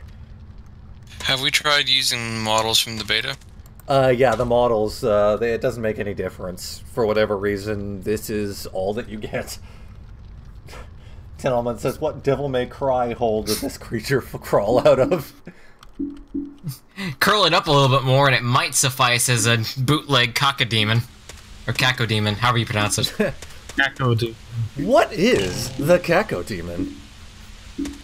Caca means poop. Or something like that. I don't know how the meme went. Caco means to defecate. So now we're on to what little of the Makuta areas exist, and also, I hate these areas. I hate the challenge areas. They're just... Ugh. What about this area do you hate? The fact that you only have 50 seconds to do it. Wait, it's a timed area? Yes. Jesus Christ. Let's see, Channel says, yeah, I saw those giant Toa models load in before Onua. Yeah, the Kaida load in first for some reason. Okay, there is a way to cheese this. So, I'm trying to remember how to do it. A light sprinkle in the microwave? I just don't like how, even though it's a challenge, all you do is just one there it is, there it is, yeah. something. Okay, so if you jump while you're doing the grapple... I did not do that correctly. Yeah, there we go, yep. You get like infinite momentum doing that.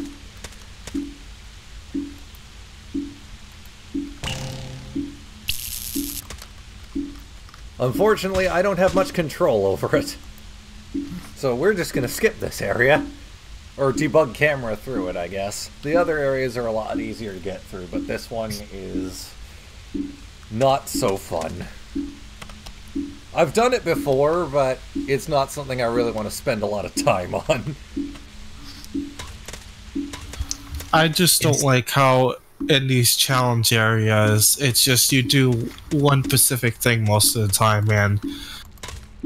Yeah, it's literally just platforming, grappling, and that's it. Yeah, you get... I would think something more creative could be done. Yeah. You get 2 minutes for this one. Progressively, the timer just gets longer and longer throughout the levels when it should be the opposite. Like how the health bar and energy bar in the beta gets longer each time you transition to another. Yeah. Which objectively means that Tahu has the most lives out of all of the Toa. I mean, he is the leader. Yeah, this one's a little rough because the grapple can't actually reach that. I don't think, anyways. No. I swear you were able to get through this before, but I could be wrong. These areas are very rough, as you can tell. But there really wasn't any... There really weren't any ideas internally at Sapphire as to what was supposed to happen with the Makuta level. Nobody really thought ahead that far. I would say that it's kind of a big deal to plan out how the game is going to progress before you start, you know, making it. Yeah. But hey, this is Sapphire. They don't follow logic. Oh god. Well, that was interesting. Yeah, some of the areas in the game feel like they were just, oh yeah, let's throw something at the wall. I mean, you're not wrong. I mean, that's probably what they originally tried, but they didn't know how to program a hitbox at that point. Yeah, there was definitely a lot of throw shit at the wall and see what sticks in this point in the game's development.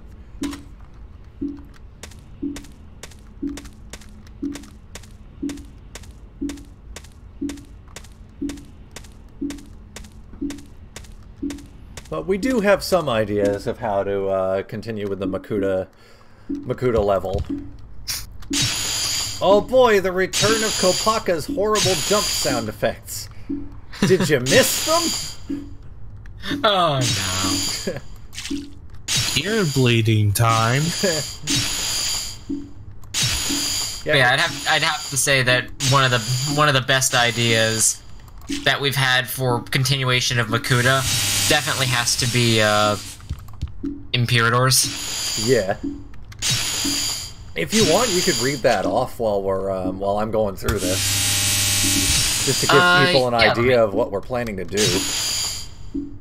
Yeah, let me open up that document and give it a good old read. Better than spouting memes for the rest of the stream.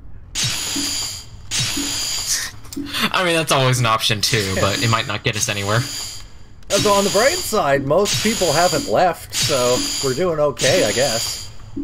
One thing by the way, I gotta leave. The area, this area, basically, you're just supposed to hit all the targets and something will happen, but you can cheese it just by doing that. Kakama jumps are broken even in the beta, though, so we at least still have that. Alright, let me know when I'm good to start reading it, because it is a semi-long document. Go ahead anytime. Background. This is the Makuta proposal itself. This version of Makuta is based on one of the earliest iterations of the character covered in this document a while back. Or, well, he covered in a document, and he linked to it, of course. Namely, the one Templar referenced when they created their Makuta fight for Monog. For the fight concept itself, he drew from the original BIONICLE.com bio for the character, since Legend of Motunui focuses more on the Toa than the villagers. Yeah, I just want to say quickly, too, fun fact, what you just noticed there, a little bug here. If you're on a vine when the timer runs out, you can't die. So it just resets the timer. Go on. That's a great exploit. Alright, so, continuing. Yeah.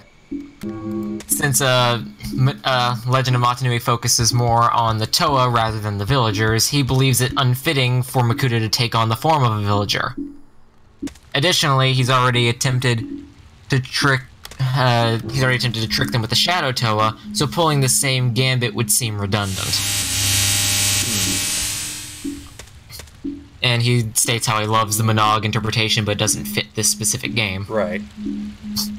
The ending cutscene is based upon the information on Christian Favor's blog about the possible original role for the Makoki Stone. Right. So he says that this idea addresses a strange occurrence with the Toa's masks.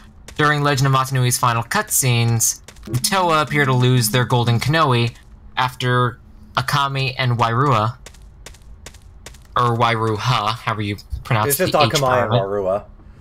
Also, Tenaman says this area looks cool. Yeah, this area was actually not playable in the alpha normally. We had to insert it. We don't really know what it was meant for. It's just called Kuta. So, our best guess is that this is where you were supposed to fight Makuta. It's definitely inside the Motunui robot. If the excessive pinholes don't give that away. In the most weirdest version of Inside Motunui I ever saw. Like, there's green stuff everywhere. It looks like it belongs in something for Borak. So that's the pancreas. Anyway, where was I? I lost track. One sec. No worries. The final cutscene after the Toa lose their golden Kanoe after Akamai and Wairua are separated, leaving the Kaita's masks behind while the Toa teleported away. Presumably, the implication here is that the Kaita masks were fusions of the Toa's golden masks. In this proposal, the dark spirit of Makuta infects the Kaita's masks, in the process splitting them back into the 6 golden Kanohi. Okay. And plans to use their power to build himself a body, or 6, for Makuta. Just a quick interjection, by the way. This area, very incomplete, but this is probably where you're supposed to fight the Manas, and this is a bit of a transitional area. I'm also not surprised that you get a Borak vibe, because in a variation of that area, you actually have the Bowrock it's not really a Bowrock model, it's just sort of a basic sphere, but it represents the Bowrock that was shown in the cutscene that would later be made out of this level for the beta. Okay, that's cool. And speaking of that, here we have the Kaita. Anyways, go on. Right. Let me see where I was again. For Makuta, this is necessary for him to leave the Motunui robot, as he is actually part of Motunui himself and thus lacks a physical form to call his own. Drawing together biodermis components present in his lair, Makuta assembles 6 Shadow Toa and proceeds to challenge the Toa individually. During this encounter, the Toa are unaware of the fact that their dark doppelgangers are wearing their corrupted golden masks. Once each Shadow Toa is defeated, it breaks apart and its pieces fly out of the challenge room and into a large chamber. This is where the final battle begins. Alright. And then it describes the pre-boss cutscene, which is the 6 Toa enter the final boss arena, a large cavernous chamber overlooking a bottomless pit. Tahu says, "We have defeated your illusions, Makuta. Motunui will be awakened today. Show yourself and face us." And from the pit arises Makuta, now taking the form of a huge swirling vortex, one of the most recognized iterations he's taken form of. And pieces... it's a vortex of pieces and dark tendrils spinning around inside. Among these pieces are the components of the former Shadow Toa, masks included. Makuta's voice is a lower-pitched version of the Toa Kaita alpha build sound clips, which in this case aren't going to be used in the beta. Right. Makuta says, "Foolish Toa, there are no illusions, only the shadows that you refuse to accept." Gali then says, "That's where you're wrong, your darkness is nothing against the power of our unity." As Gali would do. Yeah. Makuta then says, "You don't have the faintest idea of what I am. Unity or not, that is why you will never defeat me." Kopaka then says, "It doesn't matter what you are, monster. You put Motunui to sleep. He will be awakened today whether you like it or not." Makuta laughs. The sound clip is lifted directly from the Toa Kaita cutscene. Makuta, "I am Motunui. Your great spirit is no more. Where there once was creation, now there is only destruction." And then Liwa, with Messo's horrible Liwa voice in mind as I read it, "No, that cannot be," or whatever. And Makuta then says, "And now, foolish Toa, thanks to the golden masks you brought into the Mangaya, yeah, I have the power to leave this realm and consume the island above." Makuta reveals the 6 Shadow Toa masks, which float in front of the vortex. The infection on them briefly recedes, revealing the 6 golden Kanohi, before they are enveloped once again by a shadow, and the Toa react with shock. Tahu then says, "Stand firm, fellow Toa. Do not let him deceive you. Fight well, and together we can overcome this beast and save Motunui." And so ends the intro for the battle. Yeah.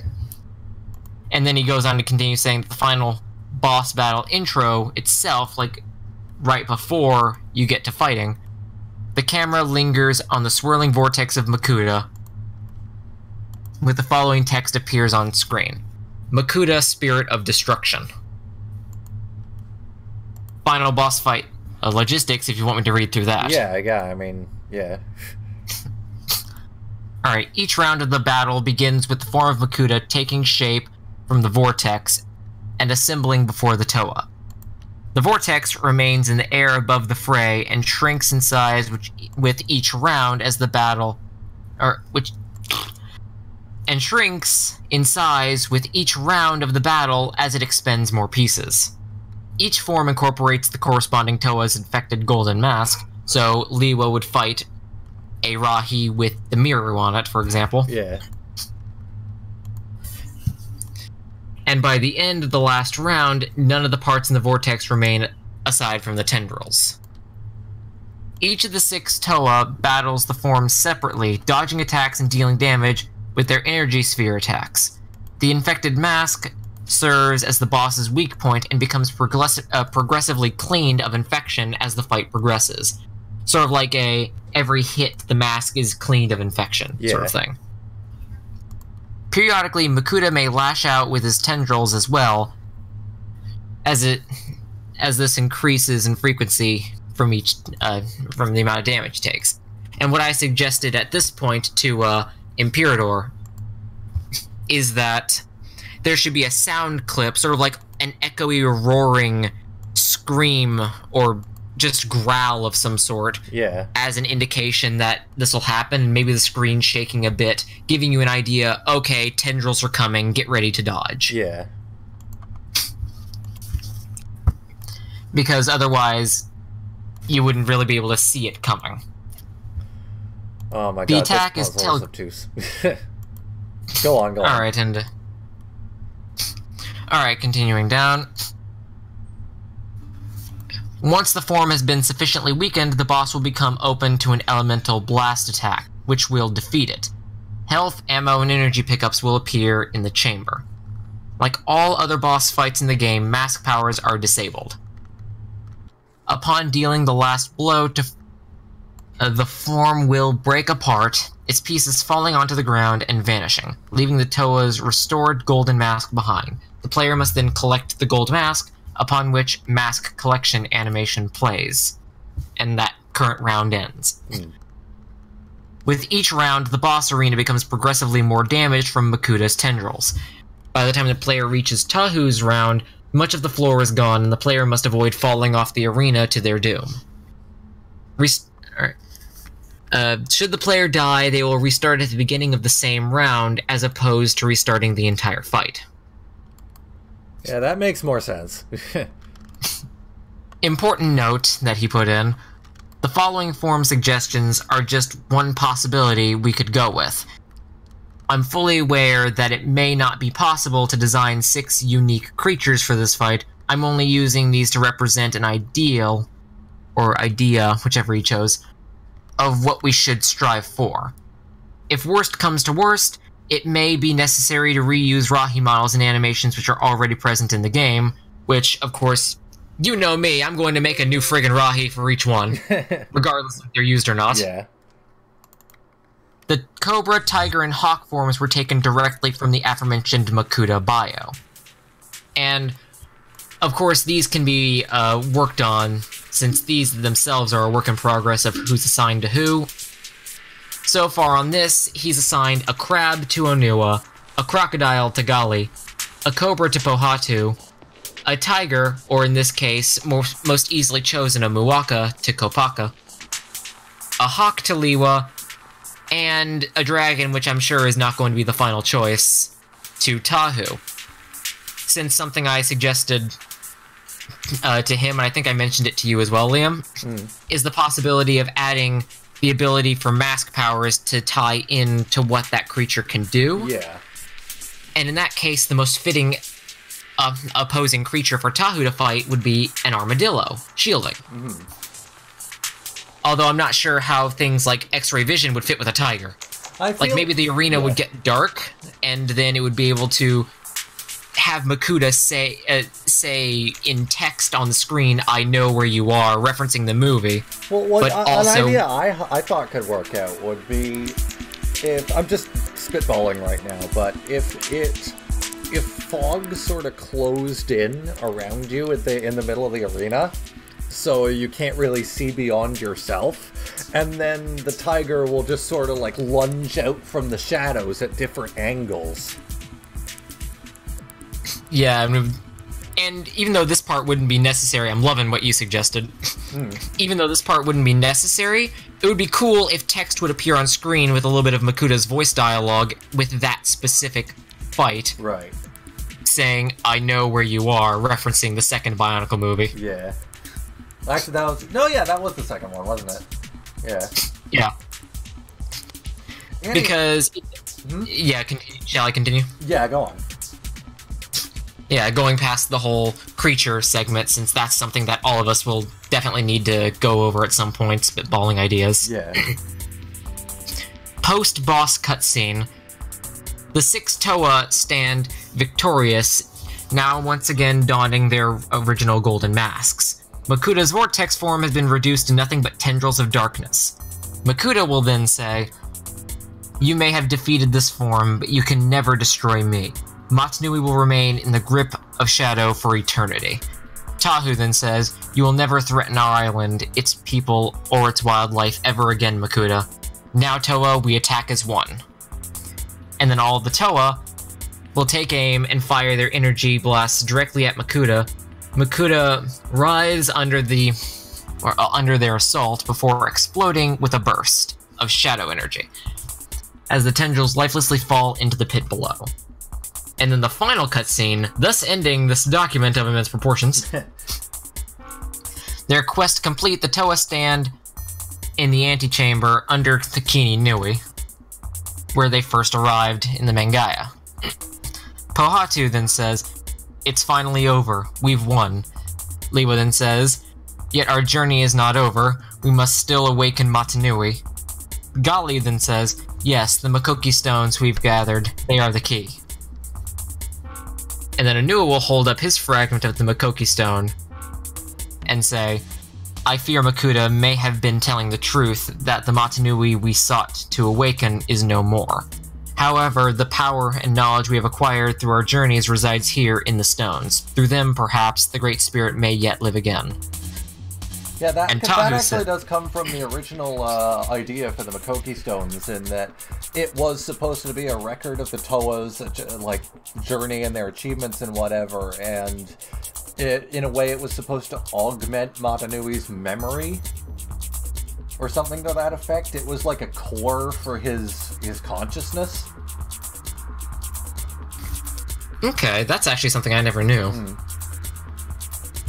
Okay, that's pretty interesting. Then it was relegated to a chronicle from the Brotherhood of Makuta. It was basically it went from the core of Motunui's mind to the Brotherhood of Makuta's shopping list. Thank you, Greg Forrester, for ruining it. Nadiki, go fetch me some milk. Anyways, go on. Anyway, where was I? And then Tahu says, "That's right, there's only one thing left to do now. The Toa hold out their hands and let the Makoki stones form into their full sphere once again. The sphere floats into the air and sinks into the raised Suva Kaida. Cue final celebratory cutscene and 3-Finger Island credits sequence." Spoilers! Anyways. Oh no. We are pretty well done. The alpha, we have shown pretty well all that there is again to show of the alpha. But, yeah, any final words from you guys in chat? Or in the call? I don't know. It has been quite a journey just to watch the whole game actually get played, and I'm looking forward to it all being played. You're looking forward to it? Oh, we're doing it all over again tomorrow. But will you have to debug cam tomorrow? That's the question. Not as much, if we have to at all. Maybe just for lazy puzzles? Yeah, maybe. And with that... I know I had trouble with the beta, but it has more easier levels than the alpha. Right. And with that, this has been fun, and we'll see you all back again at same time tomorrow. Good night, everyone. This was fun being on the first stream of you guys, so yeah, have fun. See you all tomorrow.